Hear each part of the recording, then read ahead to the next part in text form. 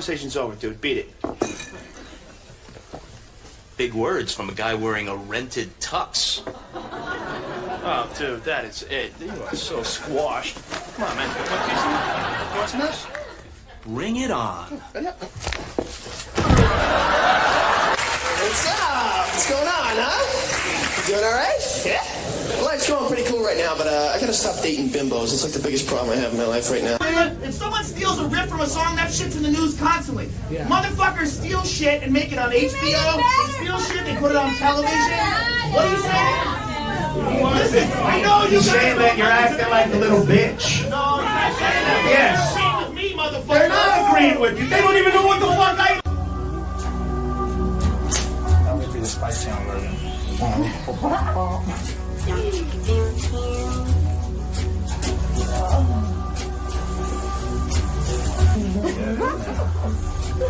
Thanks, Bruce. I'm back here right now backstage. I'll be interviewing the fighters as they come out of the octagon, and I'll also be previewing the fights, the final fights in each weight division. I'll be talking to the fighters. We'll find out who's injured, who's going to be able to continue, and who's going to go in if we need it.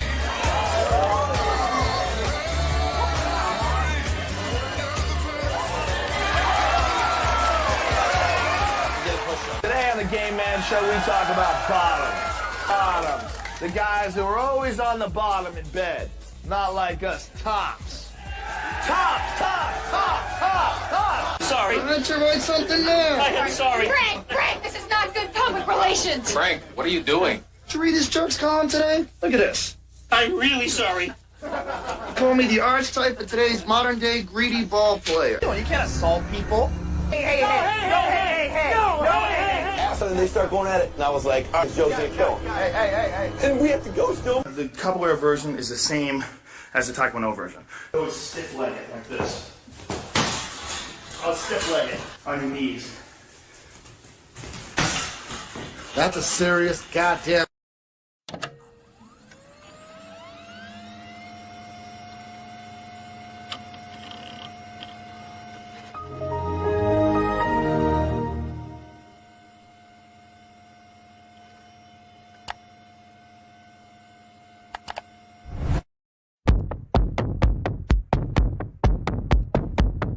I could sit here and read live commercials and just make tons of money for the company. I could tell you the same thing over and over again. I can't be tagged as the guy who's a dick. They must be so jealous of me. I'm so successful, and they're just kind of not. You know what I mean? I feel the jealousy. That's why I don't leave my house. Don't you also sort of harbor some resentment, even though it's not logical, but you resent your baby for being in the way of your career? Because we don't want the Japs anymore, man. Because I want respect. Some people say our show was the first reality show. I don't think there's one thing I've ever said on the radio that would have been found indecent or obscene. The secret to my show is honesty, reality. That I will say the truth.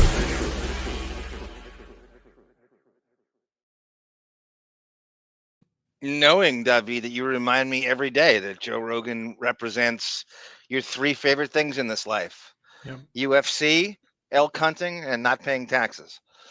I think I said moose hunting, but yeah.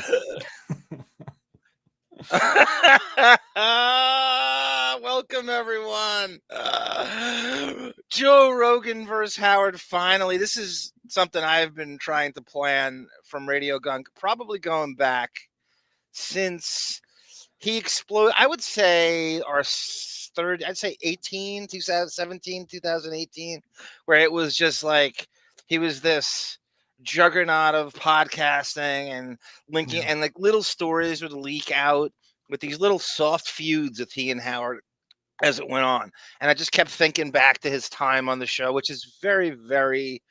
do you realize it has been 20 years since he's been on last?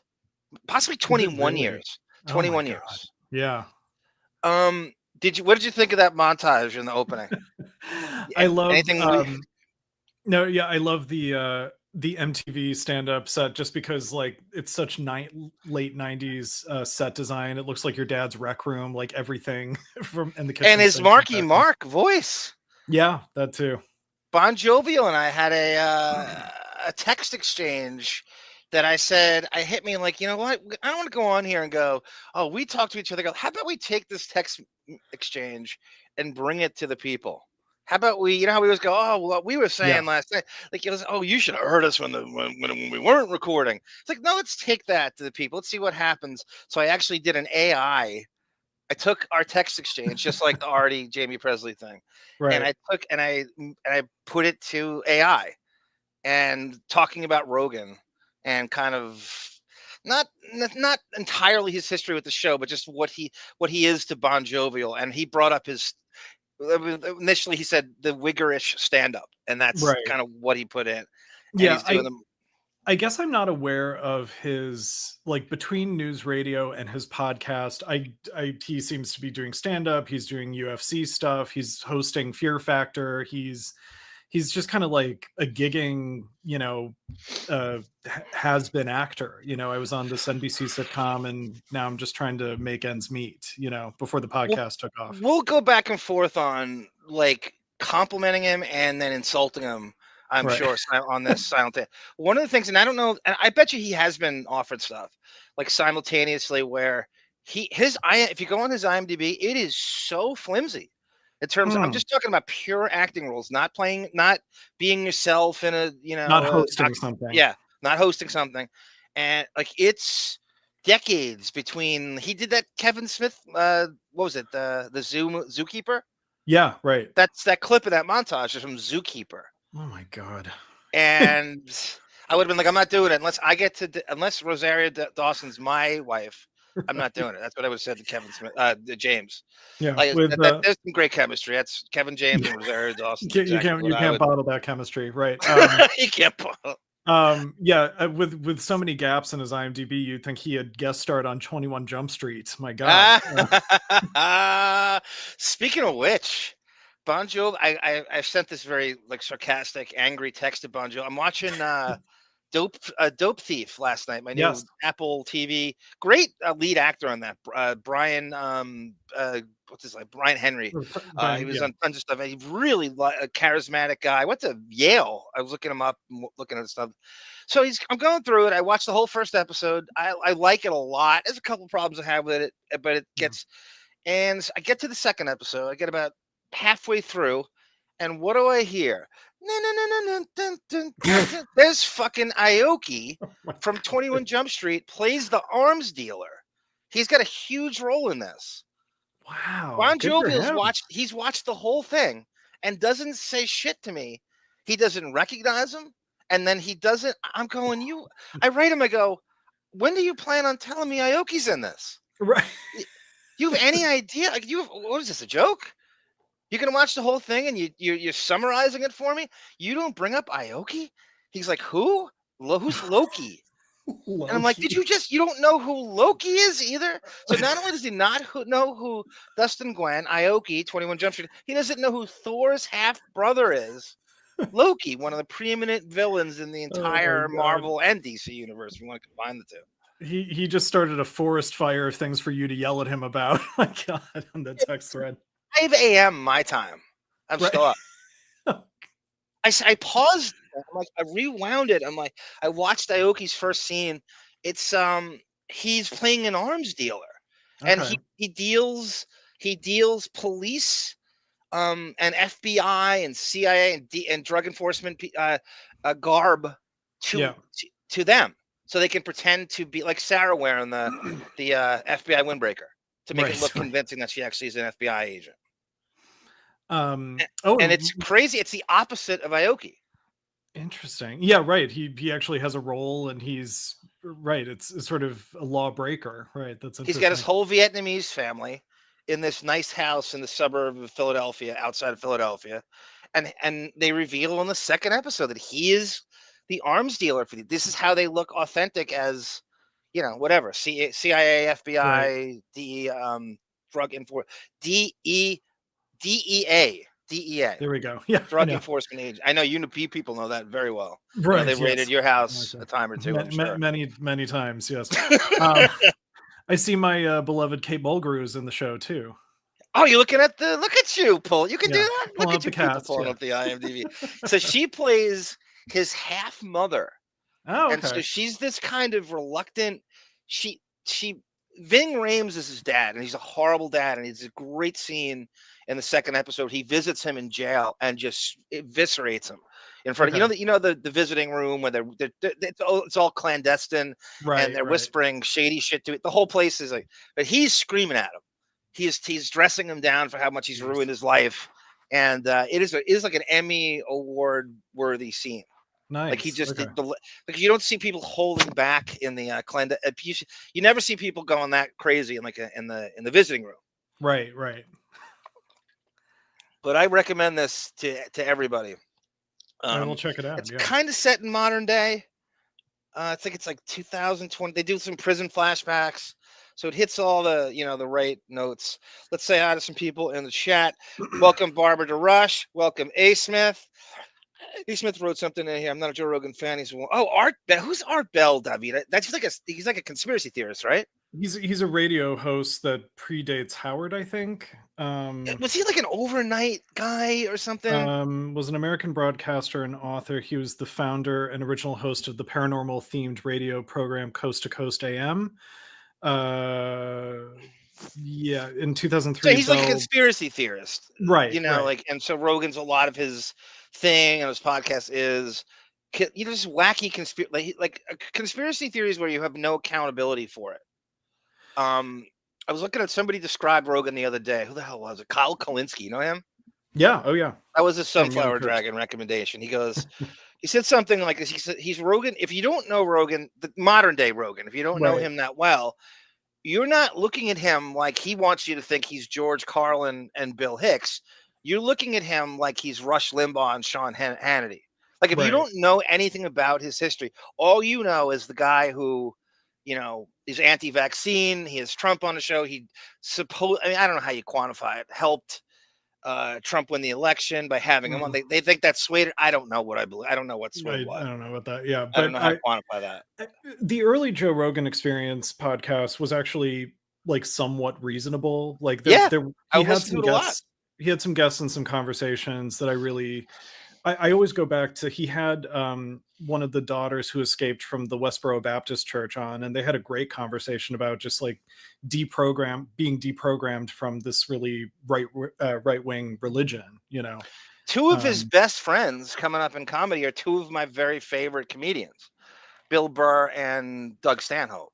But I haven't heard them on either one of them on the show in like well over. Yeah. Bill Burr. 2 years. Bill Burr seems to be kind of adopted by the left now. Yeah. And so I think that's part of it. And I remember when COVID, I don't know if it was like in 2021 or right at the beginning of COVID, like Joe Rogan had Bill Burr on and was like making fun of him for wearing masks and stuff. And of course, Bill Burr just eviscerated him to his face. And I don't think I've ever seen Bill Burr lose an argument in my life. No, yeah. Like when you get that button goes off and he gets going, I don't think I've ever seen that guy lose an argument. Yeah, you can tell just his time with Patrice O'Neill and all the comics he originally started out with, where they're just busting each other's balls the whole time. You get good training there to come back. You do work those muscles like ready for He was constantly in the octagon, right. And Rogan's still friends with him. I mean, he wasn't going, Rogan was actually laughing at Burr getting angry. I saw that clip. Yeah. No, I mean, Rogan was laughing at Burr getting angry, but he had no answer to it. He's like, Burr's like, you're not a fucking scientist. Who the fuck are you? Exactly. That kind of tone. You're not. You can't. Could you? Science denying is about the most hubris thing you could possibly do. Like you're not. You know how much training these people put in to learn that craft, and you're just gonna go, yeah, I know science better than you. Aaron Rodgers and I do. Right. Yeah. Bill Burr went on Bill Maher's podcast. I forget the name of it. Club Random. Club Random.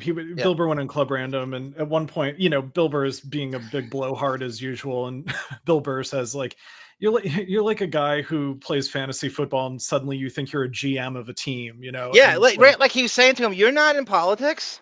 You're not a senator. You don't have a say so over me. You're not qualified. It was great. I mean, it was like that made a lot of news. I think that was like 2 weeks that made the circles. You don't get to tell me what's what in politics. You're not in politics. Right, because Bill Maher is half in the bag on every one of those shows anyway, so he doesn't even know that he's being insulted to his face. Slurring. Yeah. I know. That was great. that's a good poll by you. Welcome, Housey Football. Welcome, the archives.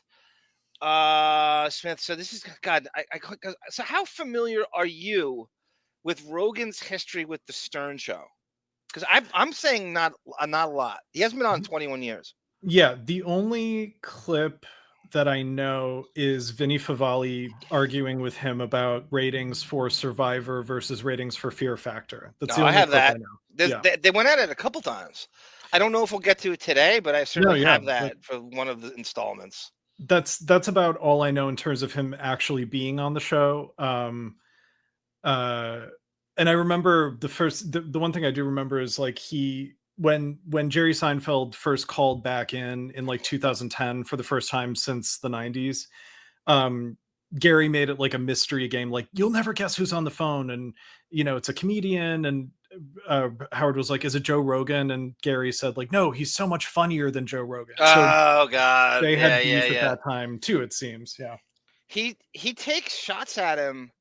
He's Howard's such a fucking spineless jellyfish.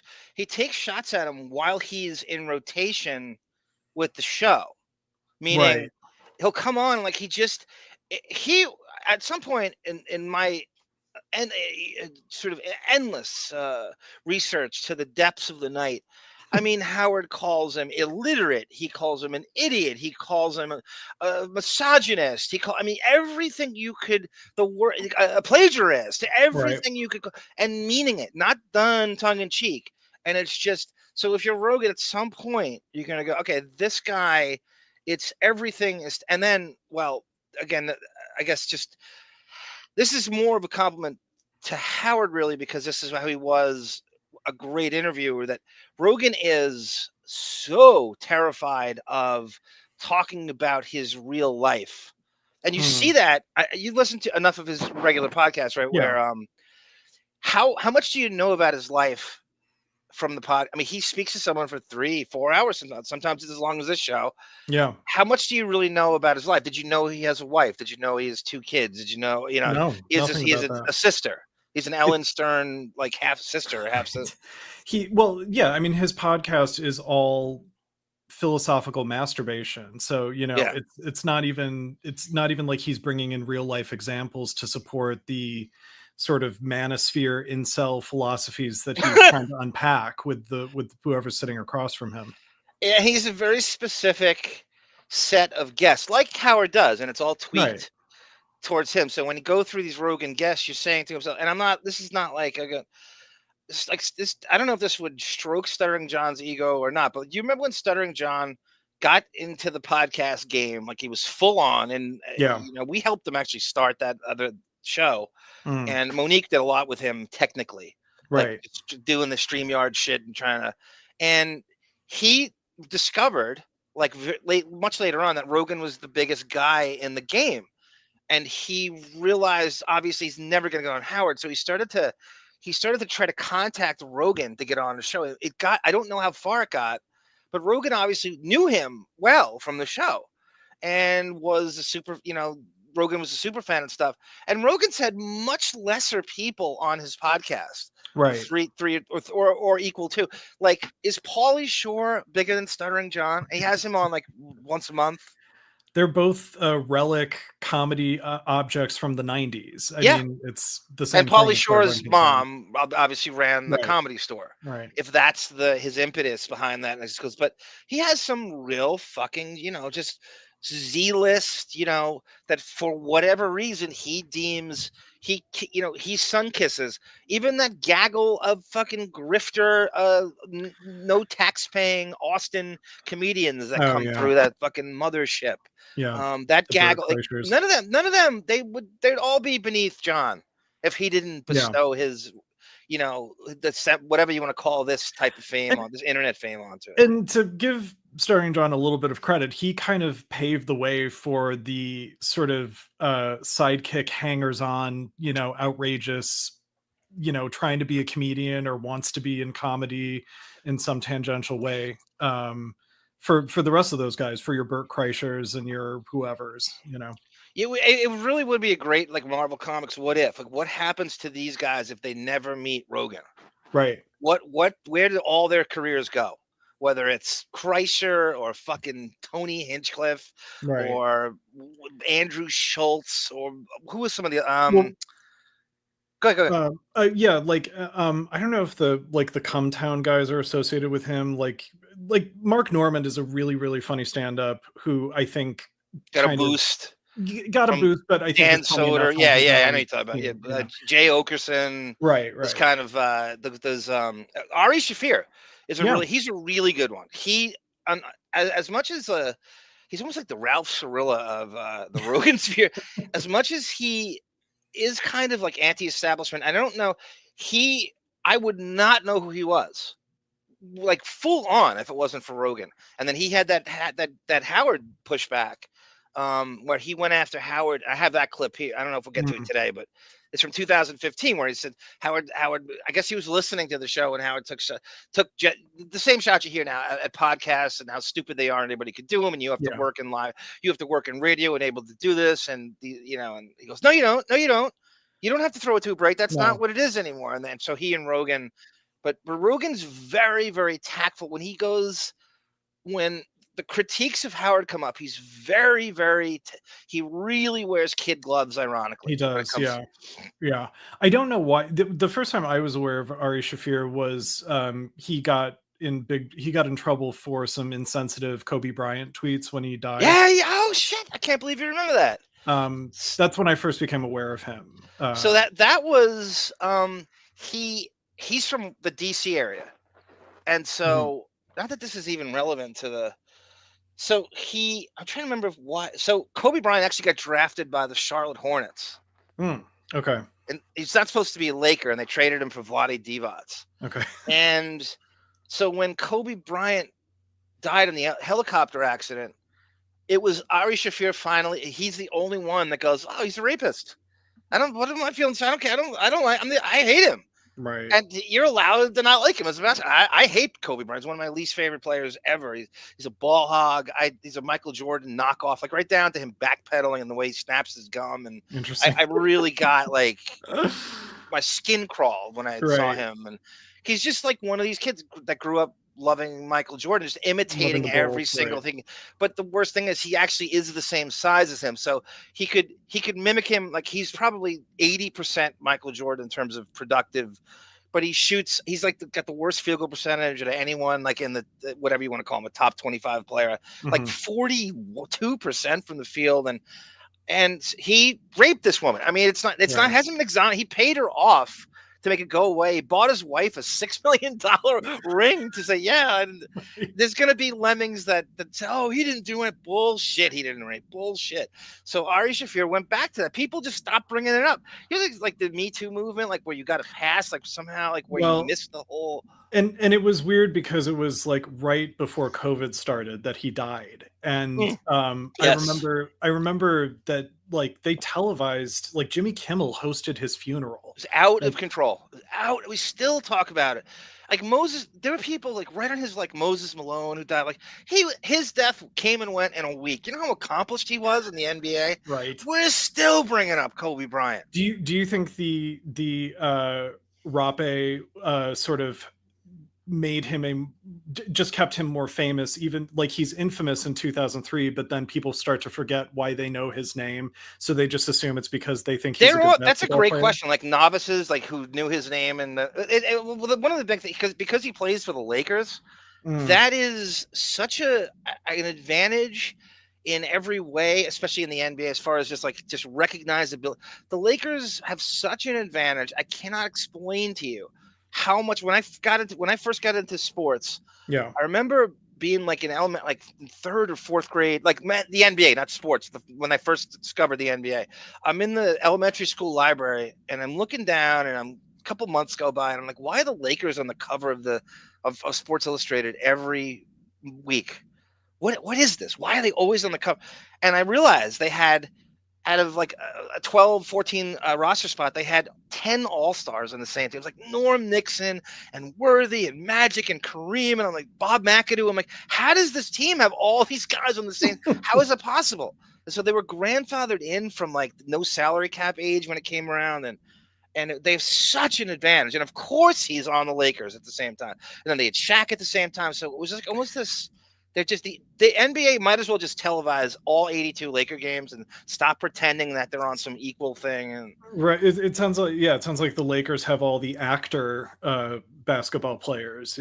Except they do. That's the other thing. That's the Hollywood aspect to them. So they Nicholson on the side and all the celebrities go in there, and so it's almost like they should just call them drop the LA and call them the Hollywood Lakers. Right. Like just drop the whole facade that it's like some equal thing with like them and the Hornets have the same. Ironically, Jordan's the owner of the Hornets, and they like the least popular team, and it's really bizarre because all the NBA could do was put him on TV, and when he owns the team, they're never on national TV. Right, the dribbling Hollywood vampires. That should be that. I'm so proud of you, W, for making that line. Welcome, Autobot. Welcome. You know, it's funny. Sarah, who's part of this show, chooses WrestleMania over her own show. I mean, if this were a Howard segment in the 90s, he would spend like 2 weeks making fun of her for this. Right. Raking her over the coals. Housey Football says, I went to the... I don't know. You know, Rogan is a poser about some things, and some things he's not. You know, I would not know... you gotta give the guy credit where it's due, and in the sense that he seems to get into things at the perfect time, right? The podcast game. He's like, yeah, let me start a podcast, and then it just goes crazy. Like, at the time when nobody was doing it, he becomes a UFC sideline guy, and he's actually a very good UFC announcer, which is very difficult to do because it's kinetic, it's nonstop play-by-play. It's not like even in basketball you can take pauses and shit. But this is just nonstop, like rattling off the nomenclature. Reaction. Yeah, hockey's tough too. Yeah. I don't know anything about hockey. I mean, again, hockey's not my favorite sport, but you have to give those announcers work their ass off, and there's no breaks. They don't go to. They have they have 2 intermissions, and they gotta just rattle shit off the whole time. It's a very difficult announcing job. Especially UFC's harder than boxing because there's more moves to remember, and there's more. You know, he's actually there's more choreography, in my opinion. it sounds like. Yep. Because, well, I don't pay federal taxes, but I put exempt. I pay that. That's all right, A. Smith. They should be paying you. They should be paying you. That's okay. There's some people we root for having lower taxes, and you're one of them, not him. And his gaggle of grifters. Yeah. Isn't that why they all went to Austin, right? To not pay taxes? Isn't that the real reason they're making all these work state? I don't know. Fucking LA is so woke. Right. There's nothing to do with tax incentives, right? Yes. You might as well just secede from the union, Texas. Just become your own country. Who are you kidding? Right? You want all the perks and contribute. Who are you kidding? Miss Sarah doesn't need a jacket. She could just call me. Oh, my God. A. Smith. Imagine. Jesus Christ. All Asians look alike in Australia, says the archives. Telly Savalas says at the bar in Big Bear watching. My cousin has a place in that, which we saw on Vanderpump Rules, right? Yeah, I'm sure they do like a little camping trip retreat to Big Bear at some point. But wow, we got a lot of Cali people in here. I always forget How that. big is Big Bear in terms of the population that use? Isn't it a place to get out of LA because it's cool? Yeah, like it's like the great if you want to go rough it somewhere. It's a lake. I mean, it's Big Bear Lake, and there's like a ski resort near there because it's sort of near the mountains and everything. But I haven't been there in a long time. My cousin makes Howard look like Rambo. He's such an outdoorsman. So look up my cousin, Telly Savalas 99. Look at Anthony Del Brocco. I don't know how big it is. Is it just everybody knows each other? Is that one of these communities where everyone in fact knows each other? Yeah, perhaps. I mean, it is kind of my memory of it is it's sort of like they're set up for the tourists. So, you know, I think everyone's in business to kind of, you know, cater to the people who want to go camping or skiing and stuff like that. So At least it's arms clippers.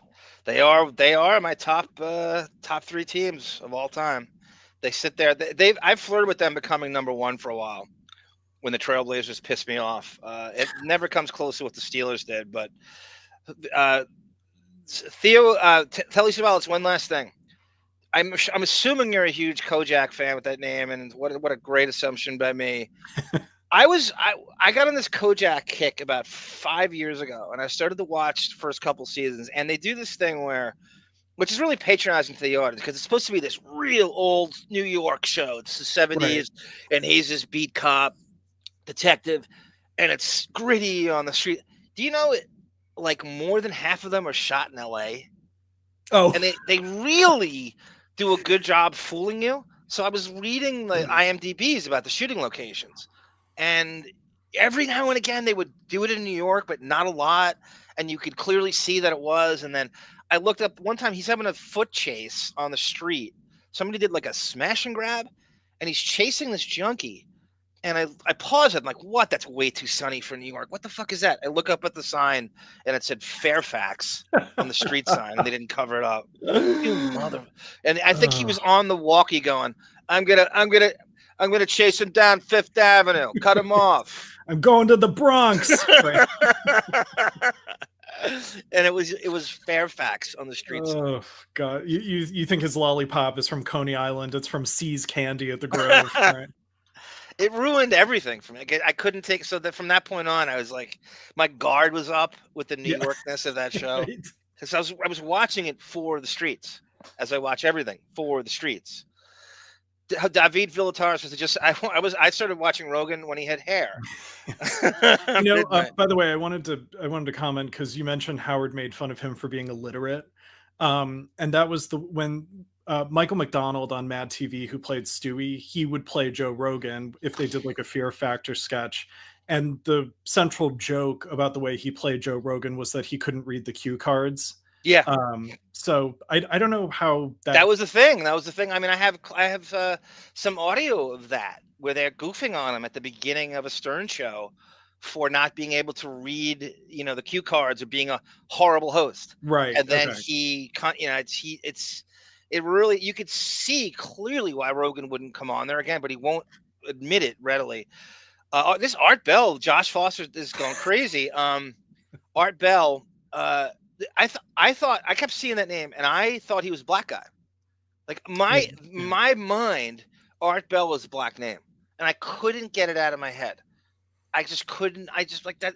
So when I found out he was a white guy, it like ruined everything for me. I'm just like, his nickname is AB, right? Aryan Brotherhood. I should have figured it out, but I couldn't get it out of him. I don't know why. Art Bell sounds like an old NFL defensive lineman in my head, like playing for the Raiders or something. And I just, for some reason, my brain would not accept a white guy with that name. I don't know why. John Mulaney had this like 72-year-old character in this sketch called Oh Hello that he did with Nick Kroll. And they were in character as these old men. They were being interviewed by Willie Geist. And John Mulaney in character says, like, by the way, Willie Geist is one of those names where you expect a black guy to show up. And yes.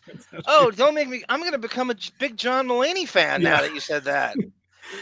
He's like, when I see the name Willie Geist, I think of a big black guy, but not someone who looks like Matt Damon. Is that how he said it? He was like, I was expecting the Reverend, the sweet Willie Geist. It is crazy how white he is and how black that name is as well. So there's a player who's a white guy in the NBA named Gordon Hayward. Yeah, and he's white, and I'm like, that is the blackest. I would think this guy looked like I don't know, like Ben Wallace with that name. You're thinking of Holly Robinson's dad as Gordon and yes. Look at you, good. Holly Robinson making the news this week, going at it with RFK. With the my Nubian stuff, queen. Right? Yes. Could I be more proud of this? Like I still haven't really properly. I wonder if she even remembers doing this. Her day is so friggin' busy, right? Where is my goddamn Holly Robinson? It's always there when I need it. Oh, here it is. Hey, John and Sarah, it's Holly Robinson Pete. How you doing? She looks really good there, and she's almost 60. Yeah, and as I said, I booked that cameo right before Christmas, and so for her to, I mean, she says in the full cameo, if we ever play it again, like, it's a couple days before Christmas, and she's just in her USC hoodie. But yeah, even for looking disheveled and kicking around the house, she looks great. Yeah. They go, Autobot goes, Paul Giamatti should play Art Bell in a movie. They're always trying to do that next Private Parts, right? Did you know that Don Cheadle played Petey Green? Did he really? Washington shock jock when Howard was there. Right. Howard went on a show in blackface, right? Yes. Oh my God. And somehow Howard avoided. Don Cheadle was doing the rounds promoting that. And he goes to Sirius, and this is what's wrong with that show. Like, this is like one of the many things that he goes to Sirius, and Howard doesn't have him on. He does Geek Time. Oh my God. It's a Petey Green movie. It's almost like he's jealous that he's doing another version, or he doesn't want attention being brought. Doesn't want to be connected, right? Yeah, exactly. yeah. It's so weird. He did like 5 Sirius shows. Like, what the? And you should have seen Howard's guest list that week. Oh my God, was it bad? Don Cheadle's a major film star. It's almost like, that reminded, it's not the same thing, but it reminded me of Grillo interviewing Jodie Foster, but Howard has never interviewed her as far as I know. Like, Grillo claims that she wouldn't go on his show. I didn't know that. I can't believe you know that. Sorry, that was on Grillo. They gave him a 101 show, and he would just do like a 101 interview, and he worked on the Jodie Foster movie. Yeah, and got her to call in. And I can't believe you remember that. I can't believe you knew that. It was really early in the days. And she was a bigger guest than Howard had on like the first fucking 5 years on Sirius.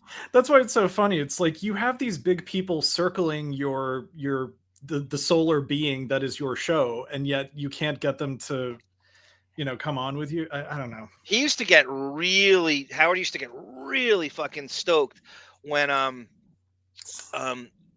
there was the critiques of a show that Geek Time was getting way better guests than he was getting. There was a time like on Geek Time, like for like a couple month period where they're only on once a week, and they got James Cameron and Zoe Saldana and that is crazy. They got Chris James Hemsworth. God. Yeah. And Howard had none of these people on.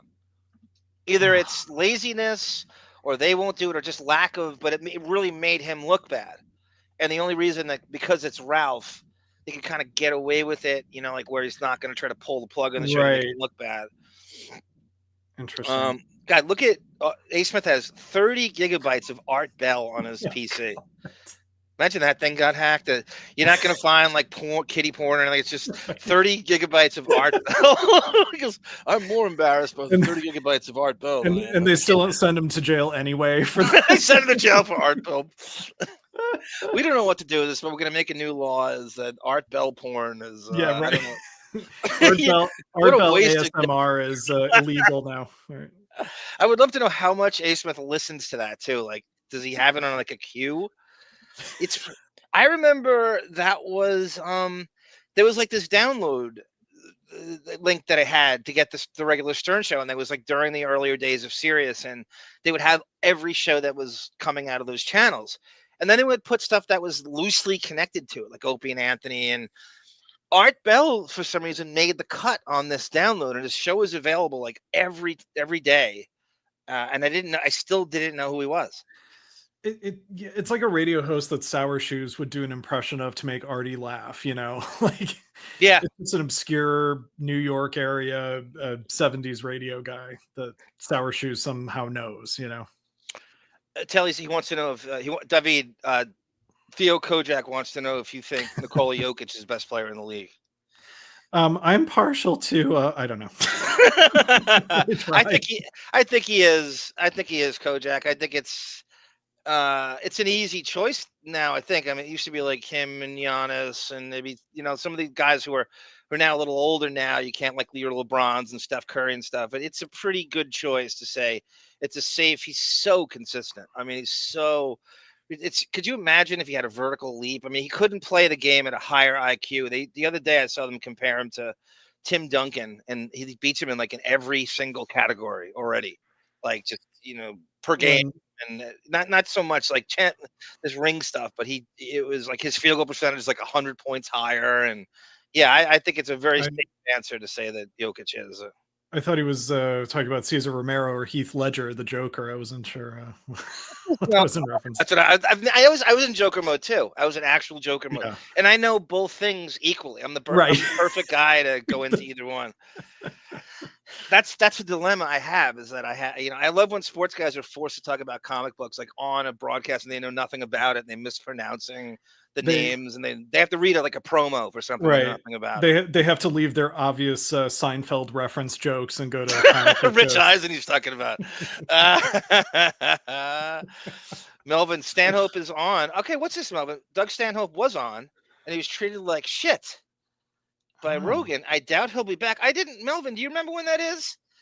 That is crazy, and I think that Doug veers very left, like Bill Burr does, like I do, and I think that show's tough for him now. I didn't watch all of RD's interview on Joe Rogan the last time he was on. I saw clips where they were RD's just telling his greatest hits, funny stories, but I didn't know if they talked about Howard at all, or if Bon Jovial did a we're not gonna get to that this episode.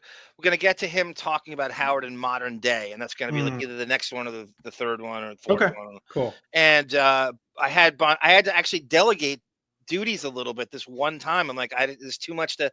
So Bon Jovi kind of ran around YouTube finding mentions of Howard on the Rogan show. Nice. Okay. Is that what you're asking me? Well, just specifically about Artie's interview on there, if Rogan talked to him at all about what happened in terms of his leaving the show. Yeah, I mean, you've heard it all a million times. That was for Artie's sake and career, that's fairly recent as Artie interviews go. That wasn't that long ago. I know the story as to why he left. I just didn't know if Rogan sort of put a slant on his line of questioning, like he was angry at Howard on Artie's behalf, or no, it wasn't.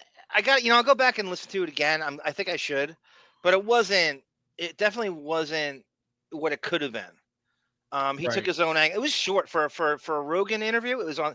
Have you ever noticed with that show too? The guys you love the most, it's the shortest interview. It's like it was an hour and 20 minutes, and Rogan's shows usually go like 3 hours and change with people. Right. Yeah. I don't know. And Artie of all people, like, what else is he doing? That I can't remember if it was in Austin. I don't think it was. I think he was still in LA when he did it. I think he was just about to go to Austin. We can't carve time into Ron White's segment, So. Ron White, that's a perfect Rogan guest. Or Liz, what's his name? Friedman. What the fuck is that guy? Oh, Lex Friedman. Yeah, god damn it. Jesus. Kathy Scott, you are on board for Jump Street after the football episode, because my nephew is going to be on that with, I think, KC Armstrong and hopefully Greco. But Kathy's going to sit in on the 21 Arm Street, which it's about teen abortion, and it's a Judy Hoffs centric episode. I can't remember the title of it. It's one of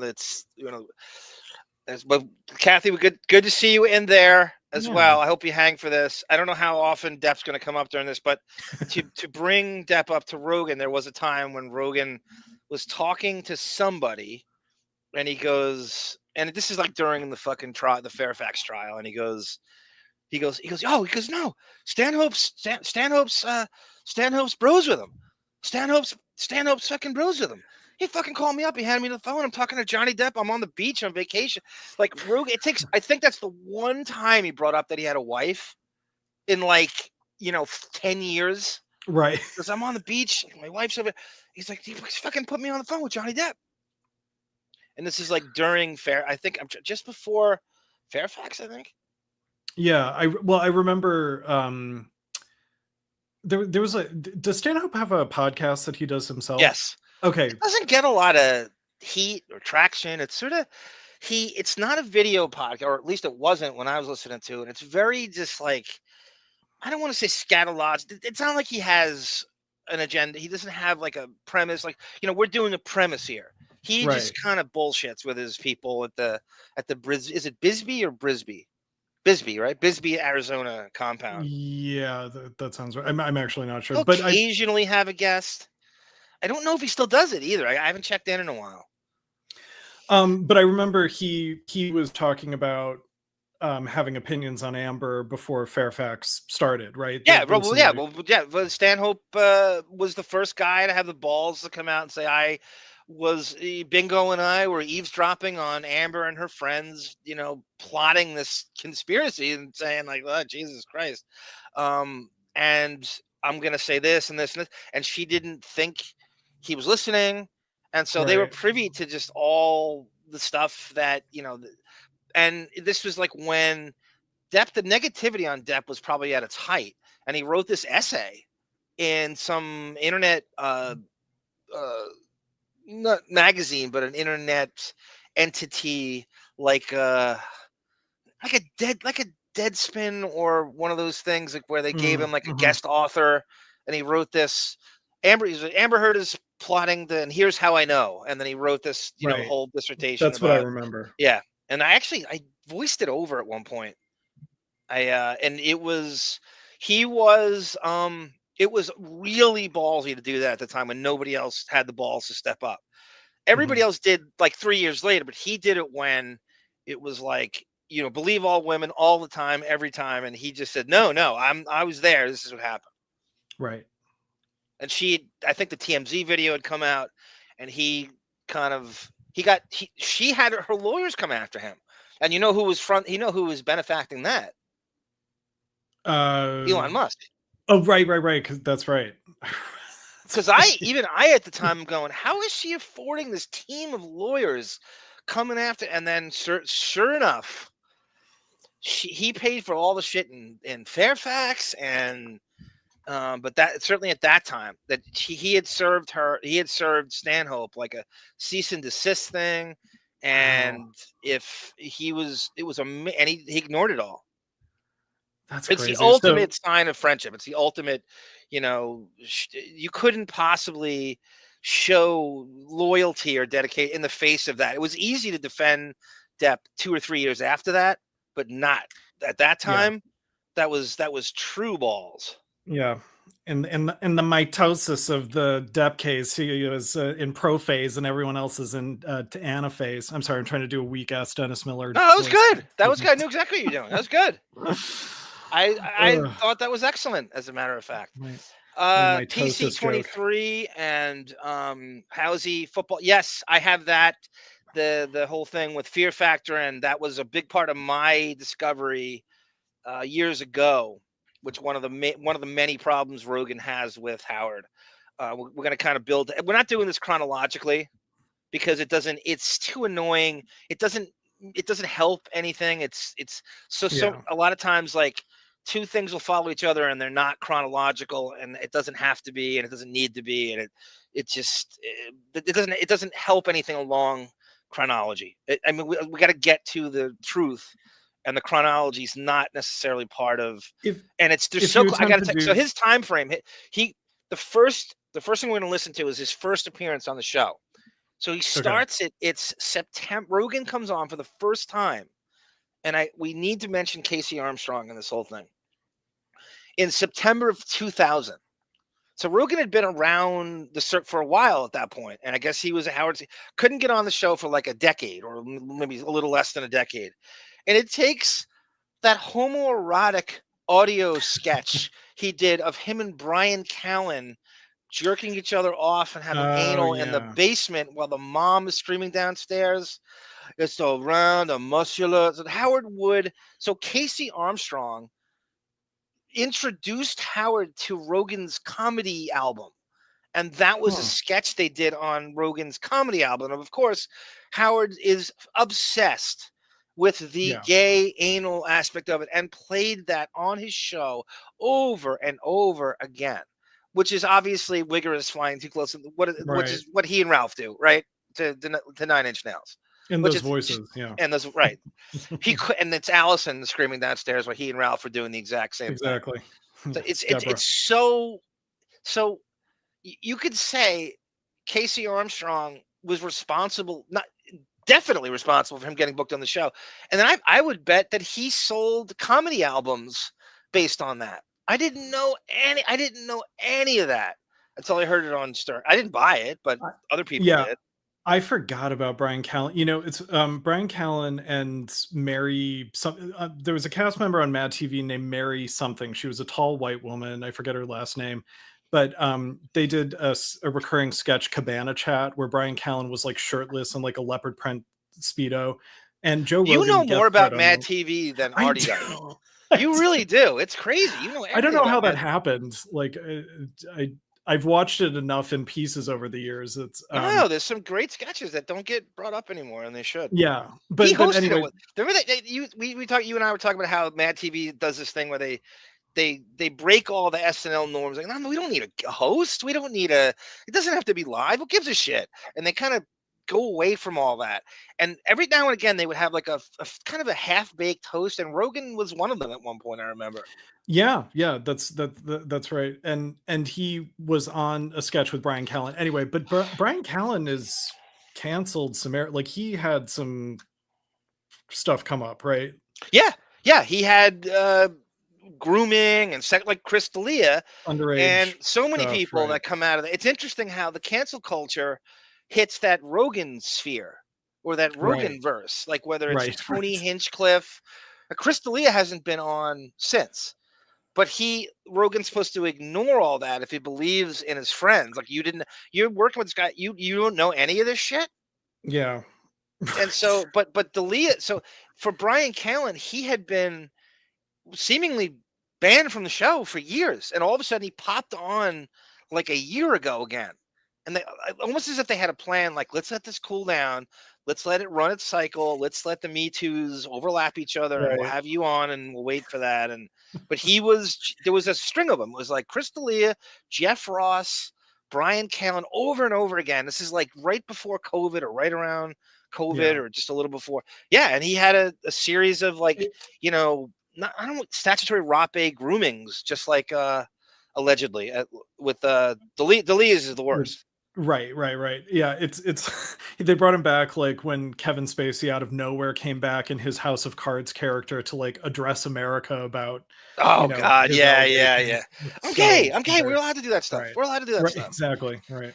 Yeah, Telly Savalas, I agree. It would be if Rogan just would like go scorched earth on Howard. It would be really interesting if he just decided, I have nothing to gain by being in good faith with this guy. I'm just going to fucking light him up.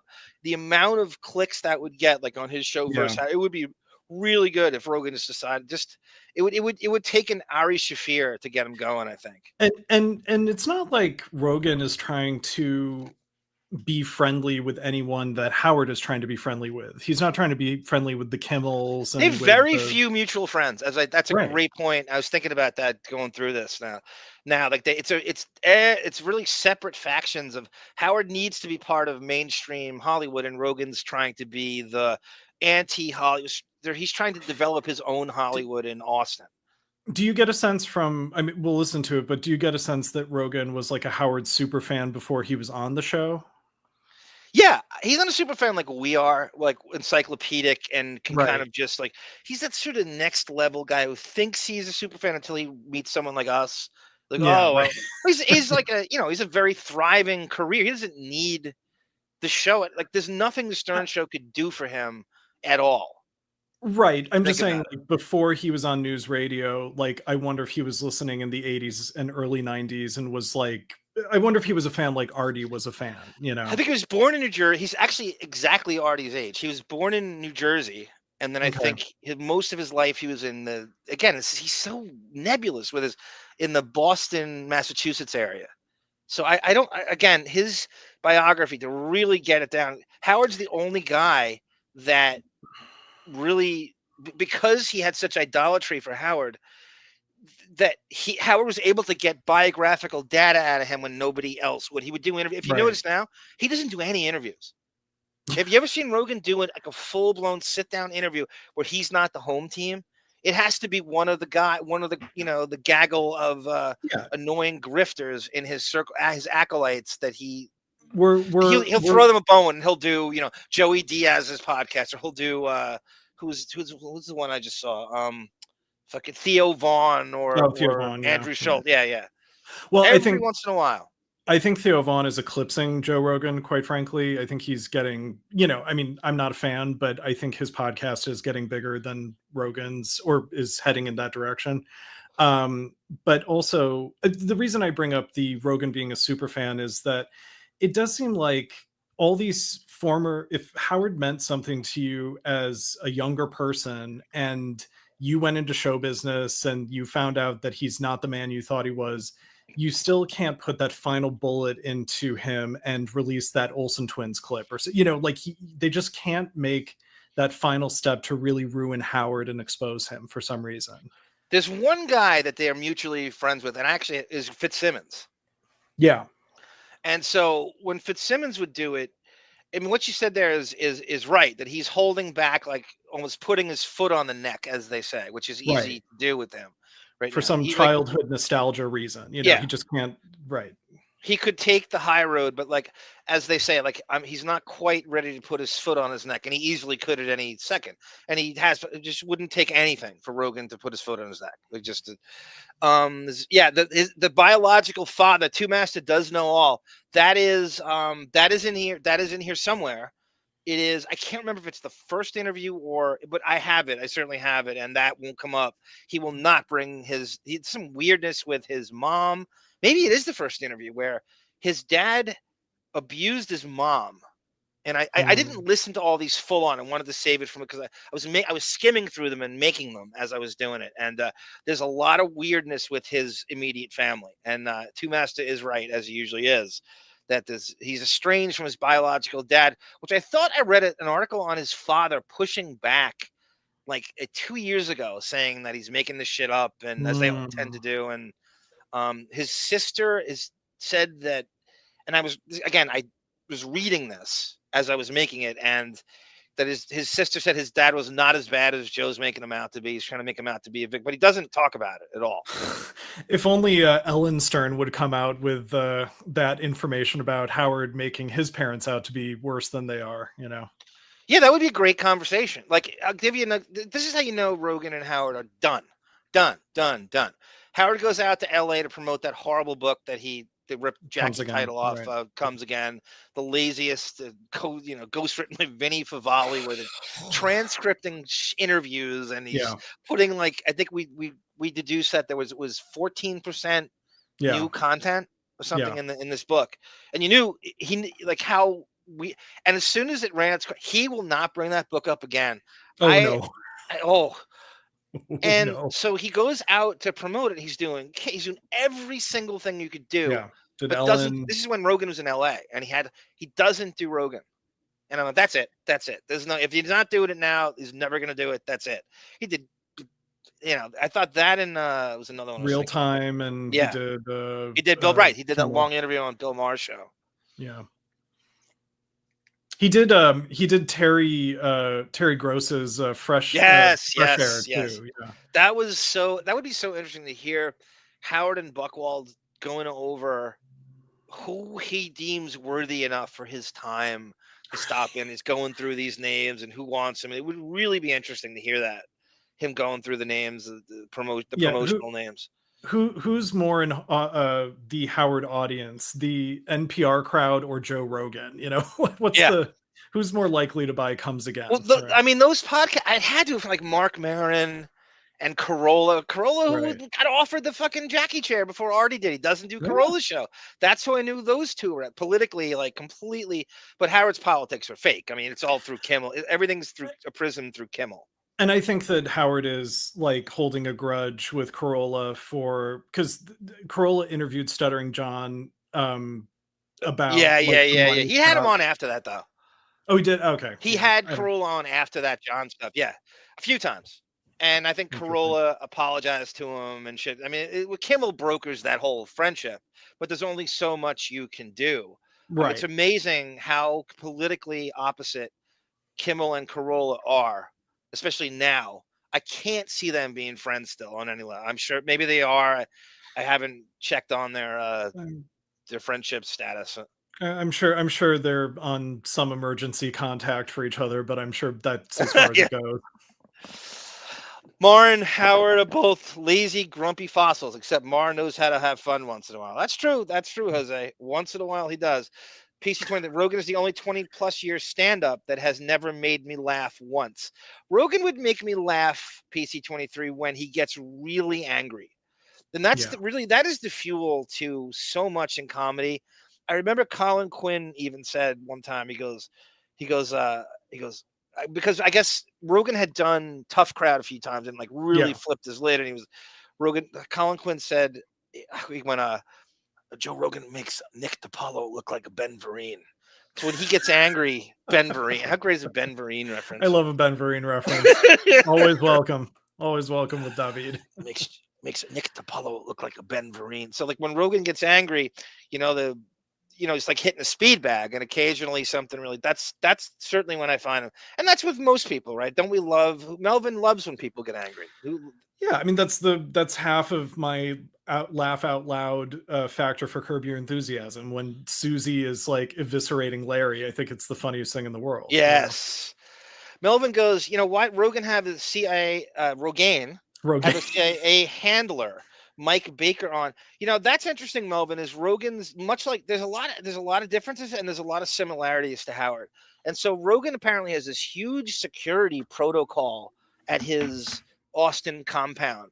When someone's there and they occasionally will start to show off, he goes, Joe, I had to go through all this like security clearance and shit. And my God, I come up here and I got to meet by that never comes out. It's almost like the way Chubby Pickle described going to that P. Diddy freak party.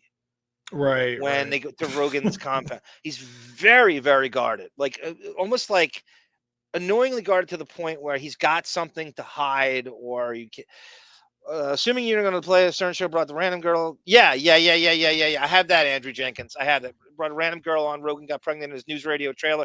Yes. I have that, Andrew. I'm going to work my way to it. I have all that shit. I think I have every single appearance he's ever done on the show. So Rogan was part of, after he's introduced to the show for the first time, he then is in the Jackie chair rotation.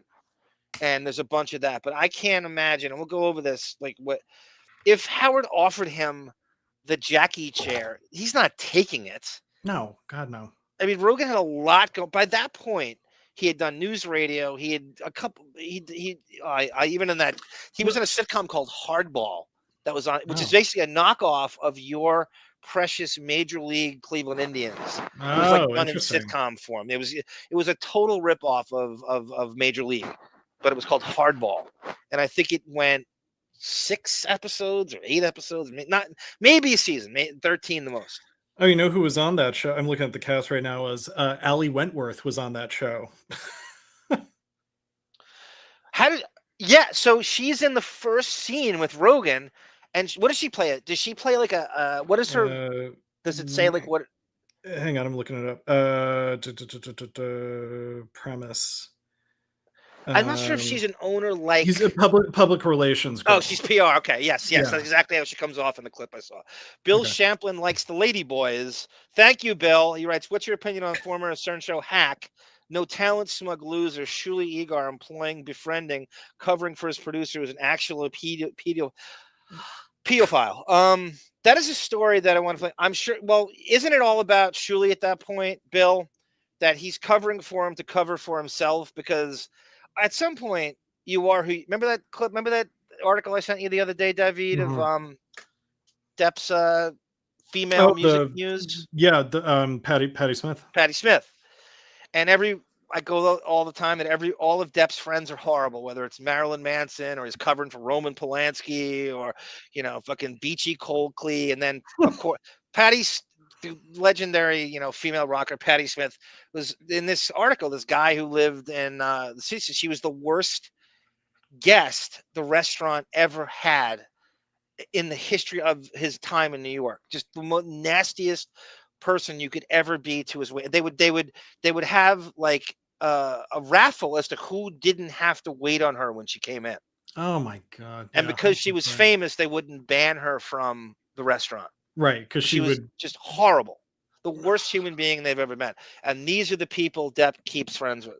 How do you like Marlon Brando is very prickly. Depp has that sort of, Brando whisperer thing where he can be friends with all these prickly people and then make them out to be just like sacrosanct. Well, what I think is more astonishing is that they get him, he gets them to like him, which is like yes. Faye Dunaway, Jerry Lewis. These Faye are Dunaway is notoriously people. horrible, right? Yeah. Yes. She Good hates ones. everybody. She hates everybody. So yes, I think that's Shuley covering his own ass. Bill, right? Like every weasel would do, like every fucking opportunist, transactional fucking weasel, no talent, hack. I mean, this is a guy who came in last in the Win Stuttering John's contest. He finished after Chauncey and fucking Joey Boots and Dan the Song Parody Man. John the He came in last, and John the Stutterer. So this is a guy whose first instinct is to cover his own ass, to look out for number one. And could you imagine being that delusional? I think in his mind, he really still thinks there's a shot he's going to get a Kimmel-esque talk show. That's how deep the delusions run with the Shuley. I think he really believes the career's not over yet, that there is a shot that mainstream Hollywood will come a-calling. I still believe he holds on to that. And in that way, how much worse off is he than Sal and Richard in their current situation? They're still with the show, but do they have any less prospects? Do any of these people have any less prospects being on or off the current Stern show? Well, he was prime example number one of what you bring up. Like all those guys wanted to be part of the podcast explosion, and he, maybe more than anybody on the Stern show, Shuley, was killing him that he couldn't get involved in the pot while he was on the show, and Howard wouldn't allow them to do guest appearances, and whoever came a calling, and Shuley managed to weasel out of it. Did you know that Shuley actually did Artie's direct TV show once? Yeah, I saw that. He slithered in there once. Yeah, there's no way you're stopping him from more attention, more. So I don't know if he got in trouble over that. I hope he did. That's something Marcy and Howard would levy down. Two Master goes, Stuttering John was pestering Rogan's second-tier friends. This is fun. This is what Gary Puppet used to do on Facebook. Right. He would find, Beth's mom or Beth's aunt or something like that and try to get to. This is the move. So John's pestering Rogan's second-tier friends, people who weren't regulars on the show but had his number and stuff. So John would Sam Tripoli or something like that. Right. And that's so funny. That's so funny. Try to work his way up. He shouldn't have to do that because John knew Rogan from the Stern show. He shouldn't have to, but John had just buried himself so removed from that. He became so toxic in their minds that, and again, I don't know how he was perceived by, Bert Kreischer had Jackie on his podcast last year. Right. So is John really out of the realm to do that with? Yeah, I don't know. I can never sort of trace John's sort of level of what list is he on in terms of I don't know. F through Very H tough. list of celebrities. Yeah, you look at he's got accomplishments more so than a Fred does in a way, and and the history of that show. If you're a big enough fan of that show, you should want him on at least once to just ask, because John's not going to not answer the question. He's not under any kind of, say what you will about all this dabbler shit now, and just get that out of your mind. Just, you have no affiliation with that at all. You have him on and just talk Stern like Bert would have done with Jackie. So he's there's something else going on that John's toxic to that whole community. None of them will have him on. Well, I think at some point it's just an inconvenience to be friends with John because it just takes up so much time. It's not like you're even trying to hide anything. I think it's just you have to do so much damage control with every little move. And it's is it even worth it? High maintenance. Yeah. Totally right. I'm also laughing just picturing Jackie or Gary Puppet and John pestering Jillian Barbary. That's not ridiculous. That's the extent you go to. You got to get unorthodox. You got to go, dig a little lower, friends in low places or whatever you want to call it. And work your way up. Yeah, that's not ridiculous. It's like me trying to get at Depp, and I become friends with Josh Richmond on Instagram, and I'm everything I do is trying to groom and working my way up to ask, which is not ridiculous. No, not at all. Yeah. Bert, and Segura, curse upon humanity, says Melvin. Wow, Melvin. That's so poetic. There is Tamara Francois touched. Oh God, she's such an LA. She thinks of she thinks of Kobe as the Tupac of the NBA, and she loves fucking Tupac. If you watch this documentary, you'll understand the Kobe's. I know the story. There was a book, Tamara, you should buy. The guy actually did the Stern Show. His name is Jeff Benedict, and he wrote this story about the culture of the NBA, kind of post Malice in the Palace, about this date rape culture the NBA had that they were trying to cover up. And the Kobe story was the focal point of it. And he uncovered all these, police reports and files that they tried to kill from. And it's Jeff Benedict, called Out of Bounds. It is a great book about the shit the NBA doesn't want you to know about. He actually went on Howard to promote it. God, believe it or not. He called in. 2003 for the NBA and SNL. A lot of grooming and inviting girls up to after parties, and right. We gotta, we should have Tamara on, right? We should do a Kobe Bryant show. Have Tamara on, and we'll play the Jeff Benedict interview and see what she says about it. And we'll have her read the book. I'm still mourning Moses. I know, Josh, right? Moses Malone is as productive as any death in the NBA, and they acted like that might as well have been Granville Waiters dying, Josh. It was crazy. It was so disrespected. True legend, rapeist. Okay, everyone, let's start the shit. This is Joe Rogan. Zersky, welcome, sir. I can't stop saying hi to everybody. Kobe is no Mahmoud Abdul Rauf. Hey, that's Chris Jackson to you, too, master. Chris Jackson has Tourette syndrome, David, and he was the point guard for the Denver Nuggets. And he went to LSU with Shaquille O'Neal. He was led the NCAA in scoring in, I believe, 1990. Great player, shoot first point guard.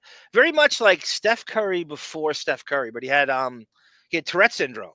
So when you watch interviews, he would have like an epileptic fit in the interview, and you really felt sorry. He's really, really, I'm surprised, and there probably is by now a documentary on him. Steve Summers calls them the Hollywood fakers. Rogan made a deal with the devil. He did, Barbara DeRush, but it's amazing how Rogan gets at this stuff like at the perfect time, whether it's the podcast boom or UFC.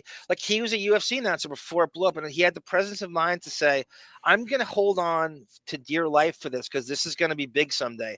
And I think you got to give Rogan credit where it's due.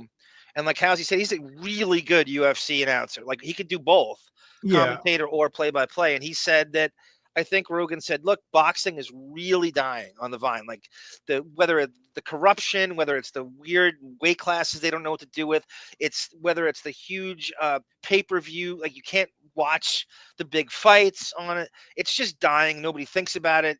People can name like maybe two and I think Rogan smelled that UFC was going to explode, and he hitched his wagon to it. But he does do it. He actually is an MMA guy. I mean, I don't know when the last real fight he's had was, but he is the real deal. I mean, you saw those kicks in the beginning of this.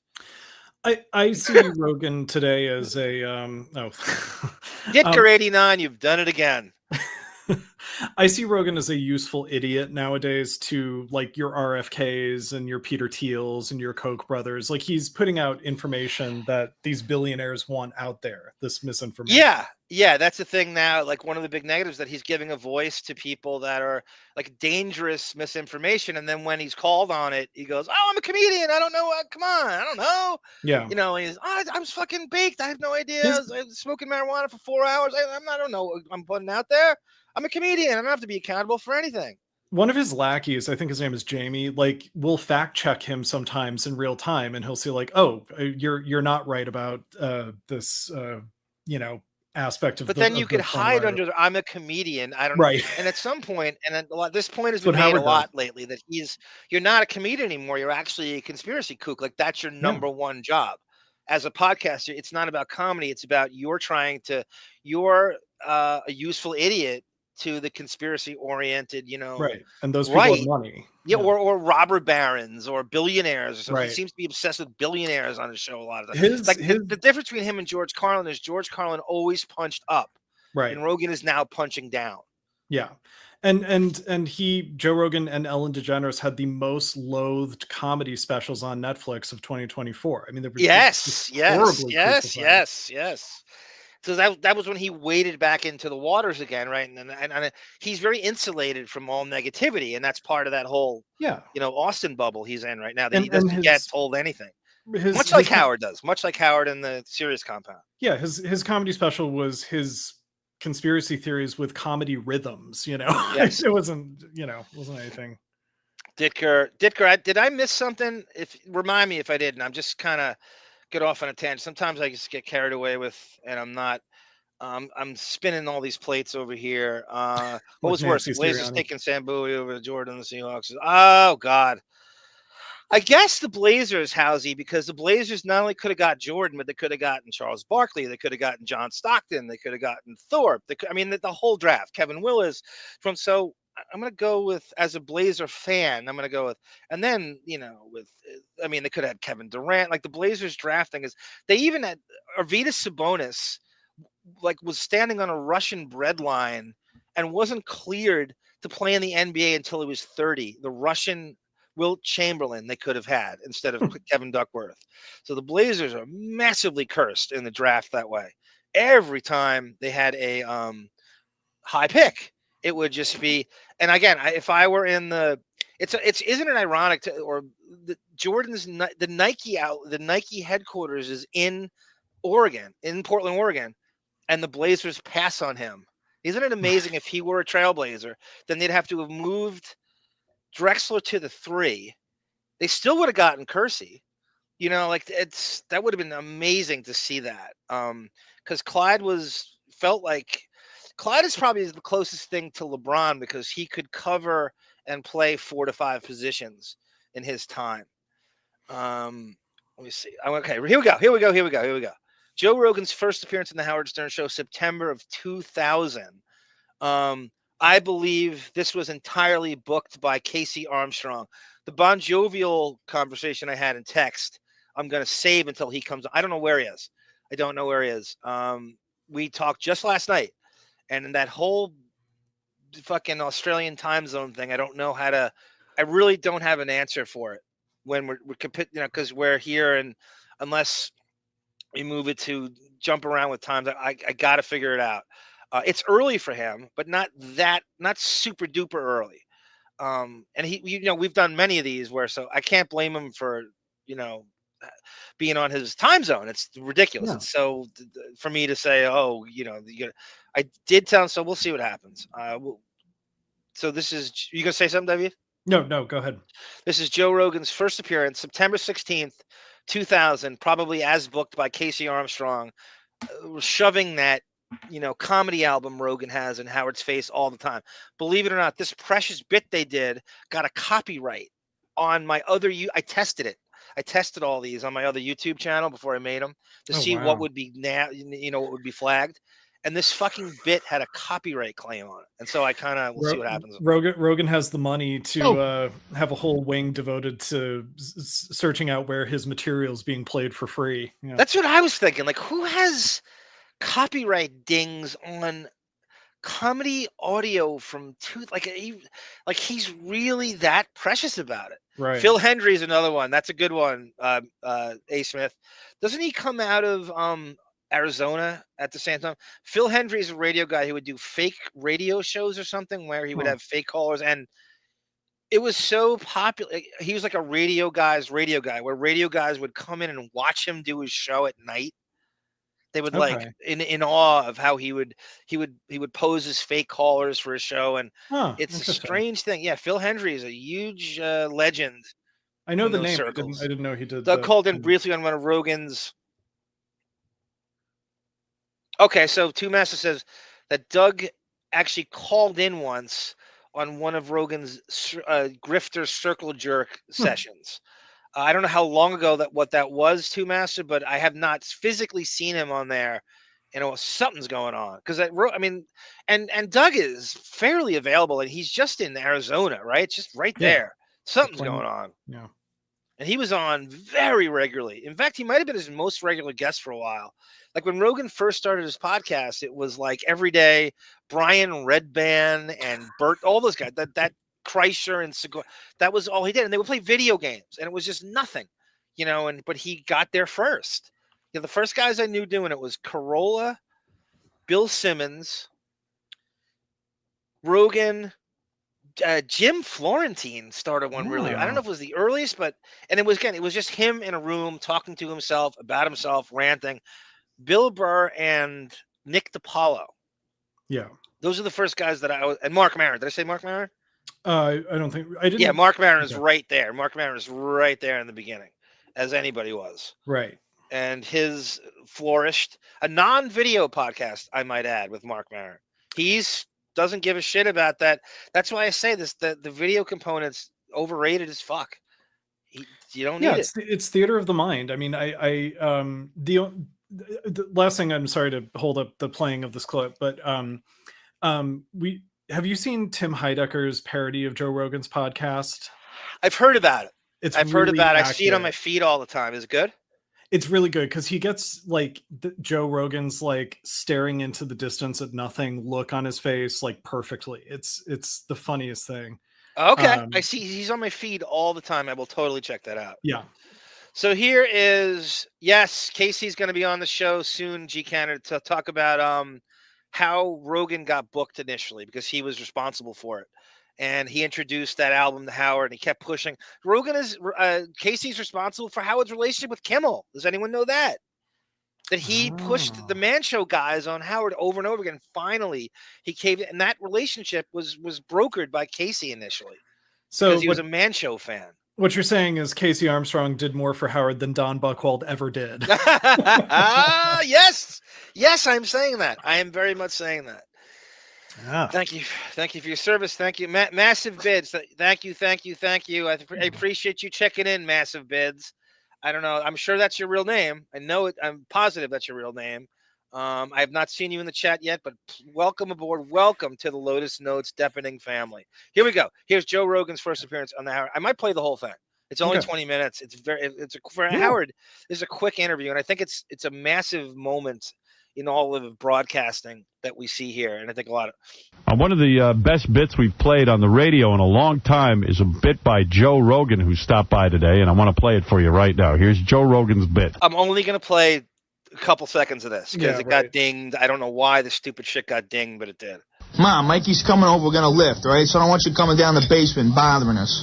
Well, muscular. Look, let me see. Yeah. This muscular thing is the big punchline. For some reason, they love quoting Rogan saying. So the bit is he and Bryan Callen are two like roid muscle heads who are secretly gay for each other, having weightlifting sessions in their basement while the mom is upstairs and she hears them having gay sex. Right. Like the crossover of that world to homoerotica is very thin. And that's what he's doing. It's cute, but I mean, Howard's so into it, way too into it. And we should have seen the. Yeah, it's round and muscular. Look.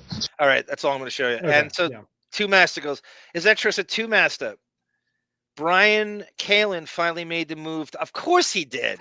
Right? That's where the outlaws go, right, Debbie? That's where the Florida and Texas. I think they have an arena where you can lasso underage girls in Austin. Okay. Pretty soon, right? The age of consent in Texas is going to be 12, right? And there'll be no gun. Everyone carries guns, right? Crossing guards. There'll be school shootings will be legalized and it'll be encouraged. That's what's going to happen in Texas, and no taxes for anybody at the same time. And so just secede from the union. Just become your own country, Texas. Just get out of here. Let me see. Like, take your pants down. Okay, let me get out of this. Now this is like a 3-minute bit. All right, let me see again. I'm telling you, as Howard. God is my witness, that is a. You know what? I've never seen Howard this giddy with anything. You know when I seen him this giddy when Richard Christie was streaking, that evil sort of like I'm trying to suppress my sexuality, but I can't help. My cup runneth over with my gayness laugh that he has. With a cup runneth over reference. I love it. Kathy Scott says 2 months. Thank you, Kathy. Lori Allison, Depp's first wife. And Suzanne have another. Thank you, Kathy. I did not see that. I was going. Suzanne did karaoke last week, and I was complimenting on her Bee Gees singing. That Barry Gibb looks like is the closest thing we're ever going to get to Jesus Christ. She did Nights on Broadway. Thank you, Kathy. Here we go.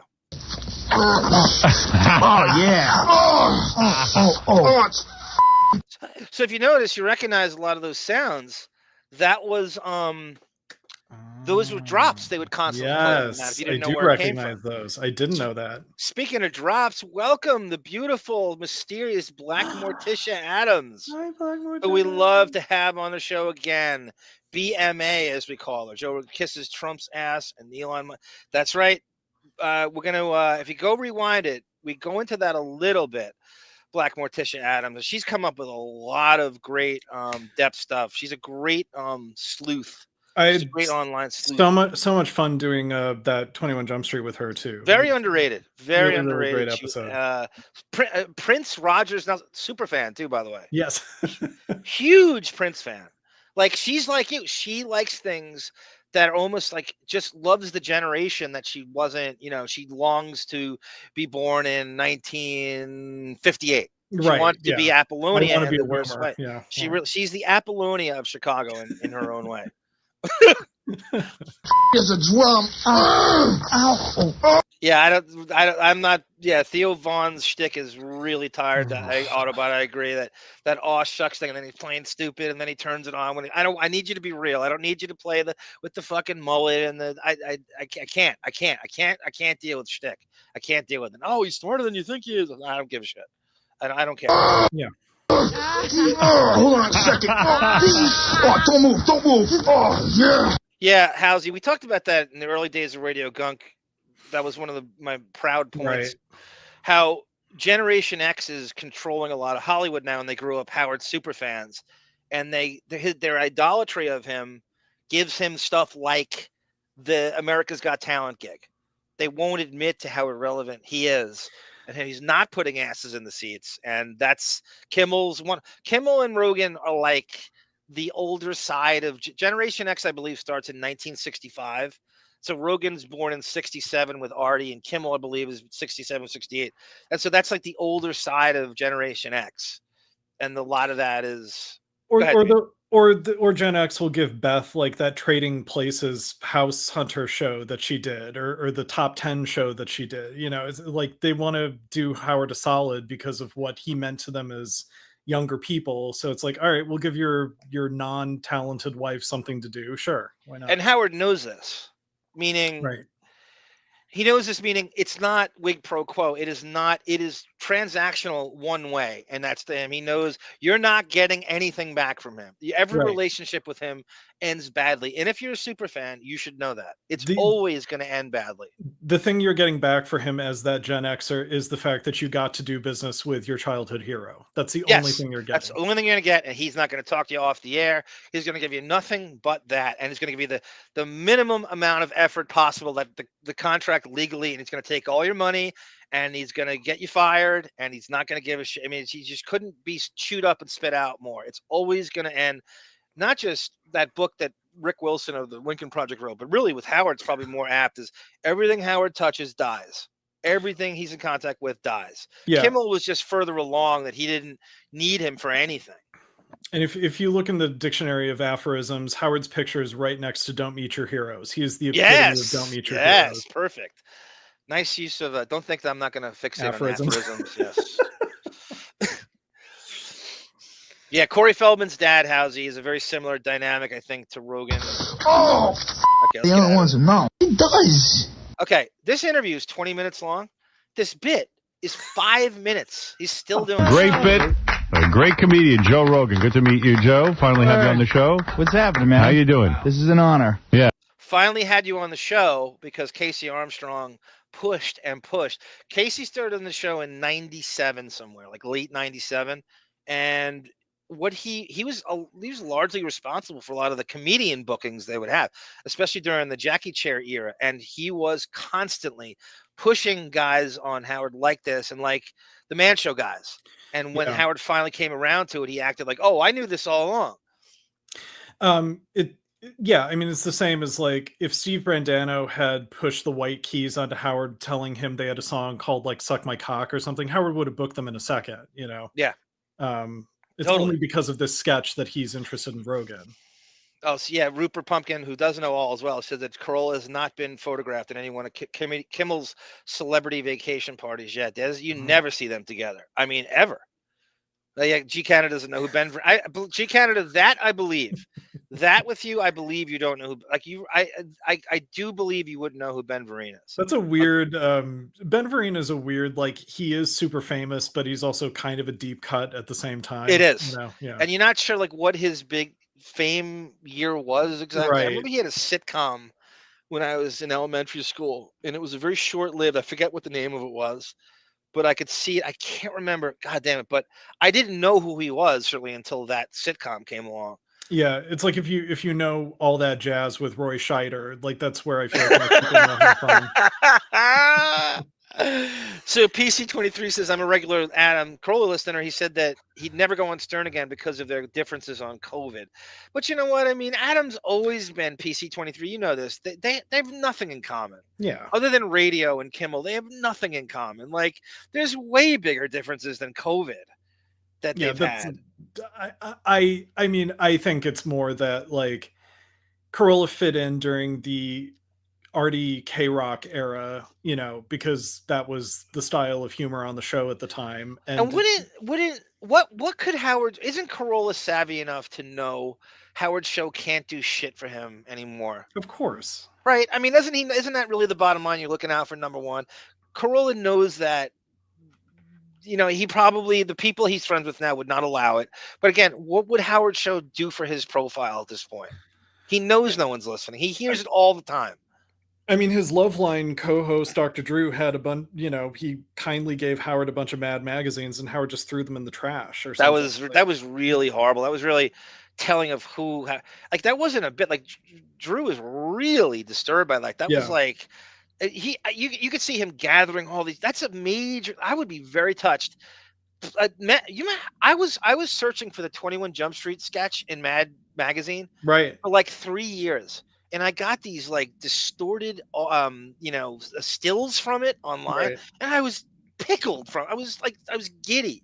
And so he's going through this. You know how much thought goes. You know, like it's the thought that counts. Like the man who has everything. Like that's a great, to shit on that gesture is exactly who Howard is. Yeah, well, and Drew doesn't see, that's how, like, even Dr. Drew doesn't understand. I mean, and I'm saying that like he's a real doctor, but like he doesn't see the bullshit of Howard Stern, you know? Yeah. That he doesn't understand that like Howard is pretending to be a fan of Mad Magazine because that's what other boys his age would have been into, but he wasn't, you know, but he wants to play the character of like, I was into the same boomer boy things that you were, you know, like Superman and comic books. Yeah, you say that. And speaking of Drew and Carolla came on. This is one of the last times he was on, and he comes in and he participated in a Mad Magazine documentary they were doing. Carolla did, and then Howard's bragging that he was asked to do it and turned it down. He's going, if Mad Magazine's one of the most important, and he actually shows it in private parts. If Mad Magazine's one of the most seminal things in your life, why would you not do them, participate in this document? You're not bigger than that. You're not big. You're not big. You don't have any right turning that down. He's acting like he's too big to do this. Yeah. And Carolla's like, you know, it's just, you're supposed, this is your favorite thing. Why are you not participating in this documentary? I'll give you another example. They made a documentary on the Dana Carvey show, and it's all these people who are big stars. You know, it's Stephen Colbert and Steve Carell. Doesn't he do that? They don't need to do that documentary, but they agreed to do it because it's like, yeah, that's a fun, like, part of our past. And it's fun that we all got super successful, all of us from that show. And, you know, I mean, it's the same. They're not, you know, Stephen Colbert and Steve Carell are bigger deals than Howard. And they're even willing to participate in like a little tiny, take 3 hours out of their day to do interviews for a documentary. You know? But in Howard's case, the more he turns stuff down like that to look cool, the more antithetical it is to his career. Like, it doesn't help his profile at all. You know, it actually kills. No one knows you exist anyway. So you turning this stuff down only makes it worse because nobody thinks you're cool. Nobody thinks you're famous. Nobody, you're not massive anymore. And he thinks he has like some right that he's bigger than these entities. And he claims if it would be like, David, if somebody came to you, your favorite thing in the world is Stephen Sondheim, and you said, "I'm not doing that. I'm not participating in this." Like, you would, of course, you would say yes to it. Of course, yes. I have thoughts, and I want to be associated. Is with your influence? Well, Howard claims Mad Magazine is his influence, and that's your influence. You would never turn it down. No. Yes, Rogue Diva. Shuli absolutely knew. You are who you hang with. Yeah. Always. Howard has this delusion that his audience is still people who think like the only worthwhile TV show on television is the Larry Sanders Show. You know, like he's still. And I don't even believe he watched that. I believe he saw like 3 episodes. I think he saw his own episode, and that's it. I don't even believe he watched it full. It's too cerebral for him. Right. He's trying to like mimic the behavior of Larry Sanders sometimes, like when he knows, like, oh, he's just him and Buchwald over analyzing and playing chess with show business. Like, it's the worst. Him doing Transformers will offend his audience who loves like the highbrow appointment television of Larry Sanders. You know, like that. It's the stupidest, most unusual reason. It is. Yeah, Rupert Pumpkin. You know, Gary turns 65 next year. God Isn't that crazy? He's older than I thought.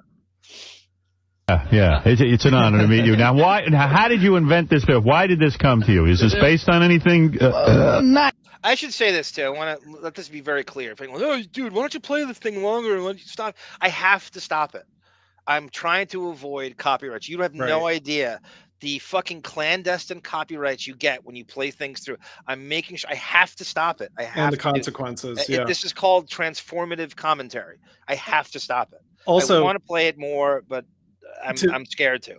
And to make good on the transformative, we're commenting on this. I have a comment. I love that Howard's first question is, how'd you come up with this? He's hoping that there will be some like, gay experience story that Rogan will right out of the gate. That's the first question. Good to meet you, Joe. Finally have you on the show. What's happening, man? How you doing? This is an honor. Yeah. It's an honor to meet you. Now, how did you invent this bit? Why did this come to you? Is this based on anything? Not nothing personal. I mean, just guys. Have you ever had gay sex? Never had gay. Rupert Pumpkin goes, with Stuttering John, you're not friends. You become his personal assistant, and then you become his ATM machine. I don't know if you coined that yourself, Rupert. That's pretty brilliant. You say you go to the gym. I can see you're a muscular guy. You have a muscle. Let me see your ass. I think he's just not letting it slip out. All right. You have a very muscular ass, don't you? No gay experience. My ass is not bad. What happened? You go to the gym a lot? Well, yeah. I mean, I go to the gym a lot, but you always see the... So this is Rogan on his best behavior because he was trying to get on the show for years, and he's going to actually come in. Look at Sarah. Sarah's watching WrestleMania right now and not listening to this. And she's mocking us with it too, as wrestling would do. So Rogan is on his best behavior, meaning that he's going to give Howard biographical data here, unlike he'll never do now in any way. He will not, again, like I said, you'll never see him do a long form interview where he's playing a road game, as they say. He has to control his environment, and you're not getting any biography. He's very, very closed off about his personal life, more so than maybe as uptight as anyone I know of in that tier of show business.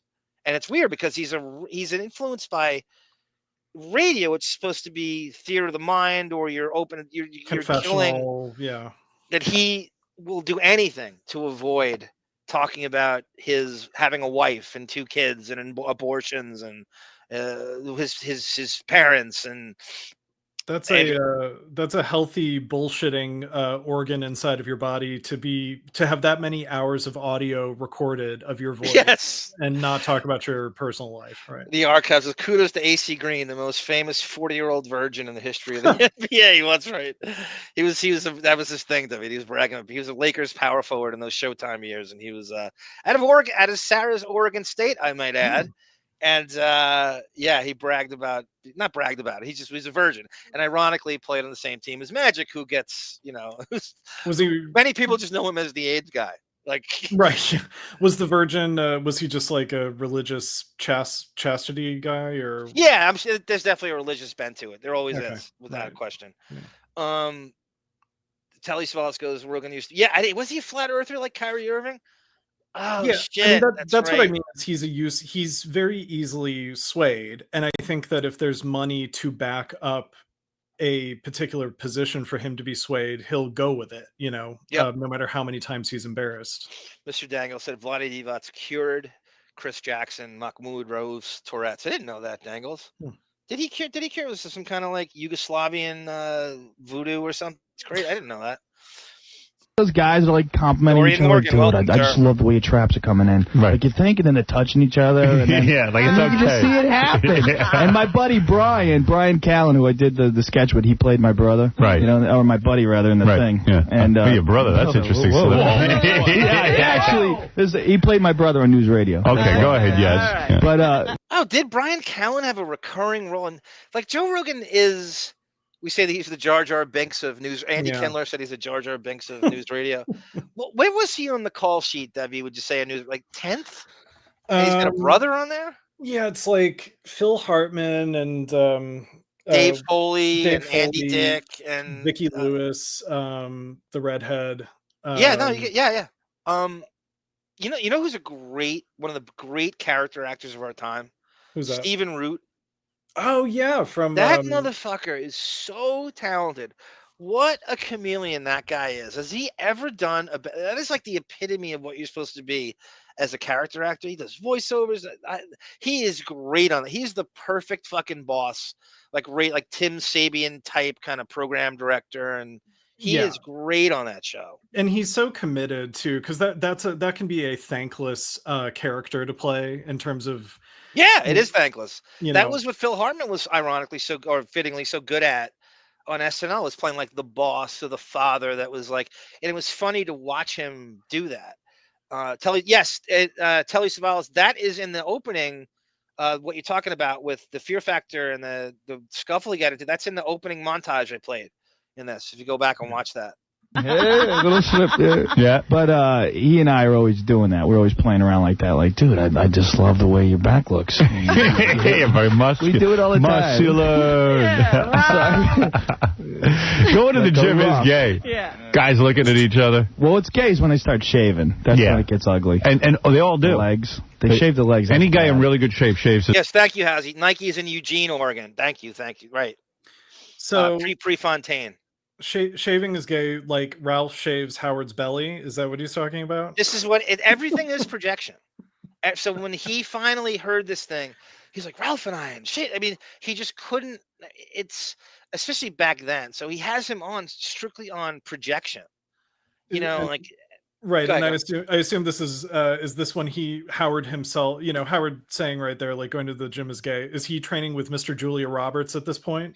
Yes, this is exactly the period of that. So he's actually he's not officially out with Beth yet, but this is like the mad tear period. So he announced his separation a year before this. Okay. And so it's that kind of mad tear period where it's like, Marco Battaglia. This is the most homoerotic,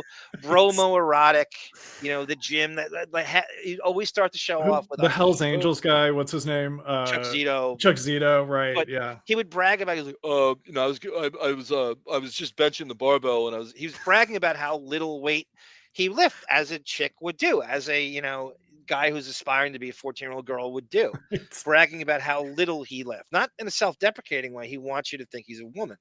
Well, also I remember in this time, like a caller had called in to say they saw Imus working out at his leg. Oh. Yes, that's a great saga. That's 2003. Right. That's when they had this back and forth where, so Imus had guys go to the gym, and I think it was Bernard McGurk said Beth had herpes. Yes, right. That was and this was like a run, and Howard went berserk, and it started this back and forth thing. Howard actually called him on the air and stuff. That's and right. That's from 2003. That's a good segment. saga to revisit at some point. I don't know, Jeff White, if Sam Bowie would have been that great. I saw him. He got healthy with the Nets a little bit. I didn't think he had any offensive game whatsoever on Kentucky. when he came in, and I was really surprised he went that high. I don't know what he would have been like, almost like Grego. He would have been, almost like a Mutombo type where he'd get, 12 points a game, maybe double-digit rebounds and block some shots. I think his offensive game, he was too stiff. He didn't seem to have anything going on offensively. I used to like Steve Johnson, who was on the Blazers at that time, who was everything he wasn't. The split, yeah. Mookie Blaylock, that horrible Golden State team. I remember that, Telly. And they always tell you they're doing it for some biking thing, or you know what I mean? Yeah. Swimming, yeah, like the swim. I got to get speed. Yeah, how does hair slow you down? Those Olympic guys do that. They shave everything. And this particular thing that we play on the radio, how many takes did that anal rape scene take? It's amazing. Like, he's going through, he has Rogan on, and the first thing, like you said, he's like, oh, shaving. We shave our body hair. That's what we have. That's the only thing we have in common is we both shave our body hair. Right. That's his icebreaker. They both shave their body hair. Right. Jerry Seinfeld has that bit about, like, it's so easy for 5-year-old boys to become friends because they're like, you have a red bike? I have a red bike. Yes. How we're just still socializing like a 5-year-old. Rupert, I think you're right. I think Rogan was the first guy to do like a 3-hour podcast show. And like, we can go there. And it really is. You know how people always go, we got to tighten it up. We got to shorten it up. It's, less is more. That's not true. Rogan proved that less isn't more. Yeah. Like, he's like, no, I don't have a hard out. It's a hang, man. Enjoy the hang. Right. And it worked. And it should tell everybody that, like, we do this show, somebody get made fun of that it's too long. Like, no, I don't give a shit. Yeah. I'm not obsessed with numbers or anything, but they're certainly not better when it's shorter. So if that's what you're into, I don't understand why you would be. There's some people with bad attention spans, and I understand people have lives and stuff. But if I'm only doing this once or twice a week, I'm going to make it count. I'm not going to sit there and stare at my watch. There's nothing worse than listening to a podcast where the host has 1 foot out the door. There's nothing worse. You ever see these overproduced ones too, by the way? They're 21 minutes and they have like, interstitial, like they have like, interstitial segues where they go to this thing. Then they read a live ad. Bethany Frankel has a podcast. It was 14 minutes and half of them were her reading ads. Oh my God. It's like radio. It's like what you should just be doing radio then, because just radio. Radio is similar to how you described The View now, where it's like, Whoopi going to a break. It's a commercial festival that occasionally has a TV show thrown into it. Like you gonna hold that thought for me, child. We're gonna throw it to. We all gonna go to a break right now. We're gonna reconnect. We're gonna refocus. We're gonna come back. So she's a master of the pattern going to the break. I told you that it's 31 minutes of show. The master of throwing to that close-up camera. Swear to God. Ricky Gervais had the first comedy. I didn't know he had the first comedy. I didn't even know he had a podcast. And I like Ricky Gervais. Like, that guy. You talk about not uncancelable. He doesn't give a shit. He's taking fucking throwing haymakers at Depp and Angelina Jolie at the fucking at the Golden Globes. Like, that's a guy who doesn't give a shit. 90% of Mark Maron's guests I've never heard of. Really, Rupert? I thought he has a good mix of. I don't know. I thought he is a good. He's. I mean, maybe nowadays he's scraping the bottom of the barrel, but at the beginning of his podcast, and certainly towards the 2015-16, he was getting. I mean, he got Obama on there. He got Julia Louis-Dreyfus. He got those two names came to mind. Because I'd never heard of Barack Obama. Who was this? Yeah, I guess it depends who you are. It'd be interesting to go through like Maron's guest list. I mean, I usually like his proclivities and guests. Like I'm not a Lex Friedman fan, so he gets like in his universe amazing people on, but a lot of them I'm just like I don't know who they are. I mean, Rogan, he made these people famous. It's crazy, and their spin on their podcast, like these guys spinning their podcast up there. If they have 7-figure views, it's all because of Rogan. Like he did drafting onto his, and he knows he has the sun-kissed of fame for these guys, and he can cast in who he wants. And these guys are killing each other to try to get on the show. One appearance could boost their profile enough. Well, and I blame the Joe Rogan podcast for starting the insufferable discussions about dissecting comedy. Yes. That when overanalyzing comedy, right? Overanalyzing comedy to the point that it sounds like you're insecure. Yeah, or that comedy is like you're Chubby Pickle and you're doing cleanup after major fires and stuff. Like you're somehow saving the world, and you're not. You know. Or you're making excuses before they happen too. Like you're pre-digesting excuses. If shit doesn't work, you go, well, this is my process, and you don't get me. And Howsy Football goes, yeah, I agree with every word about Nick DiPaolo. He's a great comedian with a conservative bent that I'm completely antithesis of. But for some reason, he's the only guy that could, like, you know, they say conservatism is comedy death. He's the only guy that can shirk that. It's pretty crazy. Yeah. He's always been that way too. It's not like he became that. He's always been that same guy. You give him that. He's always the same. Undercutter's Pizza. What is that? Was that a Man Show? Was that Dana Carvey or the Man Show? Or Sarah's referencing a sketch that I remember. Was that a Man Show sketch or was it the Dana Carvey show or Mad TV? Undercutter's Pizza. It was a Man Show sketch, right? Where they would show up at the door and undercut the. It was the Tom Green show. Oh, Tom Green. That was a great show for a while too. Yeah. Yeah, it's amazing, right? Howard loves Rogan's gay bit, but he's never actually watched them. Well, he wasn't on Rogan. Rogan and Stanhope jumped in Carolla and Kimmel's grave when they had the outs with Comedy Central over the Man Show. They had no rights, so it was an interesting departure. That was the last one. The ones before it, I was a little calmer, and then the last one, I just just go. Yeah, and I like when the guy goes D. Yeah, that was. Is that you or that's Brian? That's just some weird. Inspired. D.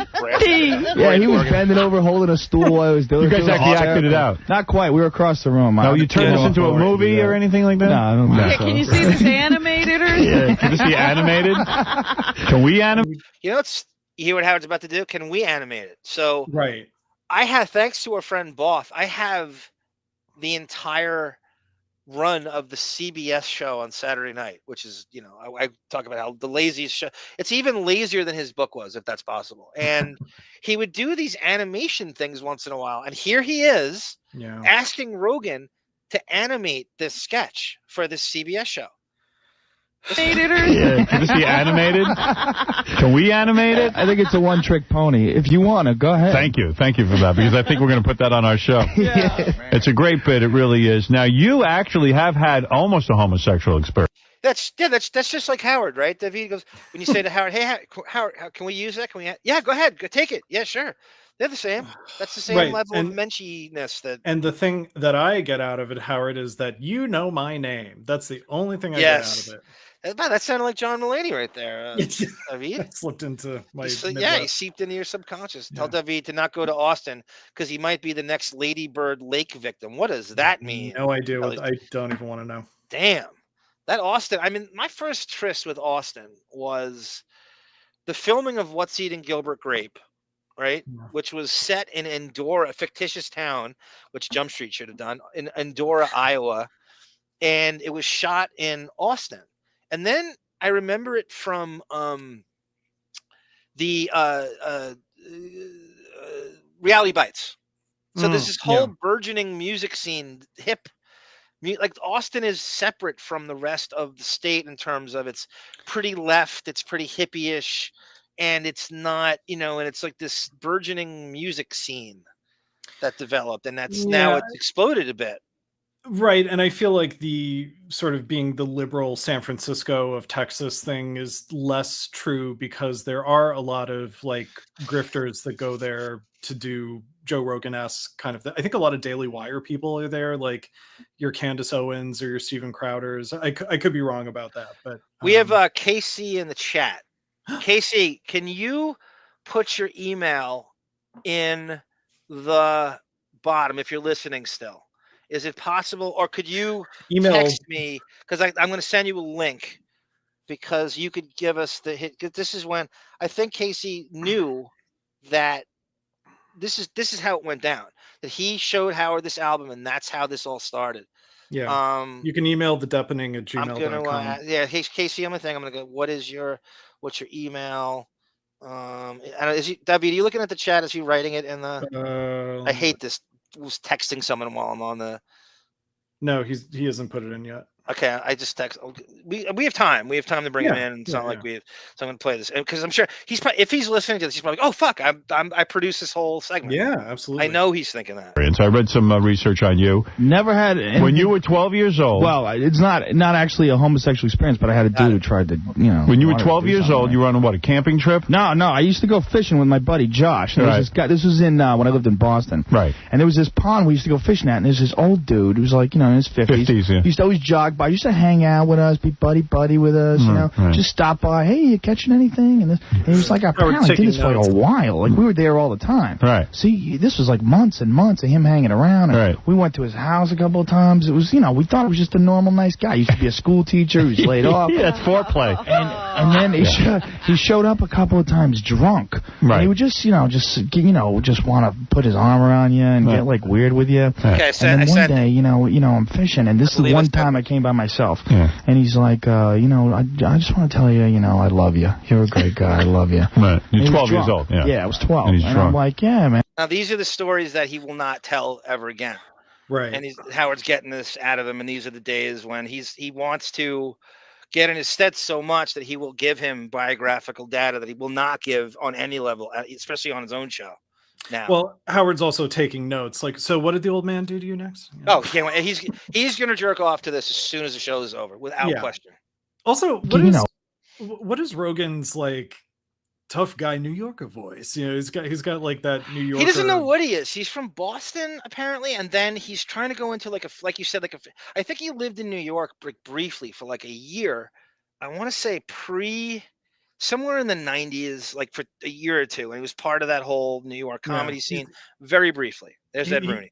He sounds like Dice trying to keep his voice down, like those are his influence. I mean, you kid though, but he is influenced by like the Dices of the world. Right. Just want to put his arm around you and get like weird with you. And then one day, I'm fishing, and this is the one time. And they cut to today, and he's this like pseudo and like half-baked intellectual at the same time. Like that's all been dropped. Right. But that's the same guy with that accent. But he's dropped all that now when he speaks to like Liz. Was his Lex Friedman? Yeah. So that's not his Lex Friedman voice. He's got a different, Well, it's the thing you say about like I came by myself, and he's like, I just want to. Go. I'm sorry. It's the thing you say about Howard, where it's like Howard's voice now is so calculated and kind of flatlined now, and I feel like that's Joe Rogan too. Like Howard had a ton more inflection, over enunciated, right? Yes, no attitude, like just over enunciated. He lost all the ability, and a lot of that delivery the old Howard used to have was very important to delivering a joke. Right. Because there was like a New York kind of Long Island flair to it where you would, and when you're over enunciated now and you're very like, he takes him 10 minutes to deliver a sentence that he used to rattle off. Like the speed in his voice in like say 1999 verse today is insane. He must speak 10 times faster in the 90s than he does now. Well, and I think part of that is he's trying to navigate the veneers so they don't sound like he's wearing veneers. That's as well. Like weird with you, and then one day, I'm fishing, and this is the one time I came by myself, and he's like, I just want to tell you, I love you. You're a great guy. I love you. Right. You're 12 years old. Yeah, I was 12, and I'm like, yeah, man. I think I really like you too. I don't think I said. I probably couldn't have said love you. And he says, but without sex, there can be no real love. Oh. And I went, what? And I just panicked. I had a knife on me, luckily. Right. And you took out your knife? I would stab him. I had it in my hand, but I didn't like open it up. And I told him to get away from me. Get away from me, or I'll kill you. It's like, you just Yeah, everyone. I know this story. Danny Bonaducci. When Adam Carolla took over for Howard on the West Coast markets, I believe it was like Phoenix, LA, San Diego, Portland, all the like sports Western like Seattle, Colorado. And there was a point where they tried to revamp the show and they brought in Danny Bonaducci to team with him. And Carolla hated it from the beginning. He tried to play along. And he made this analogy that you can't have 3 lead guitarists or 3 lead singers or something. And that was what he could do. And so eventually Carolla boycotted his own show. And they moved Dan Bonaducci off the show, and they gave him like a separate thing. It was a really odd fit, but that was forced on him. And he took over for Howard on the West Coast when David Lee Roth, which begat Opie and Anthony in the East Coast, took over for Howard. And then they had, was a Rover in the Midwest or something. And that was an interesting time. But Carolla's show was good. Carolla's show was a solid replacement in those markets. I listened to it all the time back then. Yeah, he was good. He was 12. I mean, he could have. Was he a good kisser at least? I never got that close. Yeah, man. right. So you got your knife and the guy ran away. No, he just said, I didn't think you were going to take it this way. And, Is that what he said? Yeah, he said, you shouldn't. You seem kind of like gay. that. I thought I'd. You see 2 boys fishing, you kind of think. Yeah, but you are a black belt in karate, right? Yeah, in Taekwondo. Yeah, he went right out and got some karate. Yeah, right. Did that inspire you? Well, when you're black. Yeah, Tonecott. That was, listen, David, you know his backstory behind this? I've seen Jon that episode. Lovitz, right? Yeah. So Jon Lovitz is this story about he attacked Andy Dick at the Comedy Store, I think it was. And I think it was that Andy Dick had a rumor that Lovitz was responsible for the death of Phil Hartman because he wanted to jump in his grave on news radio. Was that interesting? Is that how it happened? I'll pull this clip for next time, but Kathy Griffin was on a show recently and they asked her about Phil Hartman because, she trained under him at the Groundlings. And she said that, I guess Phil Hartman's wife was partying with Andy Dick the night that she murdered Phil and herself. Yeah, by the way, so Rogan goes into the Phil Hartman stuff on this. I think that's okay. I think that's the gem of the interview in a way. He lights up Bryn Hartman in this. So I assumed. So I don't know the Lovitz. Did Andy Dick imply in the press that Lovitz wanted Phil Hartman dead to take over his spot or something? Yeah, there was just this dumb like Lovitz, who's best friends with Phil Hartman. He needed to be relevant, and he was jealous of Phil Hartman's role on news radio, that he somehow got involved in the conspiracy of killing Phil so he could take over for him on news radio, which he did. Yeah. He took over, and I'm not saying, he took over for him, and that was his plan all along. So Andy Dick had started that rumor, and then Lovitz attacked him at, I think it was the Comedy Store or something, or the Bathhouse. Yeah, right. the Bathhouse at Jon Lovitz's comedy club at Universal Studios. Yeah, Lovitz opened his own comedy club, I think. Yeah, at Universal. Marco Battaglia went to Rutgers. Oh my God, Exit 9 University, says Tonecott. My favorite Rutgers is Roy Hinson, not Jason Kaplan. Roy Hinson was a kind of a combo tweener forward. He played all 3 front court positions. He was mostly, he was on your Cavs. As you were born, in fact, he was the best player on the Cavs of which you were born. And then he got traded to the Sixers, a very famous trade for #1 pick Brad Daugherty. And then he played for the Nets, and he was good on the Nets. And then his career just fell off a cliff in 1990. Roy Hinson. I met him too, got his autograph, really nice guy. He went to Villanova basketball camp. He got out of this Porsche, and he just dunked the ball 6 times and got in and left. He didn't do a speech. He just got out of a Porsche, threw his sneakers on, did 6 dunks for the kids at the Villanova camp, and then took off. That was it. Really cool player. The third school of the day that he did that. Roy Hinson.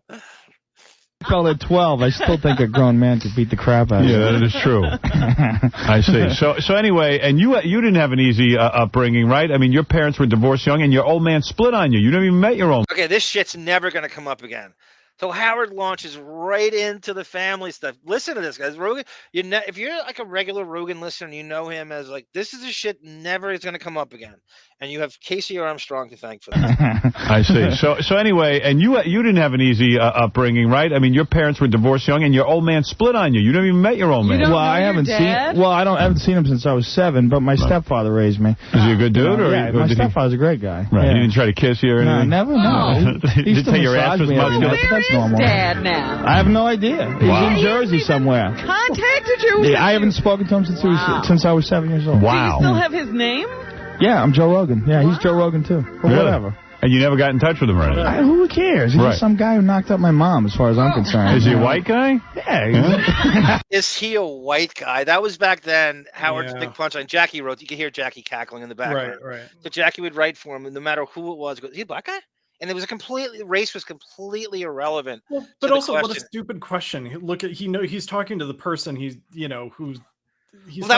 That's the joke. Like, why would you possibly ask that question? Is he a black guy? Right. You know what I mean? Like, it's just he's being it's a non sequitur. Like, like it's and so Jackie would constantly write that for Howard back then.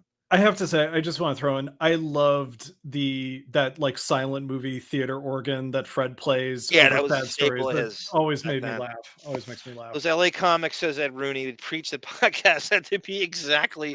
You ever see these? He's so right. Like these, where they're out of there, they look at it. Okay, we gotta go. We gotta go. We gotta go. We gotta. No, you don't. What are you talking about? You gotta go. There's no program director.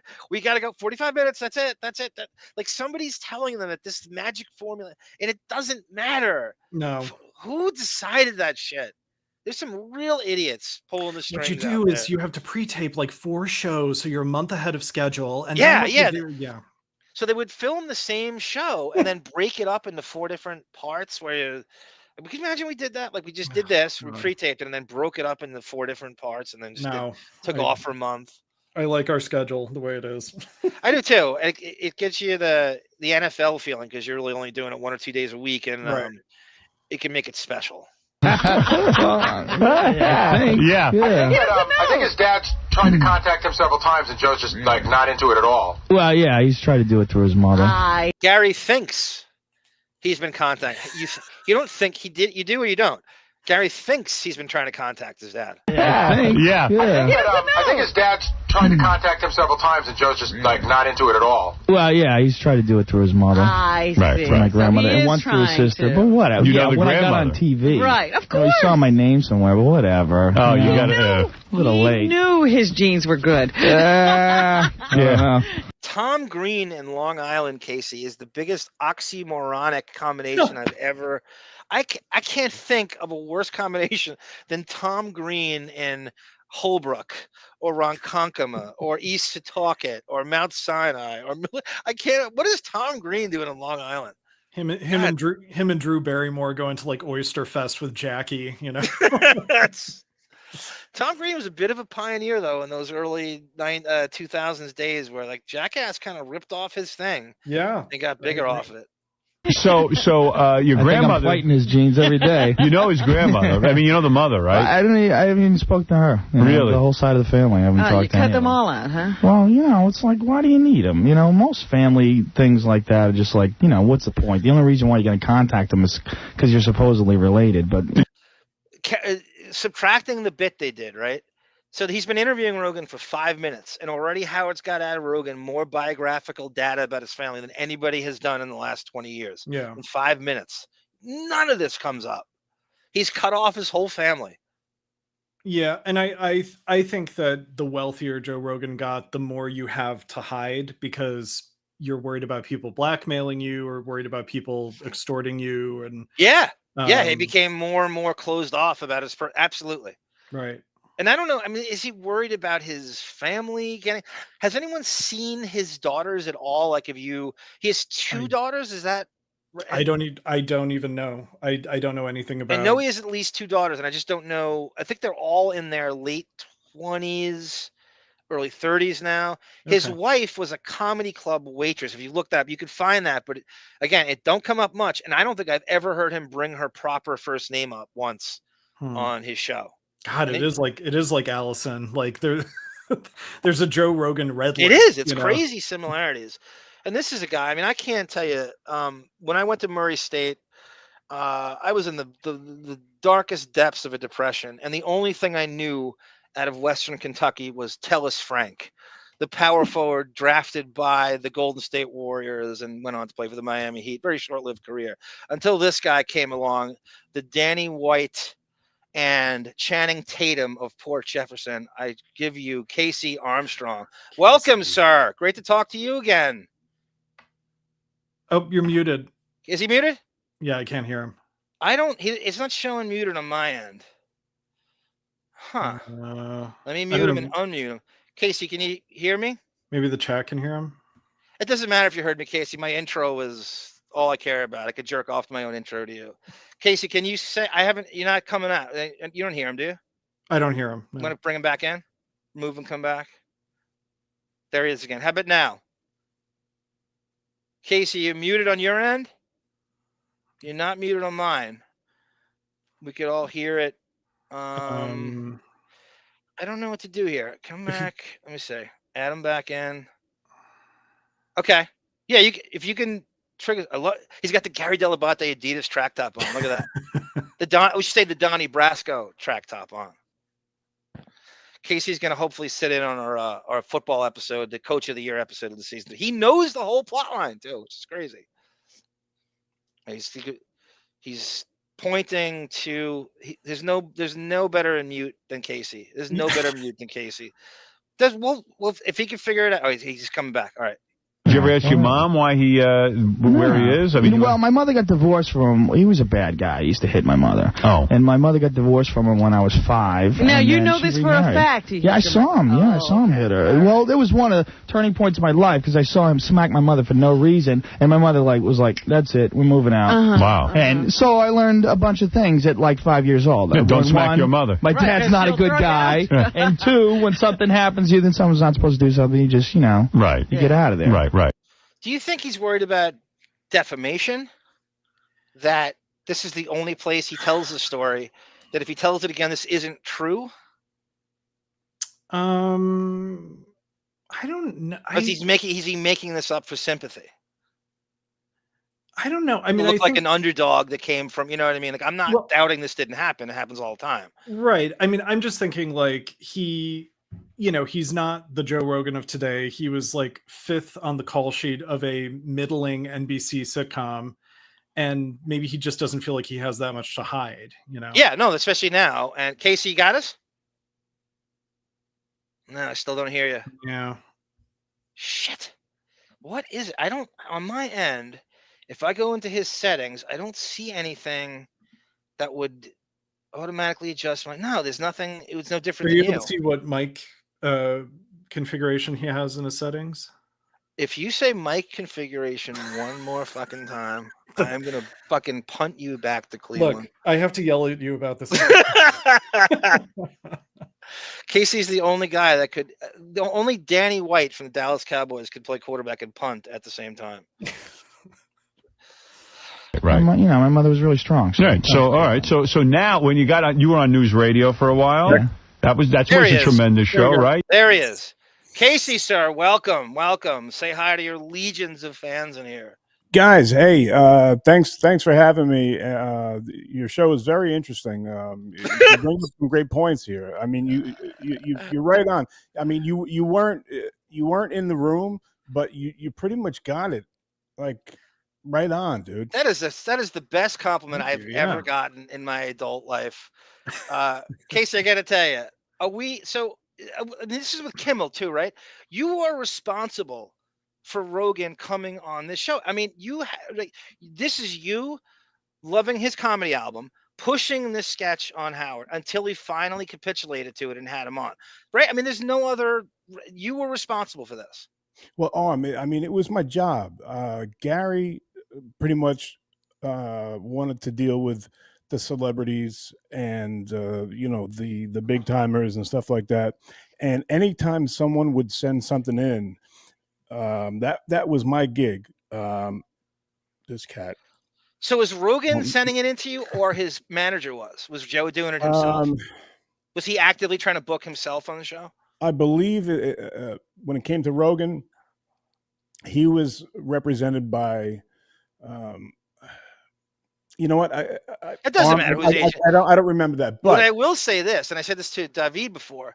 You're responsible. You should have gotten a cut from his album sales. No, I'm not kidding. Because I didn't know this. I didn't know he had a comedy album until this. Howard played this every day. You know this. He started the show off with it. I think you're responsible for 50% of his album sales from the promotion on the show.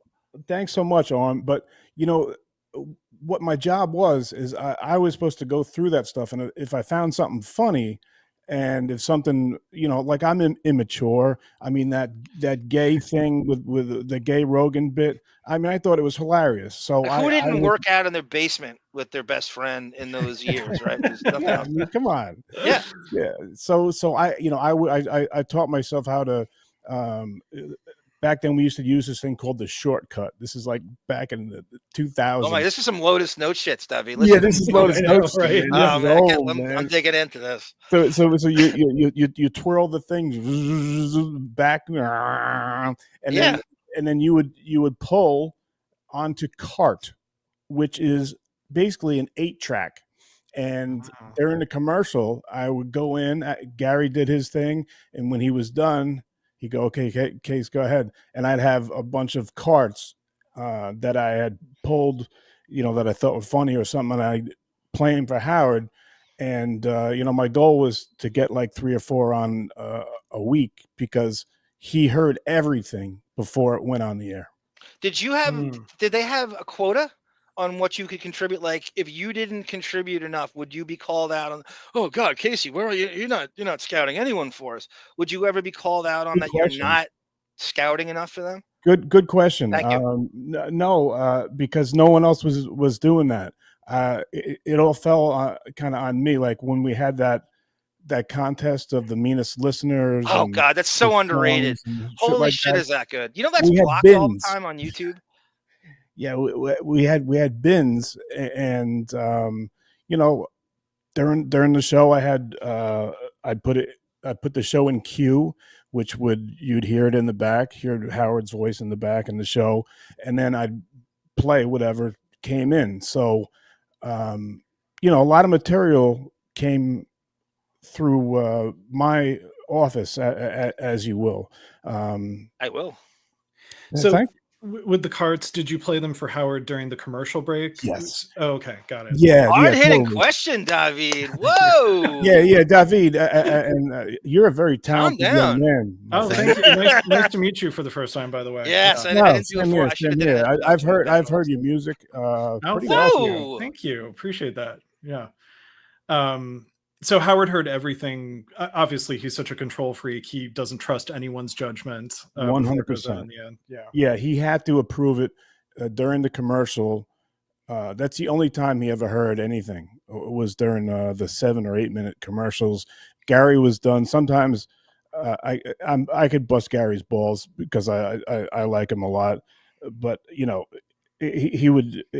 Gary loves to talk. He could go on, and then sometimes I'd get mad at him because he'd leave me like 30 seconds, and I had 10 carts I wanted to play for Howard. I'm sorry, I'll do it next time. But he was always fair, and he was a great boss. The theory behind that, Casey, was that Gary was trying to bogart all of Howard's time because he was afraid of guys like you, that you would take his job. So if you can't get a word in, like John can't take his job, or you can't take his, you know what I mean? Like he needed to. He was like cock blocking you in a way from Howard. That's so funny, Arm, because what do you think is more important to Howard? Is it booking Britney Spears or getting the gay Joe Rogan bit on? Right. Yeah. It's like I know where I stand. Yep. But Gary is the equivalent of someone who would never take a sick day because his replacement for that one day would do a much better job. And he was terrified of that. That's exactly true. That was the thing. That's what they say about the NBA now. The old NBA guys say that we had to play all 82 games because we weren't making a lot of money. And if somebody came in, if our 7th man came in and scored 25 and had 10 rebounds, I'm out. So they had to play 82 games. They were terrified. It's just like that. Jeez. Wow. You know that, Casey, in football. Like, if you're worried, you're not rooting for your fucking replacement. Were you rooting for the guy who's coming? If you're not rooting for him, if he outdoes you that one game, you're out. Well, the number one rule is to win. But besides that, of course you want your place at the dinner table, and to be quite honest, you need to get the position, to get your scholarship, to get your money, anything like that. But you got to win first, or else none of it matters.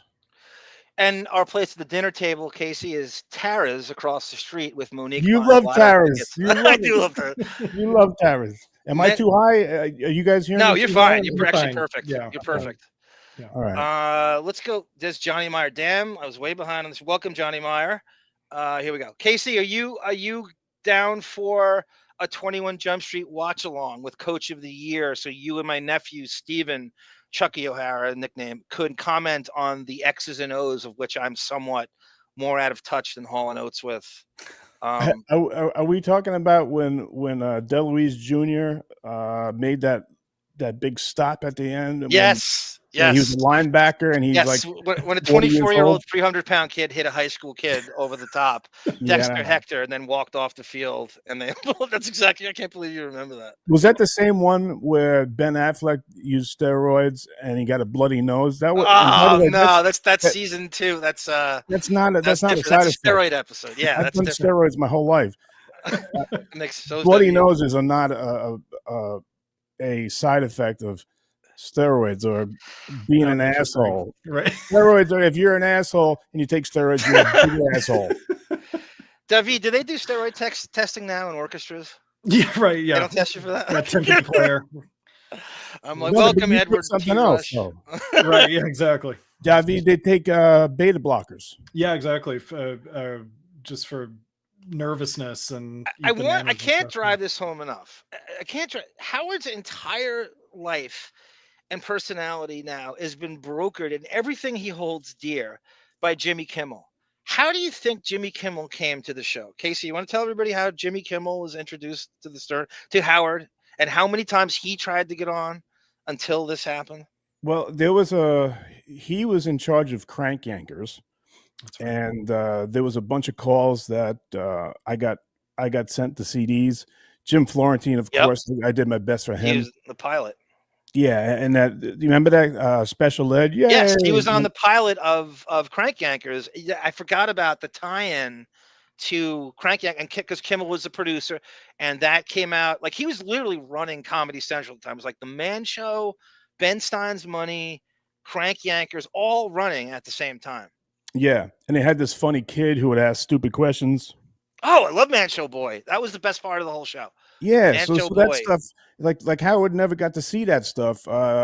That's kind of like what my position was to show him, you know, the stuff like the Tom Green stuff, like what you guys were talking about before. That was on Long Island. The guy brought out a hammer and was going to hammer Tom Green, and he goes, "Get the fuck out of here." What did he say? He goes, "They came here first with the pizza. Get the fuck out of here." That's fucking Long Island. Yes, it's so Long Island, and you know that. You know that. Yes. Yeah, Howard wasn't watching The Man Show. He was too busy watching Party of Five or something, you know. No, it is like it is. But even if you told him, he would not take. You had to like spoon feed him this shit because Kimmel could not. Kimmel will do anything to get to Letterman and Howard and be friends with anything. And so, Casey, how often would Kimmel contact you to try to get on the show? I never spoke to him except in person. I remember he came to Las Vegas, and he couldn't have been a nicer guy. We were talking about football, about the NFL.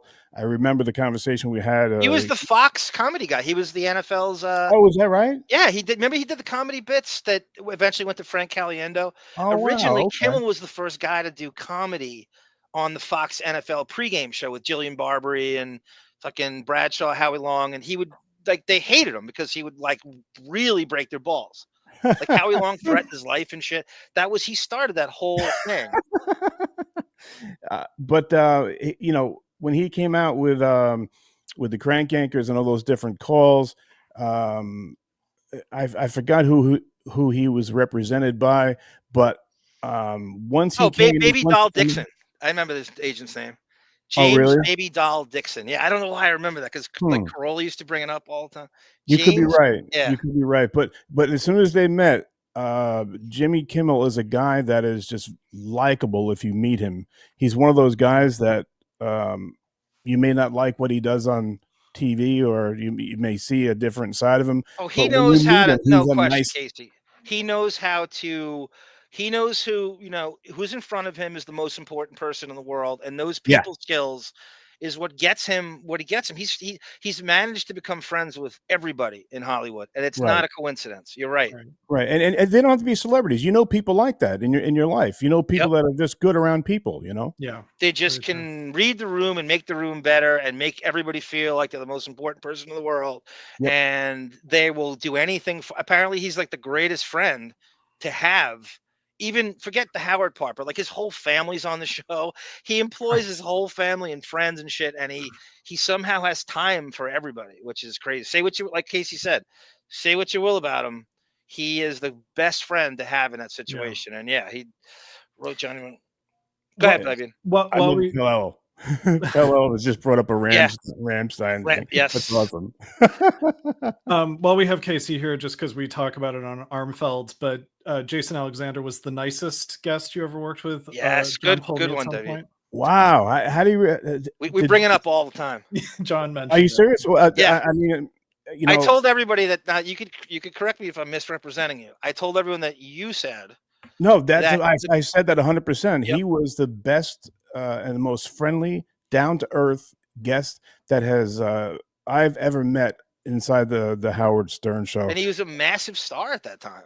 He was. And he was just like, he called me by my name. And made eye contact. Was just like a regular guy, just like a guy that you'd meet at the bar or did normal human whatever. things like make eye contact, right? yeah. A lot of them don't do that though. Right. Some people have the whole floor shut down to not make eye contact. No, they think that we're less than them, so they don't have to look in our eyes. And then, if I'm not mistaken, you said Steven Tyler was the worst guest. Yeah, you got it. Yeah, he was an asshole. Even though I went on the air the next day and said he looked like an 80-year-old lesbian. No, but he was such a dick. I go up to him and say, "Hey, Mr. Tyler, can you sign this? This is so we can use you for radio and TV. If you have any questions, I can get somebody over here to answer those for you." He goes, not even looking at me, just looking the other way. He goes, "Fuck no." Oh. Jesus. I'm like, I'm a human being, man. I'm a fucking, me and you were both men, even though you look a little different. Right. That sticks with you too. That shit stings. It does. You never It's forget just, that right, shit. You'll never forget. Yeah, it's like, fucking dude, just be a fucking normal guy. I would have liked you. I would have 20 years later, I would have been saying, "Oh, what a nice guy the guy from Aerosmith was." Yeah. You should have said to him, "You're not my favorite rocker of all time, but you're my favorite statutory rapist." He had that come up. Like, was that last year, David? The statutory rape. He wrote it in his book like it was never. No one's ever going to see it. It was funny because I think he was booked to go on Howard, and then he was summarily canceled. When those allegations came out. Yeah. Good catch. Wow, I wanted to strangle him with his scarves. Exactly. Let's now, Casey, stop me if we play this Rogan, because I think did you produce this segment as well? So when they had Rogan on, you must have handled the questioning. You had to have. No, it's kind of like, Howard does his own thing. He takes it where you give him the notes on the guest. I meant the notes. I meant the notes. Yeah. No, Benji was, there's this thing called LexisNexis, and you could do a search on somebody if they weren't very well known or whatever. And that's where Howard got a lot of his questions for the guests. But he got approved because I was pulling not only the gay bit, but I went in and I pulled his stripper bit. I pulled a couple different bits from that album, and that was enough to either have him sit in on the news or to come in. So he lucked out on Joe Rogan, because Joe Rogan is pretty talented, don't you think? Yeah, I mean, when he takes something on, he seems to master it. But it's amazing how we talk about how he is the opposite of Howard, but he's so many similarities to him now too. There's just in terms of being insulated and having this bubble he's kind of in, and now he's so closed off. But I guess but at the time he couldn't be more opposite than what Howard was, as far as just what his interests are. But he was a super fan, and he will meld himself into that. I remember when he came to Las Vegas, he was telling me about his friend Eddie Bravo. We were talking about MMA. We were talking about, because I was a wrestler. I didn't know anything about jiu-jitsu or anything back then. And he was telling me about this guy, Eddie Bravo, who was a black belt, and how he's on his show like every week, right? Every Eddie Bravo, like on his current podcast. Yeah. He I think he has his 10th Planet Jiu-Jitsu. I think he's huge. He's huge as far as in that vein. But Joe Rogan was a guy that you'd hang out, leaving the locker room, go get something to eat with, have a beer with. He was a normal guy. And that's what I liked about him. So of course I'll go to bat for him. I think there's a more money, more problems thing, where it's like, if he's being super honest here, he's got a lot to lose. Well, now he has a lot to lose. Yeah. I think here he, the bar is low, so he can be transparent about his past. No question, David. Thank you, Tamara. So I just want to see my name in lights and Pitt and Lakers. Thank you, Tamara. Thank you, Tam Frank. Casey, I want to ask you this before we get back to Rogan, because I just heard this. It's gonna leave my mind. I actually made a clip. I'm actually recorded it. I'm listening to the last days of, so I'm getting, this is actually when I went after this. It's actually right after this segment we're listening to. So Howard had plopped Benji next to Jackie on Jackie's last months on the show, and Jackie's throwing a party in Bayville, and he doesn't invite Benji because Jackie hates. Yeah, this is actually on the air. So Jackie's letting it out on the air. He hates Benji. They have him planted. He won't make eye contact with Benji. He won't talk to him. But Benji's lurking over him to make it look like I'm going to take your job. And Howard planted it that way. So what kind of tension was there with Jackie and Benji during this time? Did you see, was Jackie screaming about, what are you doing? Why are you planting Benji with me while I'm writing? Jackie really comments on this during the segment. Great question, man. It's like, so much about, behind the scenes and on the scenes.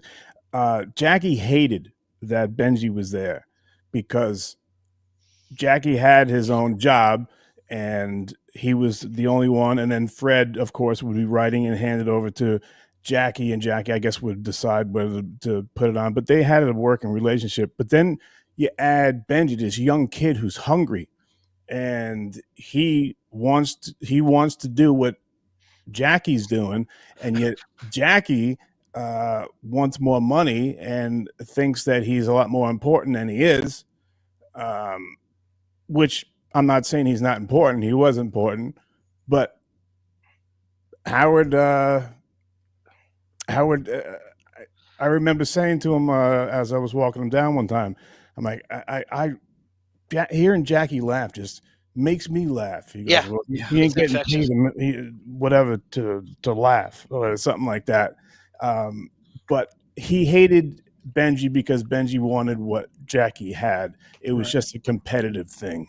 Did Howard deliberately place him there to make Jackie, to break his ball, to make him nervous, to say, this, you're replaceable, and I'm going to physically show you that this is what anybody can do, your job, and I'm going to, he was asking for, was it $950,000 or something like that? And something like that, yeah. So I'm going to place this.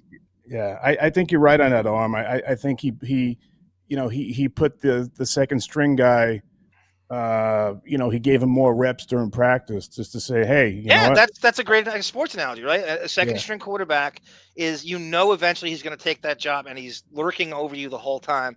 And the first string quarterback's going to go, I'm not making his life easier. Why am I going to open the why? And he, don't you want to mentor him? No, I don't. He's trying to take my job. I would love to know how many jokes Jackie approved of Benji's, because no one knew that. That's a great question. Yeah. Well, Jackie would answer that. To put on the transparency, That's a great question. That is all right. So let's back to Joe Rogan. On the Howard Stern Show, September of 2000. Casey, I believe you'd been on the show for 3 years at this point. You started in, I want to say, May of 97. 98 on. The first time I saw you was the Marv Albert interview was the first time I saw you. So that was you were considered an intern, I think, during that. That was probably the summer before I got hired. I left college early to get that in 98. It was January 98. All that stuff he knows, David, all Western Kentucky. That's all from Western Kentucky. Muldred, they have a whole Lotus Notes class now at Western Kentucky. Yeah, dude. When I first got in the mix after I interned, I was writing every day. I wasn't paying attention in my classes or anything like that. So I rented a computer. I don't remember how much it cost, but it had maybe something like 32 megabytes or something of memory. Yeah, that was big at the time. That's right. It was dial up, and I would write every day. I would write bits every day, and that's how I got the gig. And since I wasn't there, they had their writers meetings, and then I would get the notes back seeing that all my stuff was being used. So that's how I got the job. I got to tell you, Casey, at the time, my father worked for IBM, and I couldn't get a computer until like 01. I'm like, just steal it from work. He worked at that Jericho one off the LIE, and I'm like, just throw it out the window and stay late. And he's like, no, I'm not going to steal a computer from IBM for you. I'm like, and that's so funny. No stronger Jeff hands. Schick worked for IBM. Yes. That's he handled all the computers, and they were all IBM computers. No stronger hands have ever been on the home keys than your own, Casey, during those years. I can guarantee it. Nobody was using a computer.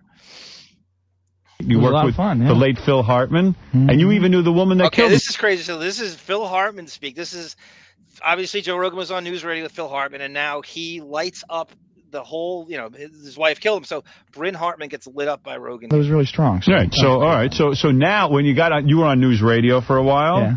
That was a tremendous show, right? You worked with the late Phil Hartman, and you even knew the woman that killed him, his wife. Oh yeah, everybody knows. The woman that killed him. Yeah, his wife. Yeah, Phil Hartman's wife killed him. Well, you make it sound like she was a total stranger until you say his wife. And everybody used to go around saying that Phil Hartman's wife was a good person. No, she was an evil crack whore. She was evil. Yeah, she was an evil. Well, people would say she was so nice, no one expected this. No. She was never nice. If you remember the advent of News Radio, Phil Hartman was probably the biggest star amongst that ensemble cast. Right. He had just come off SNL, and it was just like, he's easily, I know, he's so likable too. Big hit the Riz, as they say, in Western Kentucky. Saturday Night Live, he was on every sketch. I mean, if he was a straight guy or he was doing an impression, he was just that good. We were just talking about that. He's the glue. He'd play the boss and the father and stuff, and he would just make everybody better. It was impossible. He and Dana Carvey were impossible to do a bad job. It was everything they were in worked, and it's never going to be as good as that. I don't know what it was. Those two had the fucking cheat code, and it always worked. She was I never liked her when they were married, when they were together. He was trying to get away from her. Yeah. Oh, yeah. That's why. I think that's why she. The rumor was that Phil, were you friends with Phil? Yeah. I didn't talk to him that summer, though. I don't know what happened. Well, the rumor was he wanted to leave his wife, but he was afraid of losing half his money. Well, no, his big thing was That's Mr. D. We talk about that on here all the time. Like Aerosmith was. Casey, you remember that? Remember they resuscitated Run DMC, did Walk This Way, and I didn't even know who Aerosmith was as a Gen X middle schooler until they showed up in the Run DMC video. Yeah, and honestly, they just resuscitated their career. That's great so point. True. Thank you, Mr. D. 86. You should have said that to Steven too, and the thing. Oh wow. Oh, I thought we were booking Run DMC. I'm sorry. I thought where's Run? Where's Grandmaster? It was 3/4 because it was 2/3 rather, because he said the lawyers take a third. Right. He was obsessed with that, but yeah, he listen. loved his kids too. That was the big reason why he wanted to stay. Right. He had really great kids. Right. So did it surprise you when his wife killed him? Oh yeah. Can you pause it? It Did surprise you? You didn't think she'd know that? Howard's such a sensitive guy. This surprising his wife killed him? I don't know. Well, also how reminiscent it is of his current situation. He's just fresh out of a divorce and getting, I assume, nickel and dimed by Allison's lawyers. And I love, Joe brings up well, he loved his kids, and Howard's like, what? kids. Like that's what Chris Rock said about the kids. Like we're supposed to get compliments now for loving our kids. Like it's this accomplishment. KC, you must have what Davey brings up a great point. This is the Allison smear campaign years too. Like were you privy to? Did Allison have retainer lawyers come after Howard and say, "Shut up about me on the show. I don't have a radio show where 20 million supposed listeners are listening to me. Stop bringing me up." Were you aware of a cease and desist that Allison had brought onto the show? Because you're right in the mix at that time. Yeah. All I can tell you about that is the only thing that I know was we were doing a roast of Howard after he got the divorce. And the only thing I know about it is he said, don't talk about my wife, and don't make the roast jokes about my wife. You can roast me as much as you want, but don't do it about my wife, and those would all get dumped. So that's all I know about that. I wish I had more to you did a good job. You killed on that. In fact, you killed on that. Yeah, you did. That's a great, just that the stand-up technique you use. You could do that all the time. That is such a great approach to it. Tonecott says, "Yeah, did you play under Jim Harbaugh's dad, KC?" I did. I was just nodding to Tonecott. Yeah, Jack was Jim and John. That is some football family, right? He was my position coach. He was the quarterback coach and the head coach. That's a great question. He was my second father. After my dad died, I looked up to him, and he let me know it when I did something wrong. That's great. They bring him up all the time, the Harbaughs. I don't know if I levied a huge threat, and this has been making its way through. This is huge NFL news. It is the press is up my ass asking for follow-up interviews for it. I declared that I threatened the Pittsburgh Steelers organization last week. So if you bring in Aaron Rodgers, I am no longer a fan, and I'm becoming a full-blown LA San Diego Chargers fan, as you know. With the best coach in football, and I proudly do it because they've always been my second favorite team. So I will issue the warning again. Mighty Steelers and the Roonies. If you sign Aaron Rodgers, I am going to become, and you think I'm the only one, the people are going to follow me out that door, out that steel curtain Three Rivers door. You watch me, dare me to do it. I will become a Chargers fan in a finger snap if you sign fucking Aaron Rodgers. That's another threat. You think I forgot about it? I swear to you. You're going there, and then you go to Murray State track program, and you're saying, hey, these two, we have something in common here, and you got to work your magic. Don't make me bring Murray State into this. Do not make me bring Murray State into this. That'll seal the deal. All sports fandom. Yeah. How'd you find out? I found out. I went on a date with a girl from Hard Copy. Really? Yeah, and it was a bad date. And I never went out with her again. And she calls me 3 weeks later at 8:30 in the morning, wakes me up. Yeah. That's like Beth and Howard's supposed fake meeting, right? Where Howard calls her at 6:45 in the morning. You talk about too desperate, That's a lie. Which I don't even believe. That story changes more than the Harbaugh offense at West Virginia. Yeah. This will make you feel good, KC. Mr. D says, I saw Aerosmith in the early 80s at Cobo Hall. Their sound was garbage, and they were so stoned that Tyler was singing the wrong lyrics. The audience didn't boo, but they just didn't know how to respond in silence. David, do you remember Bruce Whitkin, Depp's best friend, outed fucking Joe Perry's doing coke in his fucking in his mid-70s during the Depp trial? That was so funny. The one he was at the Northridge Mall here in LA recently, right? You sent me a picture? Yeah. That's Bruce Whitkin as well. Yes. Okay. And she's like, I'm like, what are you waking me up for? What are you doing? And she's like, you didn't hear? And I'm like, hear what? And she's like, well, I don't want to be the one to tell you. I'm like, tell me what? And she goes, Phil's dead. And then immediately right after, she goes, what's going to happen to the show? Hey, your career's over. No. Yeah, no, it gets worse. No, I'm in shock. I'm in a coma. I'm turning on the TV. Right. I can't believe this. And then she goes, Joe, we need to get a soundbite from you. And I'm like, what? I'm like, what? And so I'm totally in shock. So I hang up the phone. I'm like, no, I gotta go. So then the phone starts ringing. Everybody's calling. Everybody heard the news. All my friends, whatever. 20 minutes later, she calls again.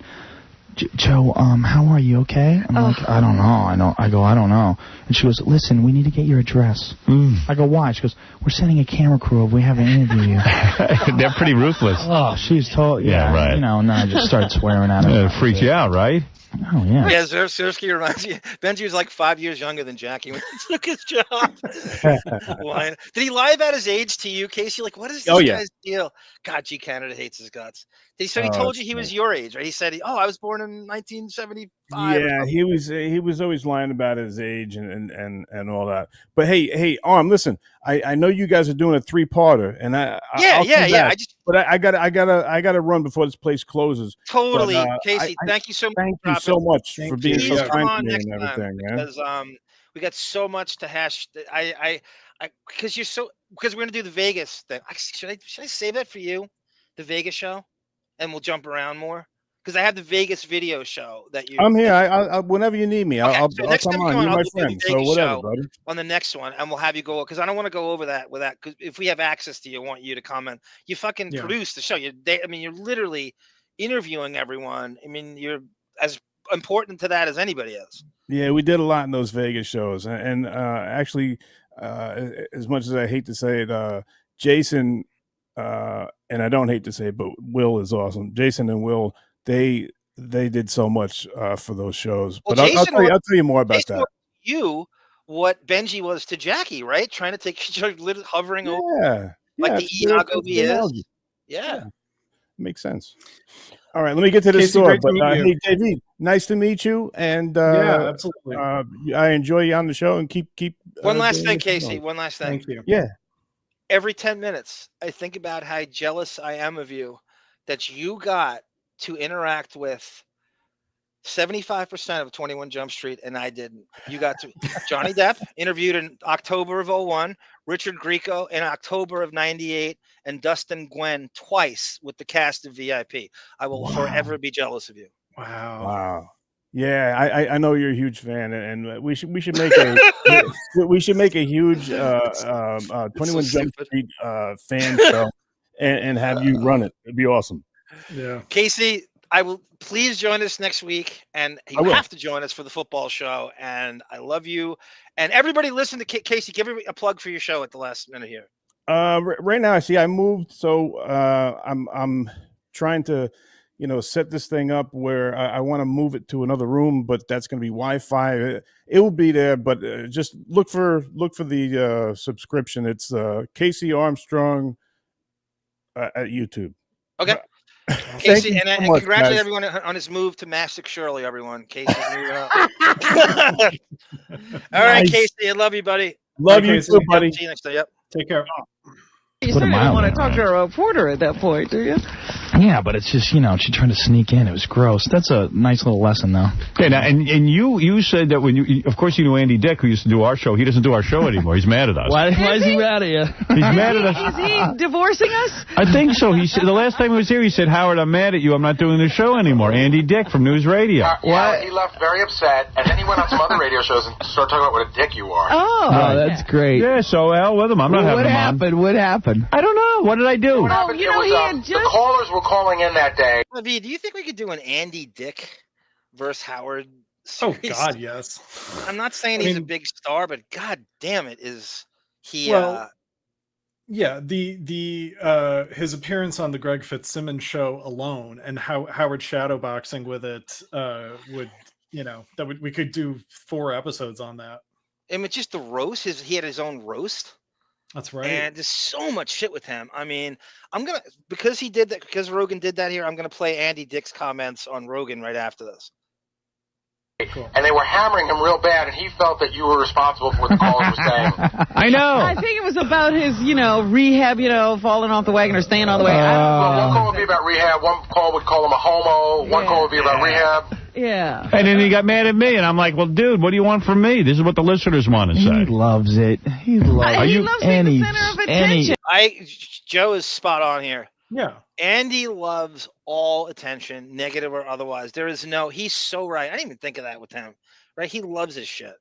Of course. Yeah. I mean, it's when we did the Corey Feldman episode a couple weeks ago, I pointed to Andy Dick as someone who the only legitimate show business thing he ever really did was news radio. And the rest of his career is him capitalizing on the irony of people hate watching him. You know? Yeah. Well said.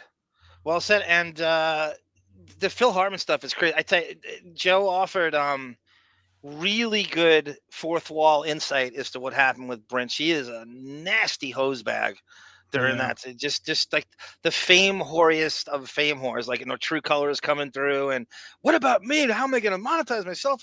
And she was like legit, like jealous of her own husband, and that's the reason you're with you. No one's as talented as him. Get in line. We're all jealous of Phil Hartman, in fact. Was she like a supermodel, or what she was? Do you remember? Did you ever see the opening credits of Saturday Night Live? There's a picture of her. She's in one of the opening.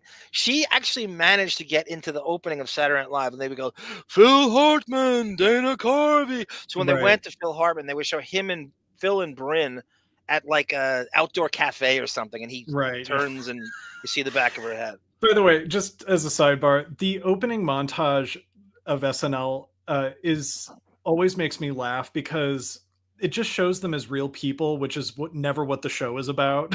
I know. Like, I know. It's just them sitting at an oyster bar and looking up at the camera. It's like, all right, this does nothing. Yeah, they love. Well, it's like, I think they try to give out this thing to the fans watching. Go, if you go to New York, you at any place, you could walk into any bar or cafe, and you're gonna see the cast having fun in there. Right. It's all night and every day, and you're gonna run if you go to Katz's Delicatessen. Kevin Nealon's gonna be sitting there all the time when you walk in. The SNL opening credits was paid for by NYC Tourism Board or something. Yeah, no, seriously, it was a great promotion for New York. I think a lot of people came there with this like over. Sex and the City did the same thing for broads, like this over romanticized this New York that they see on it, and every chick that moved to New York, like in the mid to late '90s and early mid 2000s, thought they were going to be Carrie Bradshaw. I bet you like it's responsible for like 30% of the female population that moved to New York, thinking you're going to be the next Carrie, or you're going to have her life. Yeah, that and I think an underrated second is Friends, making you think you can just work a couple hours at a coffee shop and live in that and have a huge double apartment in the West Village. It's probably like $7,000 a month. Melvin, that's a great point. The Meanest Listener contest, all the Allison stuff, her lawyers must have really went crazy, because those are the things that gets flagged on YouTube when you play Allison stuff. Yeah. Who's this? This is Josh Foster. Thank you, sir. You guys both did great. Thank you, Josh. Can we talk for a minute about how the whole Billy Crystal Super Clippers fan thing has always felt? Yeah, Billy Crystal probably was like, I'm not going to get attention being a Lakers fan.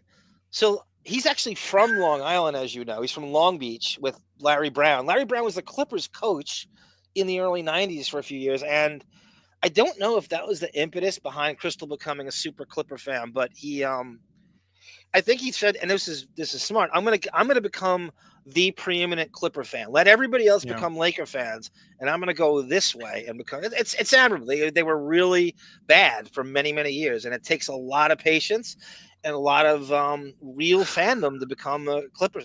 Jerry Maguire. Billy Crystal's like, I'm not going to be upstaged by Nicholson and Diane Cannon. There's a lot of people who would dip their, like DiCaprio and Tobey Maguire and stuff. They would come. Now, Nicholson's son is in his seat now at courtside, if you notice. Oh, okay. PC, I went there in the early to mid 90s. So like 93-ish, 94, 92, 93, 94, those years. I followed Popeye Jones. They needed another like preeminent rebounder. So they went after me, and I was going to follow Popeye Jones as the next Popeye Jones in Murray State. Well, one call would be about rehab. One call would call him a homo. One call would be about rehab.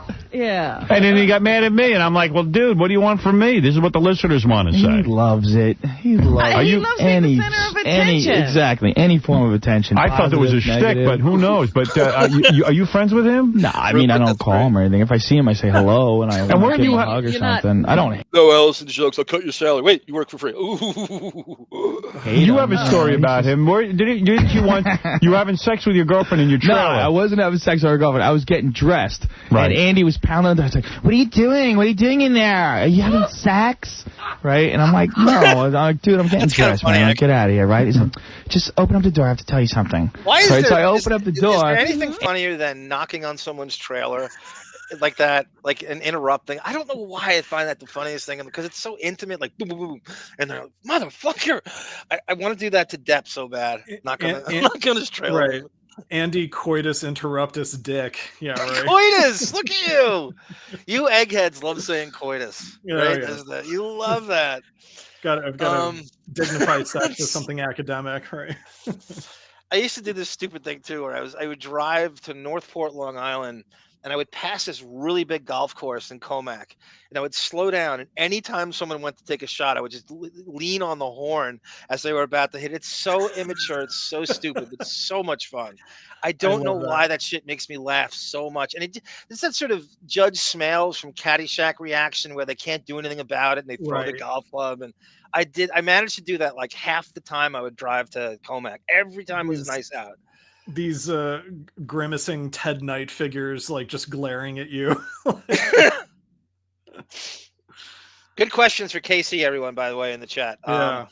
I think we don't utilize him enough. Like, stuff's kind of coming to me as he's on here. I'm like, well, why was he never asked that? And anytime you go into the Allison stuff, it's always great. I didn't even know great. He knew me. That was so cool that he. Yeah, it was like, oh, you've heard me before. You realize he doesn't not get enough credit for how much he listens to these things. Right. He's I couldn't believe it. Like, how do you know? He reached out to me once in like 2017. I'm like, how does he know? Right. And I'm like, what? So he was listening to it. Maybe maybe someone told him that I was complimenting him or something for the Kimmel hookup, or I don't know. I don't know how he knew it. Really sweet guy. Yeah. Steelers blow, sister. I might be inclined to agree with you, Sarah, if that's where this is all going. And Andy's standing there, with his unit in his hand. Really? His pants half down, whacking it. Wow. So my girlfriend screams. She's like dry heaving. And that was like the last straw. It was the bad. So Andy, you opened the door and Andy was pleasuring himself. Yes. And you, but it was like semi, and he was like trying to get it hard. It was quite an experience. Sitcom sets are fun. It was fun when Andy was high. Oh man, he is a character. He is some kind of. Hey, Mr. D, that's a great question for KC next time. I thought this all the time, like, to be a sports fan on the Stern Show and Howard's so gay and so apathetic. That's a rough. You're trying to book guests that are like, that's a great question for him. Yeah, I mean, Gary's kind of a fake. Like, Gary thinks he's a sports fan, but he's not. You can kind of see through it. He has so many holes in it. He says he is. And Will Murray is a pretty big sports fan, but that's about it. Everybody else is like, that's a great question. Gary's a fan of sports in the same way he's a fan of music, where it's like, it's the thing to do. He doesn't actually have a passion for it, though. It's just he's a jock sniffer. He needs to be around popular things. Like, he needs to go to concerts to tell you he went to the concert. He doesn't really like music. He just wants to tell you he went to a concert. I remember on Gunk when you guys did the house tour show, like you went to the Zillow pages for all their houses, and you had my favorite line looking at Gary's house, where it's like, the way these Mets fans cling to 86. Like, yeah. Still do. I mean, it's, you know how long that, can you believe now that's 40 years ago? 39 years ago. That's the last Mets World Series, and they're still bringing up Kevin McReynolds, and I mean, I mean, they've been it and they've been successful since, but to clinging to Keith Hernandez and fucking Gary Carter and Dykstra, and, I mean, it's unbelievable. Mikey Sasser. It's really hard to listen to. And I'm an Angels fan. Do you see me talking about the 2002 team? And that's closer to that. I mean, at least that's 16 years newer than that. At least that's in the 21st century. character. The Knicks are worse. The Knicks cling to 73. 1973. It's not the Mecca. You've done nothing. It is the worst arena, if anything. You should be known for boxing and wrestling. The Rangers and the Knicks have a combined 3 championships in modern day. No, not even modern day. It's the Mecca of nothing. Could you imagine calling yourself the Mecca and you haven't won a goddamn thing since 1973? The hubris. God. That's right, PC. Creco is promoting A Night at the Roxbury, which he's kind of parodying himself in that. We listened to that on the season 3 We opener. did. We listened to that on the 21 Arm Street. And that was actually our friend Boff was the hookup for that, because that's from that weird elusive year of 98 where half the year is missing. Well, and Howard admits to date rapeing someone in that clip. So yes. That's right. I forgot about that shit. There isn't it? Do you think he was after you? No, he just wanted to watch. That was his big thing. He always wanted to watch me with my girlfriend. Really? So like, Dad, you won't even notice me. I'll be in the corner. Oh my God. But when he's high, supposedly he's bisexual. Right. And when he's straight, he says he's got a very pretty girlfriend. Gorgeous. We've had her on here. Yeah. Being the parents when Andy comes to the house to pick up your daughter? Well, not only that, but everyone knows. That's a good point, Tonka. Like Jack Nicholson is from New Jersey. And everybody thinks of him as this tried and true LA guy. That's like Frank Sinatra. Everyone thinks he's from New York, but he's from Hoboken, New Jersey. Right. That's also, so true with Nick. And then Bruce Will. Yeah, go ahead. And then Nicholson gets to sit in the prime seating for the SNL 50th, and he's never had anything to do with the show. Nothing. Never hosted it. I know he never hosted it. That's Lorne Michaels like starfuckery of the highest order. Yes, John Morant's probably the best Murray State. I mean, when it's all said and done, I mean, again, I know he's sabotaging his own career, but I would say that he'll go down as certainly the most talented Tonecott after me. The stories, and it's just, that's your daughter. Yeah, right. She's in love with him, though. Yeah. Okay. She's very young. She's very young. Well, and she used to work on the set. She used to work on the set. In all fairness to Andy, he was very high back in those days. You do drugs? Yeah. Do you do drugs at all? No. You're not a drug. Someone told me you tried ecstasy. I tried ecstasy. That was the only drug I ever tried. Everybody is now on ecstasy. Everybody wants to try that. Everyone's trying to get me to try it. It's overrated. It is? Yeah, what happens to you on ecstasy? Explain it. You lose all. That's so true, G-Can. Any person who throws a baseball like Gary, you are not a sports fan. There's nothing you can do. I never not think. I think about that all the time. You will never. David, you clearly have better throwing form than he does, right? Greg Spindell. It's so funny. I was just thinking, like, I want to get good at like throwing a baseball and take a video of myself doing it, just because I think I would actually have some good form with it if I was taught properly. The one time I met Sarah, she threw a external hard drive at me, and I said to her, "That is tremendous throwing form. That is," and I made her do it again. That is better than Gary. And it was like over. It was like a perfect outlet pass. It was perfect form. And to do that again, and it was like that's how you throw it. She could teach Gary how to throw. It was perfect. It was like the motion, the overhand motion, like you're taught to do. And they had people working with him doing that. Right. And that's it's so crazy. Your inhibitions. I did it at a buddy of mine's place, and I just wanted to see what it was like. That Andy Dick story is crazy. So he's basically voyeur, just jerking off to Rogan in the most. And again, he summed him up pretty well there. The thing that Louis C.K. was canceled for, Andy Dick continued to work for another however many years before. Right. Why is that okay? Right. That's what Louis C.K. got canceled. That's exactly right. Yeah. Is it just because Rogan is okay with it, or it's like a backward compliment? But did Rogan's girlfriend give consent to that? I doubt it. Was she aware of it? Well, I'm not even sure. Like, was he shielding? She had to have been at some right. There's no consent to that. Well, and also it's a power imbalance because Rogan just said like, oh no, he was talking about Andy's girlfriend worked on the set, but Andy Dick is a star of the show, and he's gonna do that in front of the non-famous girlfriend of Joe Rogan. It's a power imbalance. I don't know two more opposite people than Rogan and Andy Dick. Maybe Howard and Rogan. He couldn't be more opposite of that. Just to see the dichotomy of those two in the same frame is crazy enough. And I think they did do that on news radio a few times. Like, these two are so opposite. I wonder if they thought about giving it like a spin-off, like those two in the same sitcom. Some kind of weird. Frasier got a sitcom. Yeah, he was like the 10th on the call sheet on Cheers.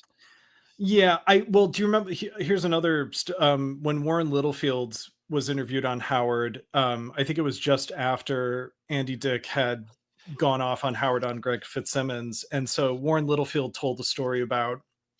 This is at the end of the interview, how Andy Dick came in to ask for a raise, and he was being an asshole about it, and Warren Littlefield basically dressed him down and said, "There's no way in hell we're giving you that much money." I don't know that. That's a great story. Yeah, really. If you find the Warren Littlefield interview, I'll find it for you. There's a lot of stuff that have come out of that. You always talk about his Seinfeld stuff. Why he said the networks didn't want anything to do with Jerry, and then he shouldn't be leading. I did not know that. Yeah, exactly. The house that Bruno Sammartino built. That's great too, Matt. That's true. He's probably the best athlete to come out of MSG. That's very true. Because he's always. Was just you and a male friend? No, me and like 10 people. Were you lifting at the time? I got oiled up. I'm telling you, too many weird experiences. All right, so go ahead. It's not sexual though. Like that's what I thought. You wanted to hump everything, but you don't. Right. It's just like, wow. You just like everything's like nice. Right. You could like talk to a guy like 2 inches away. You don't get homophobic. You don't get weirded out. Right. Nobody invades your space. It's like there's no inhibitions. Space. Right. Yeah, it's very strange. Like Don Rickles, some people have this immunity where they can say anything and not get canceled. Andy Dick has kind of a sexual immunity, it seems like a voyeur, deviant immunity where he can, like you just said, he could do stuff, and then Louis C.K. gets canceled, but Andy Dick doesn't. Right. From something out loud and proud. Right. And until the most recent, like him being with a 16-year-old boy at Lake Elsinore or whatever that story was, I don't know if he went to jail for that most recent offense, but someone had a comment in here that Andy Dick is basically homeless at this point. I mean, he is very derelict, and I don't think. When you look at a guy like Andy Dick, like how many life skills does he have? Like how does he take care of those things that humans do?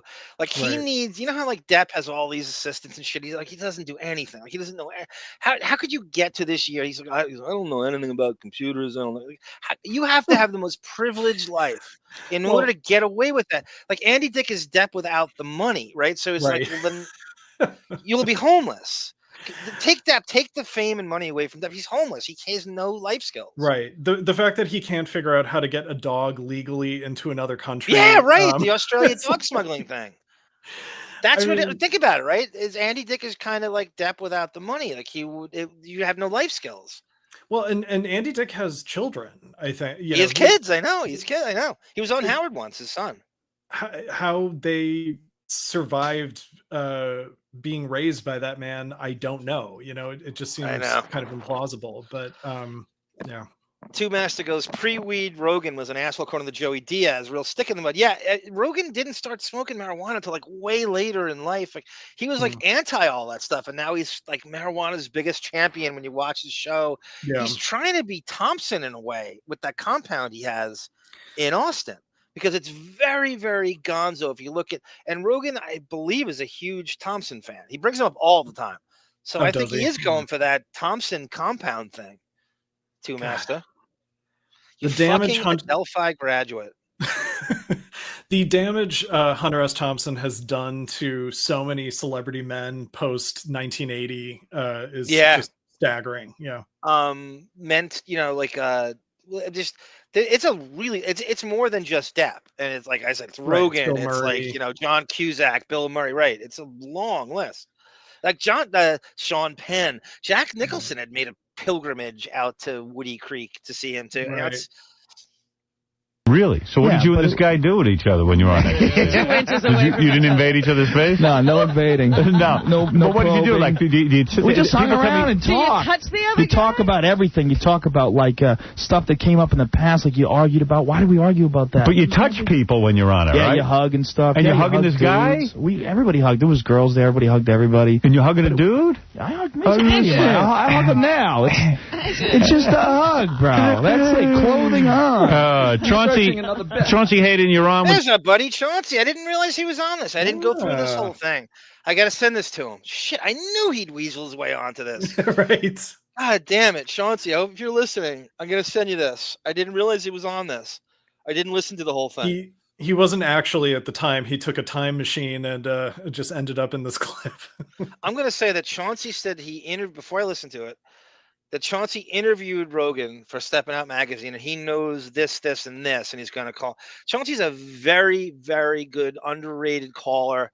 I say this all the time, and he's asking tough questions and calling things out. And he put him on for a reason, all that time. Every time that Chauncey's on with, like, at least, I want to say 50% of the guests Howard had on in those years, he's on all the time asking a really good question. You know what my favorite Chauncey question is? When Robin was doing her book tour for Quivers of Life, he asked her, do you fear that as a victim of abuse, you've become an abuser yourself? Like, right. There is that pat. And I forget what her answer was, but it was so clear that he was getting intel from Gary about how she was abusive to the interns or to the back office staff and stuff. Yeah, there were people. I think Stuttering John was dropping shit to Chauncey during that time, and they were playing like double agent where John they're playing this kind of weird what would you say, like House of Cards kind of game where you're it's they're trying to construct a house of cards where both of them get as much attention as they can get in tandem, working together secretly. And Chauncey was aware of who to play against. He knew who hated each other on that show. Right. And he was he was a master at that. But Andy, you know the story Rupert Pumpkin tells that he was thrown off Kimmel's show, Andy Dick, because he was touching Ivanka Trump? I don't know that story. I guess Ivanka must have done Kimmel's show, I'm guessing, to promote The Apprentice. If that I had sounds to. right. Yeah. Yeah. And so he was, I guess, now I don't know if Andy was his sidekick for the night or he just sat in, that he thought he could just fondle. You know how gay guy, people can like touch women. Oh my God, look at your breasts. They're amazing. You ever see that clip of Isaac Mizrahi fondling Scarlett Johansson? Yes. Like every gay guy thinks they can do that. Right. But with Andy, he has the Mark Harris thing where it's like, you're not quite sure. Yes. What his intentions are. He doesn't have the green light. Exactly. He doesn't have the WeHo green light. Yeah. Also, it's just a hug, bro. That's like clothing on. Chauncey. Here's Chauncey. Go ahead, Debbie. I'm sorry. I'm sorry. Just, you know what it is? It's very funny. I think with heterosexual women being touched, being sort of like flirted with physically by gay guys, they want the gay guys to be hot gay guys. Andy Dick is not hot. And so it's the same looksism that anyone, men or women, would put out with someone who is actually sexually attracted to them. With people who aren't sexually attracted to them, we still want them to be hot, Well, even from a hetero standpoint, we say this with AJ Benza, we talked about with this. He goes, Harvey Weinstein, and he's a monster and all that shit, and he's Shrek, is a monster and a molester, and but if George Clooney hit on you in the same way, it's not. You know what I mean? A good-looking guy is going to get away with what if you take everything Weinstein did initially, and then Clooney does the same thing. It's sexual harassment from Harvey Weinstein, but not from Clooney. And I'm not talking about I'm not talking about Rape. I'm talking about just the initial casting couch process of when you say you do this and you know what I mean? Like Clooney, it's not sexual harassment because he's good looking. Well, and I don't think Clooney, I think the difference is like someone like Clooney probably doesn't have to ignore someone saying they don't give their consent because they do give consent. So there's no, he doesn't come off, he's not going to be in a situation where he's coming off as problematic because maybe they're attracted to him and they just give him. He doesn't have to work consent. as hard, right? In the cast and couch scenario, right? That's so it's still womanizing, but it's like Sam Malone womanizing. Yes, like women go for Sam because he's right. That's a great. So if you took everything Sam Malone did on Cheers, you could turn that into a crazy Me Too. If you put a montage together, he's totally like everything that sexual harassment is Sam Malone. That's a great point. I'm on a Cheers rewatch right now. I'm starting season 6 where Kirstie Alley comes in. It's kind of like I'm getting annoyed with Sam hitting on Rebecca. It's endless. It's every it's endless. As if Ted Danson himself is writing the lines like in right. By the way, just quick crazy thing I totally forgot about because I looked up Andy Dick if he was ever on The Apprentice, but Andy Dick did a fake like parody reality TV show called The Assistant. Oh shit! It was 8 episodes, aired on MTV, and it was basically Andy Dick looking for a new assistant. But it was kind of a like soft scripted show, obviously meant to look fake, like a fake reality show. So he would have like hot guys on and then hit on them, and then hit on the girl. Was it kind of that? Was he kind of like poking fun at the casting couch thing or the? No, I think it was. I mean, what it was like. I'll read the thing. Dick assigns the Hollywood hopefuls to absurd tasks such as pretending to be him in an interview with a Japanese television station, bringing him coffee by traversing on a beam over a swimming pool. You know, it's all fake. It's supposed to be funny. It's supposed to be like a funny reality show. But I didn't know he did that. I didn't know anything about that. Apprentice. Yeah. Yes, the Ben Stiller show is excellent, Tone Cott. That's Judd Apatow, and right, we give him Gene Garofalo was in that cast. Yeah, it's a great show. He was Andy Dick in the very early 90s, I think, was in with a lot of those Chicago people. So like your Richard Kynes and your Jim Belushis and your Bonnie Hunts and people. So like I would see him on those people's sitcoms in the early 90s, improv comedy circles, right? And then again, being friends with Ben Stiller he used to hook his friends up all the time when he became a bigger director and stuff after that. Right. Janine Garofalo was synonymous. There was you couldn't see Ben Stiller without seeing Janine Garofalo right next to him for many years. Oh yeah, in the 90s. Well, I sent you that clip of the Roseanne talk show. They went on together to promote. Yes, they would do talk shows together. Right. Yeah. G. Canada. Yes, take Prince MBS away, and Depp is shaking a cup on Rodeo Drive. So true. It's really or his genetic lottery. But he's right. He's absolutely right about that. Chaunce Hayden, you're on with the great Joe Rogan. Let me tell you something. Joe Rogan is one of the most honest people in Hollywood. Why do you say that? Why do you say that? I interviewed Joe Rogan several years ago, and this is when his show was like top of all the shows. He trashed.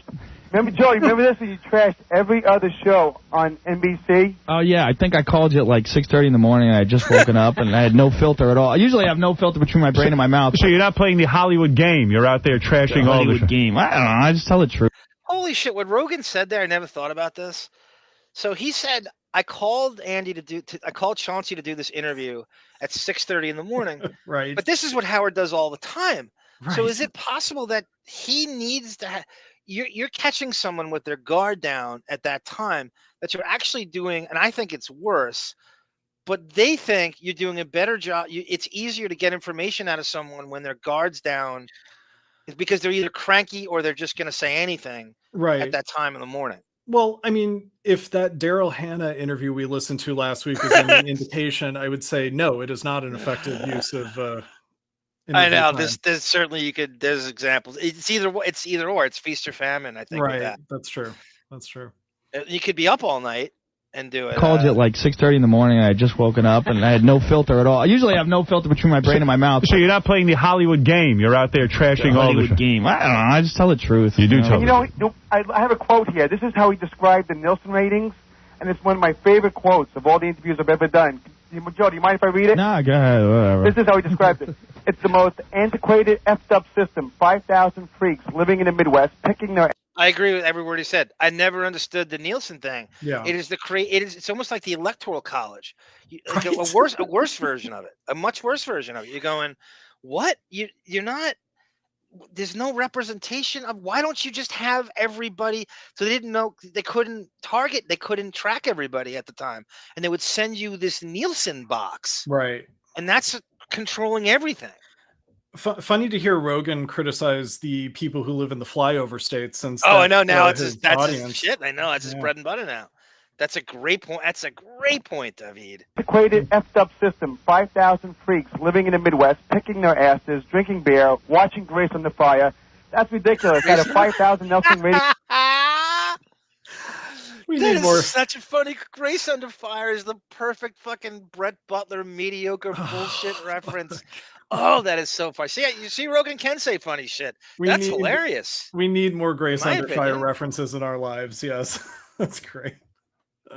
Yes. You make a Grace Under Fire reference, I'm yours. Yeah, I'll do whatever you want. Uncle, honestly. Watching Grace Under Fire. That's ridiculous. Out of 5,000 Nielsen rating families, they have about 10,000 teeth total. They're all freaks and weirdos. Doesn't make any sense to me. Well, he's honest. He's also unemployed. That's right. But you are pitching I'm back to stand. You are pitching a show, a network show called The Vagina Show or something? Well, the working title of it, I wrote it with a guy named Bill Masters. The working title, more of as a goof, is The Vagina Show with Joe Rogan. Yeah, now what now?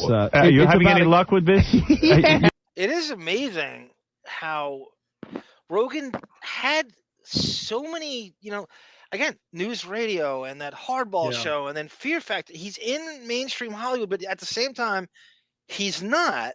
And he's shunning and getting away with shunning it. Then he takes over for Kimmel and Carolla on the Man Show before it's.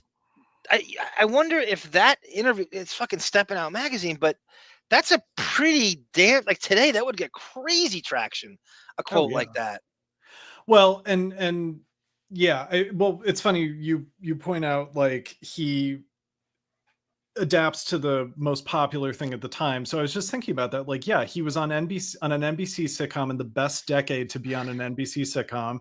He was on a reality show at the height of the reality show boom, and then he has the most successful podcast in the podcast era. That's a great addendum by you, right? So you're adding into that, like he does one of the first network major reality shows, right? That takes up, and he's at the beginning of that. He's at the beginning of the UFC movement. He's at the beginning of the podcast movement. He's always in the right place. Yeah, he's at Mr. the right Ground time. Zero. And it's crazy. Thank you, Sarah. Yes, everybody hit the like and subscribe button, please. It helps with our algorithm. I don't know to this day how, but please, Sarah's so right. Hit like and subscribe, and I'm sure she wants us your to play. money. Sorry. Give us your money. Give us your money. Give us your money. Give us your money. You think this shit comes easily? You think Arm spends hours and hours and hours and hours ferreting because he loves it? You think David learns the theme song to Cheers live on the air for his health? And what about the Sarah man? She doesn't want to come on the show anymore, but everybody still loves her. Give her. That's a great tie-in right there. All the guys from my barbershop quartet are dead. What we got was an expensive boondoggle.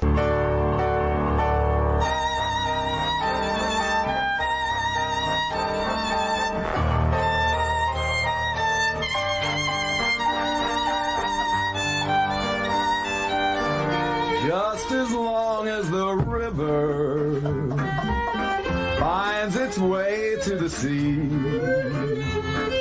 as long as the robin sings his song from a tree, that's how long I will love you until eternity. I'm 95. I'm not dead. If we ever do that, not muted, I can name every one of those actors in the black and white montage. Can you really? Yeah. I can't. I might be able to name half of them. Yeah. Jesus Christ. PC23 wants to know, what's the Venmo, Sarah? It's at the top of the Cash screen. App, upper left corner, right corner. On my right Is it right? You see it, right? It's, The yeah, QR code, whatever. it's on the left side for me. Oh, the QR code is at the upper right, but the Cash App and handle is at the top left. Sarah says, if able, please donate via Cash App, Venmo, Super Chats. We were $180 away from this month's medication. I had a whole medication. I almost had roid rage at the. Oh God, this is Tamara Francois business, but I don't want to. It's such a rabbit hole to go down. But let's put it this way: they didn't have my blood pressure medication at 3 different major, huge medical facilities. 3. It is like going to McDonald's. It's like going to Starbucks and they say they're out of coffee beans. It's blood pressure medication. It's the most important thing you could possibly have. 3, I had to I had to pay a copay for 1 week's worth of blood pressure medication. It was like I was at some Pablo Escobar for Valsartan, and they were breaking up and throwing combinations. I'm like, what on earth is going on? I was so livid. The girl was so nice, but it wasn't her fault. But it was the conspiracy theories about the pharmaceutical industry. God damn it! I was so angry. Yeah, you're desperately looking on Instagram for Dr. Kipper. See if he can help out. Oh my God, I was thinking about that because I listened to Dr. Feelgood from Motley Crue on the way home, and I thought about Dr. Kipper. I can't believe you said that. They're pitching it around Hollywood? We don't tell them what it's called you know, in the pitch, but yeah, we have a bunch of people that are interested. What is the premise of the show? The premise is a guy like me, I'm a sports reporter, and a guy like me gets put on a woman's show like The View. Right. And hijinks ensue. It's the guy, Bill Masters is the guy, he wrote for Seinfeld, he's a very funny guy, and we wrote it together. And do you know his name from the Seinfeld credit? Bill Masters? Do you remember his name? I'm trying to picture his name in the Seinfeld font, that end credits font. I maybe. I vaguely remember. We gotta go look for him. Maybe he might have been a season 8, 9 post Larry writer if it's this recent for Rogan, Yeah, Mr. D, that's a good modern day Joe Rogan sum up of which we're gonna build to. He became hated in 2025 for lying about Elon Musk, vaccines, science, MAGA, bragged about I'm just telling the truth. I'm just a comedian. Yeah, that's about sums it up. That's where we're at. I mean, that's where a lot of the general public is at with him. He certainly has a lot of fans as well, but I go on every now and again. I'll go on his Reddit, and they've done a Howard on him. A lot of those people have turned on him. There's a real, sway of what was Kimmel actually coined the thing? Stern coats. So Rogan has a whole community of people who hate him now, ex-fans that are on his Reddit. And you're a good-looking guy. You get hit on by a lot of women at the comedy club, right? Occasionally. Yeah, he's got groupies. They always say rock stars, groupies, low level rock stars get groupies, but it's hard for a comic. Minor league celebrity groupie. No, comics get laid. Even ugly comics get laid. They do. You see some ugly comics with good-looking chicks. Really? It's sad. Like, does Carrot Top get laid? I don't know. You have to talk to. Is Carrot Top a comic? That's the real question. When John was out with Joe's asking if Carrot Top is a comic, which I believe Carrot Top does his show a few times through the years. I want to say Carrot Top's fine. He's not unfunny. He's fine. He's good at what he does. He's a prop comic. I don't think he's fine. I don't think he's any worse than he knows his lane. He's not trying to be edgy. I have no problem with Carrot Top. I really don't have any problem with him at all. I remember I think it was RD had my favorite line about Carrot Top, because he's a prop comic who's working with a rake or a shovel or something, and Artie was like, well, he's the funniest gardener I know, I guess. Yeah. Artie's always got a good perspective on when he analyzes stand-up. It's not annoying. It's kind of realistic, bare bones. He's very good at that. I agree. Carrot Top. He said Carrot Top had 2 women with him. Really? Carrot Top has 2 How many penises? 2 women? Carrot Top had 2. Did he have to bring these women in his little truck with his props? That ain't... Zersky, I've never thought in my life that I'd be competing with the Minnesota Timberwolves, but I guess this day has come. Hell is frozen over, as Don Henley once said, with the Eagles. I'm now competing with the Minnesota Timberwolves. And it's not Sam Mitchell, Tyrone Corbin, and Pooh Richardson. Carrot Top is ripped nowadays, by the way. He's got that pose. He's got that weird he's in his 60s, but he's got a really ripped body now. It's very strange. Yeah, I mean, there's the Piscopo thing, right? The Right, comedians yes. who work out it's like, what's worse for comedy, you getting ripped or conservatism? Like, what's Right. there's a kind of, and actually, Piscopo is a big fucking neocon, Right, big Jersey neocon. Right. Yeah, you roll around in a wagon or something. That's right. So you were telling a story, I heard, that some woman at a comedy club was wild about you. You like a groupie. Yeah, he has guy liner at Mr. D's, right? Like, he's these roids. He is a freakish presentation. He really does. Oh, he's scary. Yeah, You're like, what is he going for? Like, what is he like? Just the preparation. No and it's like, human I'm looks gonna like do this. and no, it's not necessary either. I don't know what he's going for. Took you back, and Like stalking she him? said, "I want you to rape me." Oh yeah, that happened in Connecticut. Yeah. Yeah. No. What does she mean by that? I don't know. That's exactly what I said. I'm like, how do I know if I'm really raping you? Yeah, or David gets that all the time at his gigs, right? At the Streisand, at the Josh Brolin gig. How many people petition you for that? Troy Aikman asked you to do that, for Christ's sake. Right. Yeah, I mean, what did James? Oh God, I was gonna make a joke. Forget it.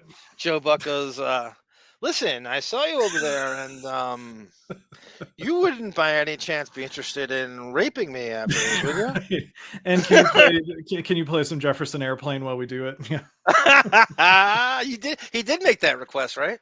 I think it was Jefferson Starship. You should have been like, you want to hear Sarah? Do you want to hear? that you're going to take it. Yeah, well, she said a lot. She was crazy. She said, "I married too." She said, "I want you to rape me." Maybe that would take away the guilt because she was married. Well, she said everything. To end this show, I have a closing credit. So I have I'm doing this thing now. I do it in the beginning now too. There's a montage of things I can think of pertaining to the guest or whatever we're doing. Yeah. So I do the thing like, how like, especially comic book movies do. They do the post credits thing where they show you like a tease into the next Like a movie tag. after the credit. Yes. Right. So I do that now. I have one with Rogan and the Man Show after this, where it's very similar to what he just said. Nice. Him and Stanhope. She wanted me to, do it all. Did you do it? She could have had a couple of drinks in her, and when he was done, she could have reported him to the police. Yeah, well, you know what? When everything was cool until she got to the word, "I want you to rape me," and I was like, "Hey, you're crazy." Yeah, right. Then I thought you were just fun. I thought all that oral sex talk and anal and all that other stuff she wanted me to do. She just started blurting it out like out of nowhere. So you didn't.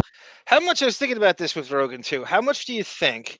And there's all sorts of. He always gets teased or kind of like lightly implying that he cheats on his wife all the time in modern day. So the less he gives you about his personal life, the more he doesn't want you to know. He wants the audience to think he's single. He doesn't want you to know he's married. And that puts out this thing. He's vaguely, he's so mysterious. I don't know. Is he married? Does he have? So he doesn't want you to know any of this stuff because he wants to have more access to, he tours, but he doesn't do much else besides touring comedy with his friends.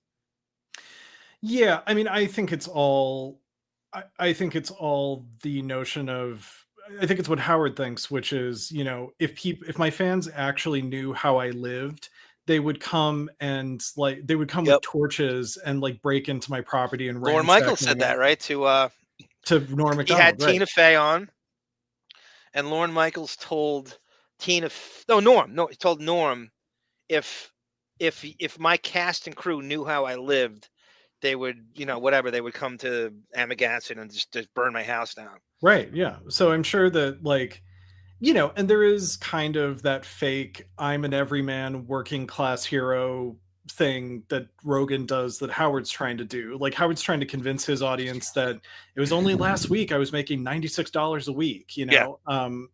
And I don't think that Rogan is poor mouthing per se, but I do think that a lot of his fans are, he's again, it's the flyover state people that he's trying to appeal to, Howard never thought he'd be jealous of Rogan, not just the attention he gets or the listenership or now there's a money aspect to it. Now it's debatable that Rogan's actually getting paid more than he is. I think Spotify was paying him $250 million a year or something. I think it was very similar. It might be more than that. I'm talking about verse Howard's. I think it's I think it's 9 figures. I just don't know to what extent. It's definitely more than Howard gets now, and it has to be. It should be. It needs to be.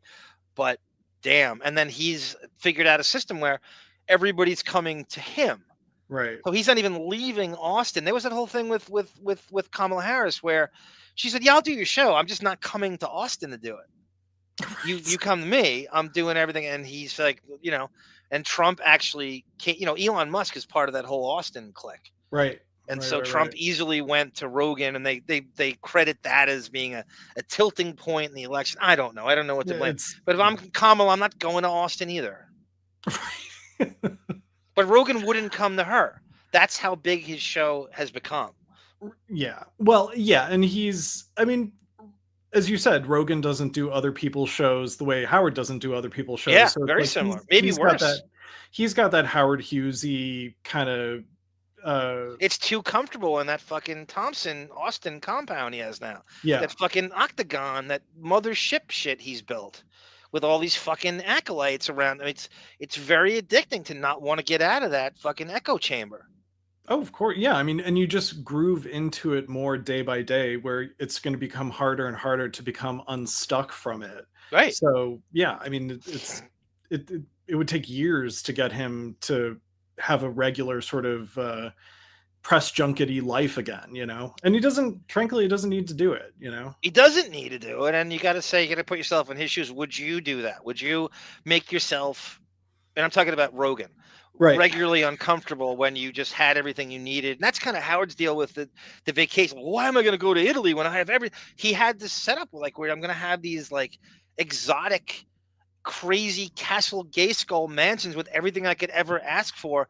Why am I going to go to vacation in France when everything it's more luxurious here? That's the way he's framed it to himself. Yeah. Rationalize never going away. Yeah. I don't know if, there probably is that aspect to being ultra wealthy where it's sort of like my man, why am I going to downgrade to leave here? Right. Everything I do is a downgrade. Right. The pyramids in Giza do not compete with my opulent mansion. I'm not going to fly over to see any of the wonders of the world. No, it's he thinks he's the eighth wonder of the world, not Andre the Giant. Right. Rape her. I didn't do anything with her. No. I thought she was married. I thought she gave you oral. That's right, she did. Oh, you left out. Forgot about that. So she raped major you. part of the story. Yeah. All right. But it wasn't completed.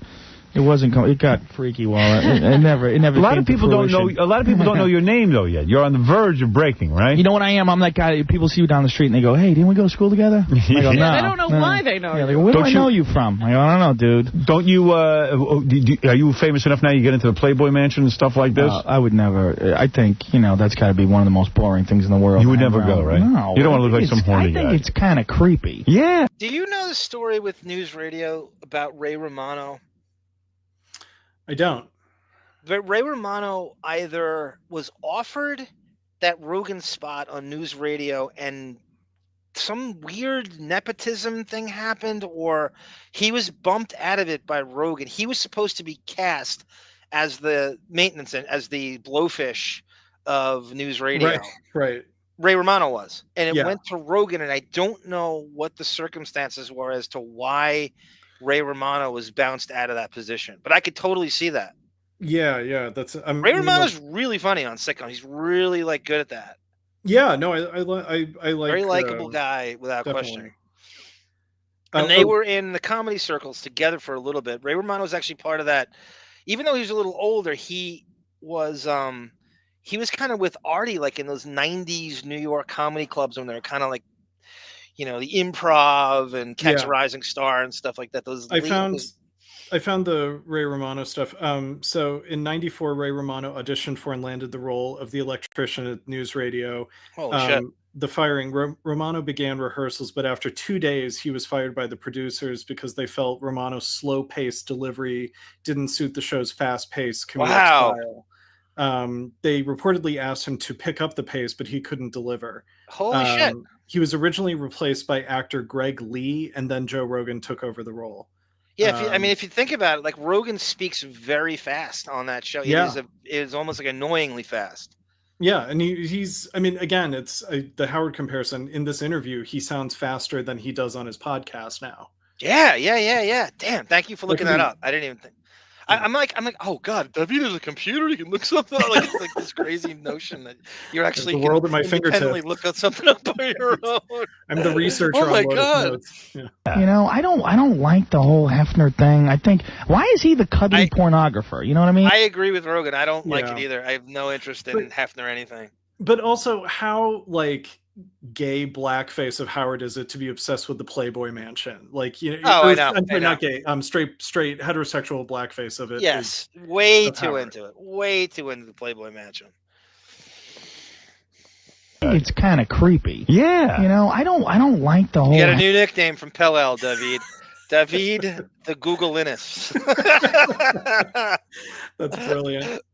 He's a great joke writer, Pellel. There's a lot of people in here that are. We got a whole comedy team in here.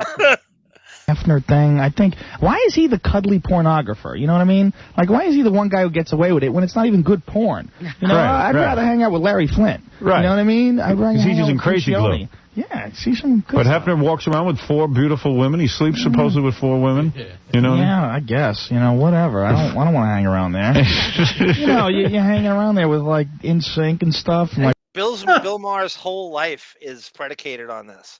He thinks he's Hugh Hefner, number one, Right. and then he wants that. Like Bill Maher, everything Bill Maher does is a cross between an amalgam of Johnny Carson and Hugh Hefner. Norm Macdonald criticized Bill Maher on his podcast once, saying, like, you know, on Real Time or Politically Incorrect, Bill Maher would be advocating for something politically, but it's all stuff that Bill Maher wants. Yeah, you know? yeah. No, it all helps him exactly, and everything in his ulterior motive to what benefits. I've been saying that. My cousin and I were talking about Maher the other day, and like how his whole thing. He tries to be like the anti-woke. He wants to be he wants to be the champion of anti-woke. Ironically, he's the most thin-skinned motherfucker on the face of the earth. I don't know only maybe Dennis Miller and Trump are more thin-skinned than Bill Maher is. He can't take shit. Howard's more rhino skinned than Bill Maher is. He can't take shit. He is the last guy that should be shepherding the anti-woke movement. I can't tell you how thin-skinned he is. Oh yeah, and I mean, if you just need to see that clip of Bill Maher physically going into the studio audience on Real Time to chase out those 9/11 Oh yeah, you truthers. saw that's right. Because can you shut the fuck up? Do I have to come up there myself and kick you out? Where the hell is security around here? But Norm did a great impression because he's like, I listen to Bill sometimes, and he's like, what about whores? Why can't we have whores? You know, yeah, it's so funny. Just thank you for the dumb opinion. That's when RD did Politically Incorrect. Oh, thank you for the dumb opinion. You can totally see him. I gotta find that. Boff, if you're listening, is there something like master politically incorrect library that we can get at? He wants to be anti-woke libertarian, though he hates MAGA and Trump, and yet he wants to. I know it's just a walking contradiction every step of the way, Mr. D. It really is crazy. I think he loses like 20% of his audience every week. He tries to do something. He's really a political groupie. He's like he needs to be around power. It doesn't matter who it is. He doesn't really stand for anything. He's just a political groupie. But also has the Jon Stewart thing of like, if you didn't find your hook in comedy with politics, you would have found it with some. It's not like you're passionate about politics. I think you're passionate. You're passionate about you, right? Exactly, and how politics helps you, right? Yeah. Whatever. What is this? You know, Andy's. Oh, is this Two Master goes? This is he writing a Bill Maher joke. Here he goes. New rule: everyone should lunch with the Orange Man. Okay, that's my new rule. It's not a religion.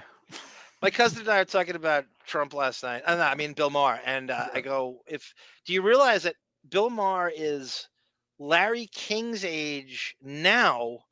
When Howard went to Sirius. So you thought Larry King was this huge fossil, like a total washed up dinosaur. Right. Who cares about it?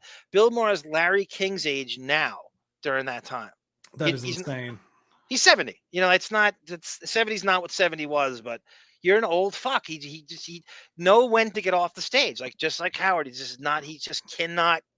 He's that one little thing. I don't know why he's so wealthy. Once a week on HBO for half a year. It's a gig that, anyone would kill for. It's even better than Howard's gig in a way. Yeah. No, it's very true. Yeah, I don't know how. I mean, I think is he a co-owner of like a basketball team or something? Mets. Oh, okay. But I think he sold his ownership, or it's a very minor, minority ownership. Right. It's like very, very, just to say that you were. I don't think it gets him much. I think he claimed that it doesn't make him much, and right, he's not getting a huge percentage out of it. We'll do a Maher show someday. I think he definitely warrants. He has a really interesting history with Howard, as much as anybody does. It is the most checkered love-hate relationship, I think, on the Stern show. Yep. He goes, Bill Maher I like, but you know what? He can be like, when he interviewed Michael Francis, that's the mafia guy. Yeah. He was so disrespectful, and I got pissed. Bill definitely, he thinks he's better than everybody. I don't think there's nothing better than when Bill Burr fucking emasculated him on his own show. He just even when I agreed with Bill Maher on some things in I agree with him once in a while too. Yeah, I still thought he was a fucking arrogant blowhard. He hates kids and he fat shames, and I don't agree with. Like I couldn't love my nephews more. I completely disagree with him. If you're Gen Z and Gen Z and millennials, Alpha, you should hate his fucking guts. Oh yeah, every bit of it. He has no idea what these kids are capable of. You see him protest. I mean, they're way more. I cannot stand that fucking blanket bullshit he tries to paint with a broad brush over fucking Gen Z. Like he was. To wrap it up, he is the ultimate old man yelling at clouds. But he thinks he's hip. But he wants to be. He thinks he's hip. Okay, thank you, Andrew. To end this, Maher bought $20 million of shares of Mets shares with the old owners. The Wilpons were desperate for money, and that's because of the Bernie Madoff. Thank you, Tom. That's exactly right. That's the whole Madoff thing. Kevin Bacon didn't buy in. You beat me to the Kevin Bacon. Can we do 6 degrees of fucking Bernie Madoff? Kira Sedgwick is now a co-owner of the Mets, right? Yes, as he usually does, Pello. Arrogant blowhard might be the best description of Maher. He's always there. He's always at that. Lovitz is always there. Yeah, they all go there. They always go there. And you know what? Everybody I've talked to who's ever been there is like, it's whatever. You hang around. I'm like, well, what's the point? Right. So you don't go to any of that stuff. No, I try to avoid those things like the plague. What do you have? Never been. You didn't even try it. Now, I got a couple invitations, but I was just like, no, I'd rather go hang out with my friends. Do you get to drive up to the mansion, or would you have to take the bus up to the? Everybody has to take the bus, don't you? So there's certain people who are allowed to. A couple people. Well, certainly that wouldn't be me. Right. And what do you have a serious? I'm not trying to like kiss millennial ass here or Gen Z. I'm more impressed with your generation, David, than my own all the time. I'm like, I was not that smart you're way more aware of stuff. Every time I meet like my nephew's friends and shit, they're way smarter than I was at that age. Like I have nothing but respect for that generation. I don't know why it's such a bitter, out of touch motherfucker that thinks that. Well, and listen, I always say, like, people who every generation has really great, wonderful people, and every generation has blithering assholes. I mean, and you can always make a list of the worst aspects about a generation. It's always going to be a list of the ways that generation is selfish or self-centered. So it's all the same. You're never gonna lionize the next generation. You're always bitter that you're not. You had it all figured out, and you had it tougher, and you're better than them, and you can't ever give credit where it's due. It really is a sad fucking state of, and you can see right through it, right? I mean, does anybody buy it? And it's the same. It's a person who like, I hate my parents, but I also hate kids. It's like, oh, so your generation uniquely got it right. It stops at you. It's the biggest. Oh, you're so right. But also, too, if everybody was like Bill Maher, we'd have society would never advance. We'd have no new race. Right. We would stop. We would seize. Isn't our job supposed to make it better for the next generation? Isn't that the whole goal? While we're here? But I think since the election, do you notice that like Bill Maher and like Morning Joe, they're all getting into this like bunker culture where it's like, oh, the world is ending, so we got to kiss up to the right people who will take us to Mars with them. No, he wants a pardon, I think. Yeah. They want like blanket pardons. I say give Bill Maher a blanket party. Yeah. Girlfriend now? I got a girlfriend. Oh, you do? Yeah, I got one of those. Oh, you do? I don't wonder you're not the Playboy So is mention. she what, a starlet? No. I got a no headshots policy. Very strict. White woman? Yeah. Again with the white woman. All right, you're doing pretty good. No headshots. No headshots. You can't date chicks with headshots. No mod. And it's a 7-year grace period. Yeah. Well, Joe, headshot within 7 years. I wanted to meet you because we love that bit. That's from your comedy album? Yes. What's the name of that album? It's called I'm Gonna Be Dead Someday. It's on Warner Brothers right now. Right, so we can buy that? You can buy it. Oh, Warner Brothers produced the album, David. The WB. Hello, my baby. Didn't Warner Brothers Records produce the Private Parts soundtrack, or am I wrong about that? Oh God, yeah. Well, Reicher did the movie, so I think it was Warner Brothers did that. I did. Someone will know. I can look it up. Tone Cut says, Maher bought 20 million shares old owners. What did he say down here? He says, so Maher, Mr. D says Maher was paid roughly 3 times what he forked over in 2012. Yes, after Madoff, that's where he got most of his wealth. Okay, shit. I didn't realize that. Yes, G Canada has 10 kids. Tamara, he goes, oh, really? The brothers, is that what the brothers are calling it now? I call it married with 3 kids. Well, a fat guy who hates his kids uses the R slur and hates the best comedian on earth. Bill Burr, no one here is surprised that you love Bill Maher. Okay. Arm the millennial generation. I'm very jealous of the millennial generation with the access they have to. I wish I were young. I'm not gonna lie. I'm gonna fully transparent. I wish I were 20 years younger. I wish I had what that generation has in terms of technology. I wish I had the video games they had. I wish I had an internet. I wish I had a smartphone in high school. I want all that shit. Also, boomers have I was talking to a boomer about it's like, well, all you millennials and youngers, you're sending nudes of yourself over the phones. I never would have done that. It's like, bullshit. You of course would have. You didn't have the access. Of course. Yes. Bullshit. Tamara, Just, absolutely not. Okay, so this is the end of Rogan, and we'll go one online at JoeRogan.net or really, you have a .net? I have Joe Rogan. Yeah, that was when having a website was crazy rare. Like he had his own. See, he's ahead of that too. He knew. Let me have a website now because this is going to go somewhere. Right. Nobody had a website then. Or really, you have a .net? I have Joe Rogan. How come you don't have .com? Because there's another Joe Rogan. There's a real estate guy in Alexandria, Virginia. He wanted to sell. You remember that shit, David? Buying up domains, when people were going, oh God, well, JohnnyDepp.com. Let me take it so he can't get it, and then he would have to pay you for it because he wanted the easiest. I remember hearing a story. This could be apocryphal, but these 2 people were in a coffee shop, just joking about funny domain names that they should buy up, and there was a person eavesdropping who bought all of them in the time that they listed them, and told them. That's amazing. Like someone's sitting there going, how do I get rich? How do I get? And that was in your head, I get these donations to think on those terms back then too, especially when you weren't even internet savvy yourself. Right. Well, what is a domain and what is .org and what is .com and let me just take it and this celebrity eventually is didn't someone do that to Howard initially? They took the howardstern.com. Yeah. I kind of vaguely remember that.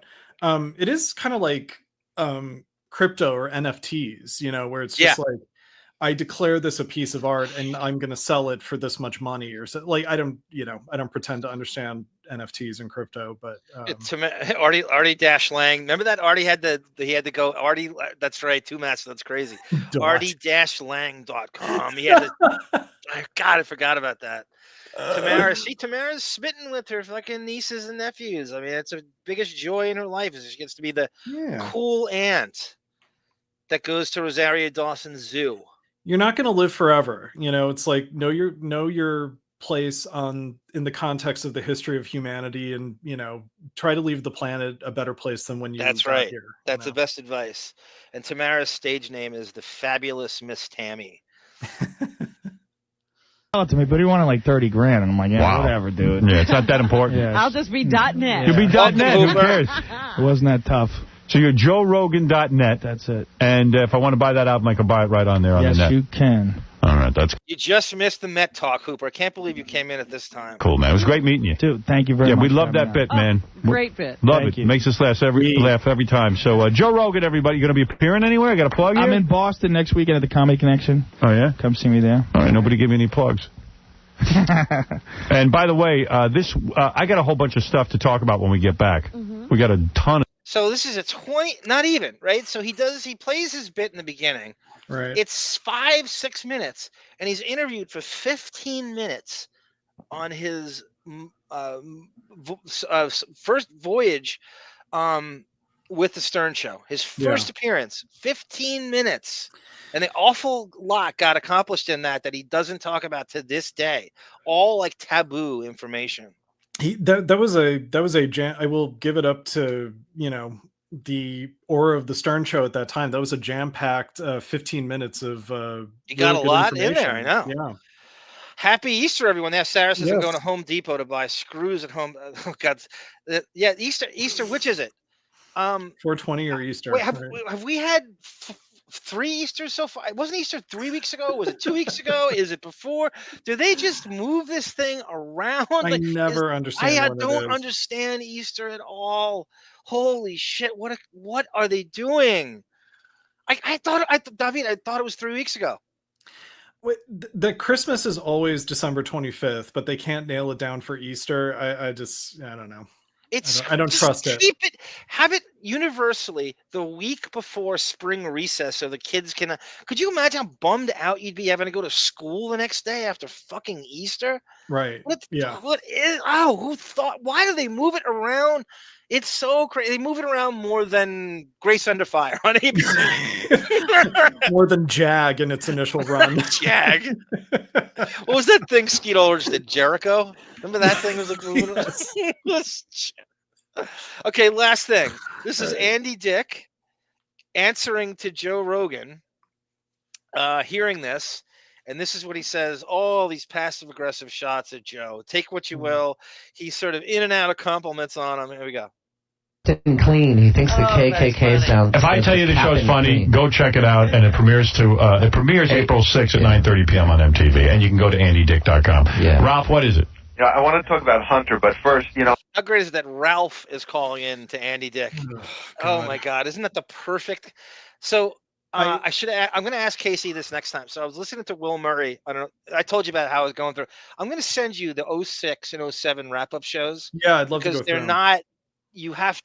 They're not chronicled. They are not. You have to go through them. I have to go through them like manually, and you find some crazy shit in those.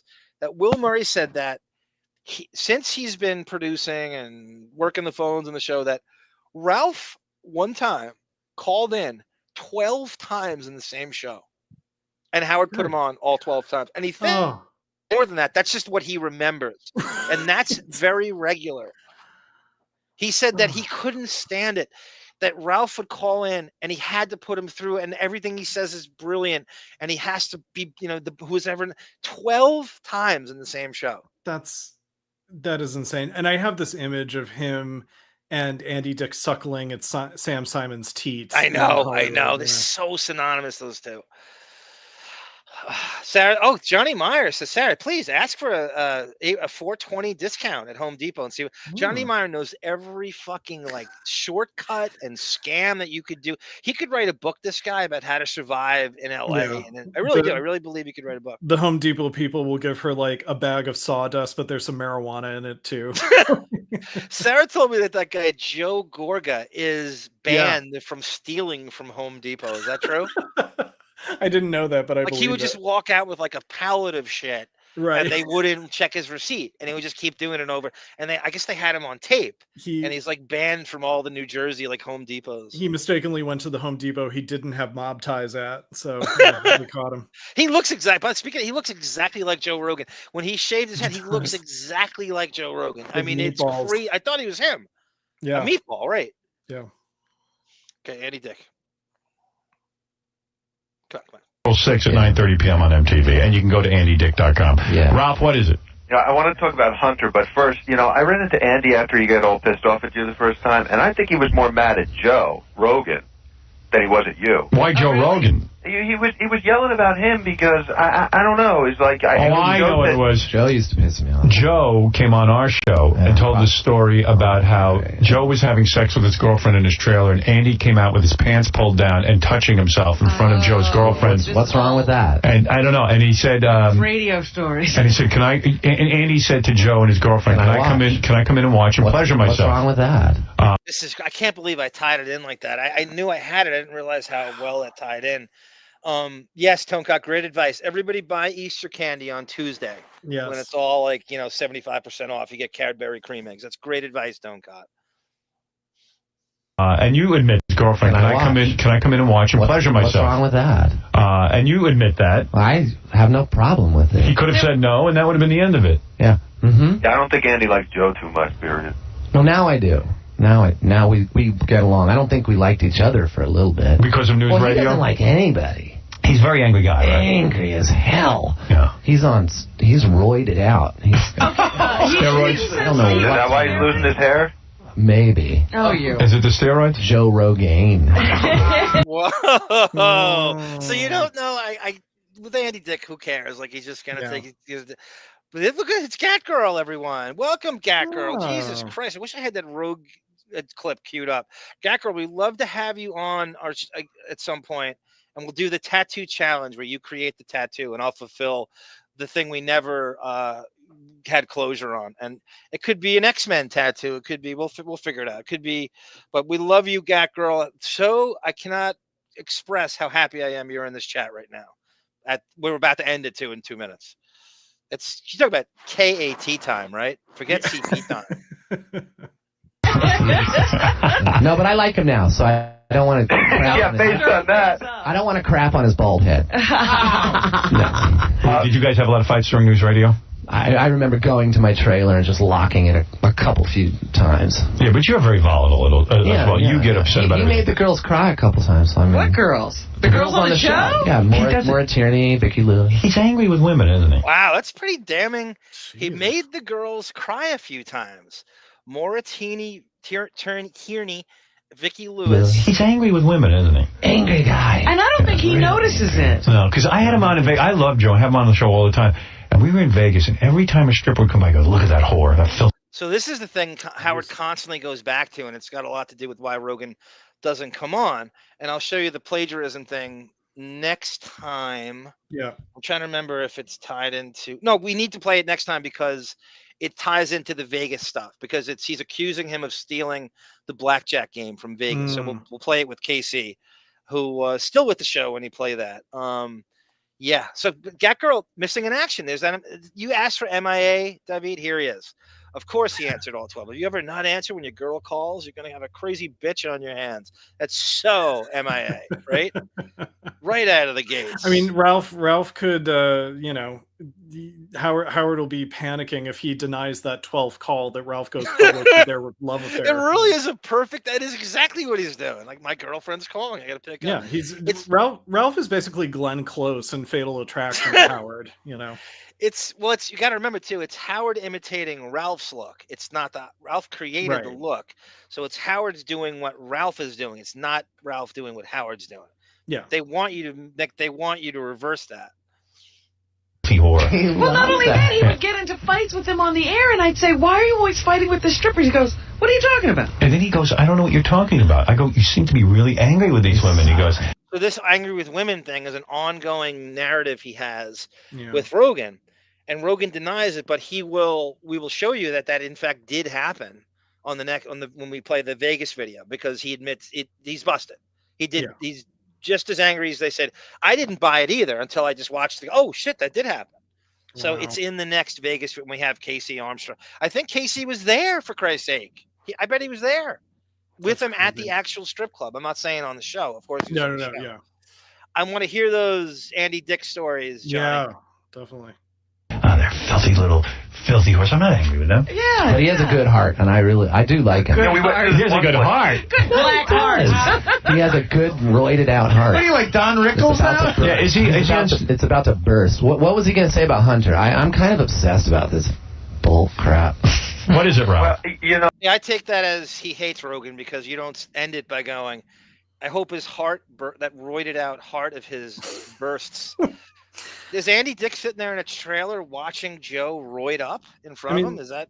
I mean, listen, I've wished death on many people that I love. They're my best friends, and I wish death on them. What was that stupid shit Monique used to say? I reserve hate for family, or so. What does that even mean? I don't. What is that? Why does she keep saying that? I hate anybody I want. What is that from? Is that some? That's so. I will hate anybody I want for whatever. Hate is reserved for family. I don't understand what that is. I don't agree with that. I'll hate anybody equally I want. Yeah. I don't know what she kept pushing that same fucking. What would you call it? Aphorism. Over there? Yeah, the philosophy. Because I think it was a precursor to like reading about Marianne from Brooklyn. Like, I don't hate Marianne from Brooklyn. I reserve it for. I don't know. Yeah, it's like. You're supposed to love your family unconditionally, usually the way it works. I'm amazed at who doesn't hate their family. I was thinking more people should hate their own family. I think you need to kind of everybody needs to look at, especially their parents, and look at the ways that they fucked them up as children. So you can kind of take that orbit to, not being into your parents, as seeing the flaws in your parents, so you can orbit back to them and accept them for who they are, flaws and all. Yeah. All right, David, great show. It was an interesting one. KC Armstrong cameo. Yeah. That was yesterday. I was thinking of that, and let's get him on. I hope we need him for the next time for the fucking Vegas stuff, because he's like so ensconced in that. Yeah. I will be in Washington, D.C. next week. So I heard you're filming the next season of Real Housewives of Potomac. Exactly. Me and Karen Huger are gonna get a DUI together somewhere. Oh no! Here's the other rumor I heard. I heard you hooked up with Pete Buttigieg. I finally broke up that marriage. Yeah. I heard you broke the marriage up. Chaston, get out of here. Whatever. I love that you know his husband's name. Yeah, well, of course I'm keeping tabs. Anyway, I'll text you about it separately, but just about the upcoming shows. Okay. Yeah. I thank you, everyone, who your unbelievably funny comments, and I try to get to them as many as I can. I apologize if I either glossed over something or didn't read it.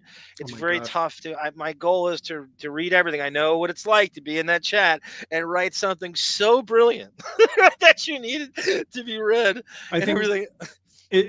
Of all the people doing StreamYard shows, you have the best bedside manner with the live chat of anybody in the world. Bedside manner? I love it. You and Buttigieg in the bedside manner. Exactly. If you know what I mean.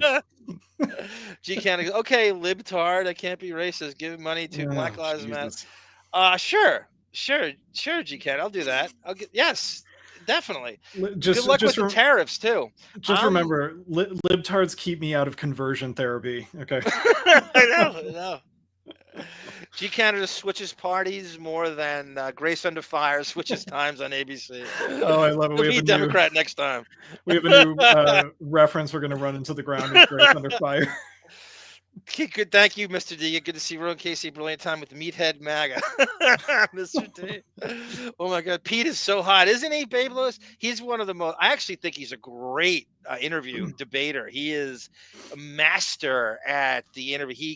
He really – I've never seen that guy lose a debate in any of the Sunday shows or MSNBC. Yeah. He's actually a great – smart fucker. He's so smart, he makes me uncomfortable. Thank you, G Canada.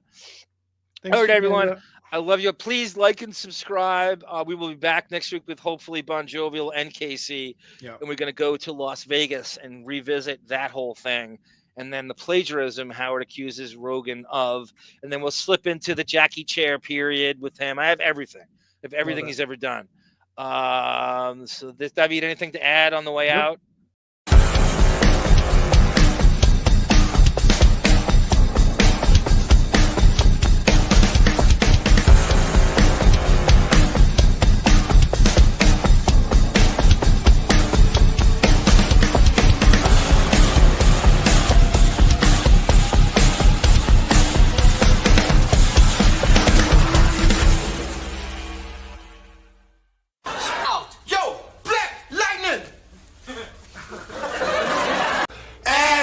Funny when it's not you.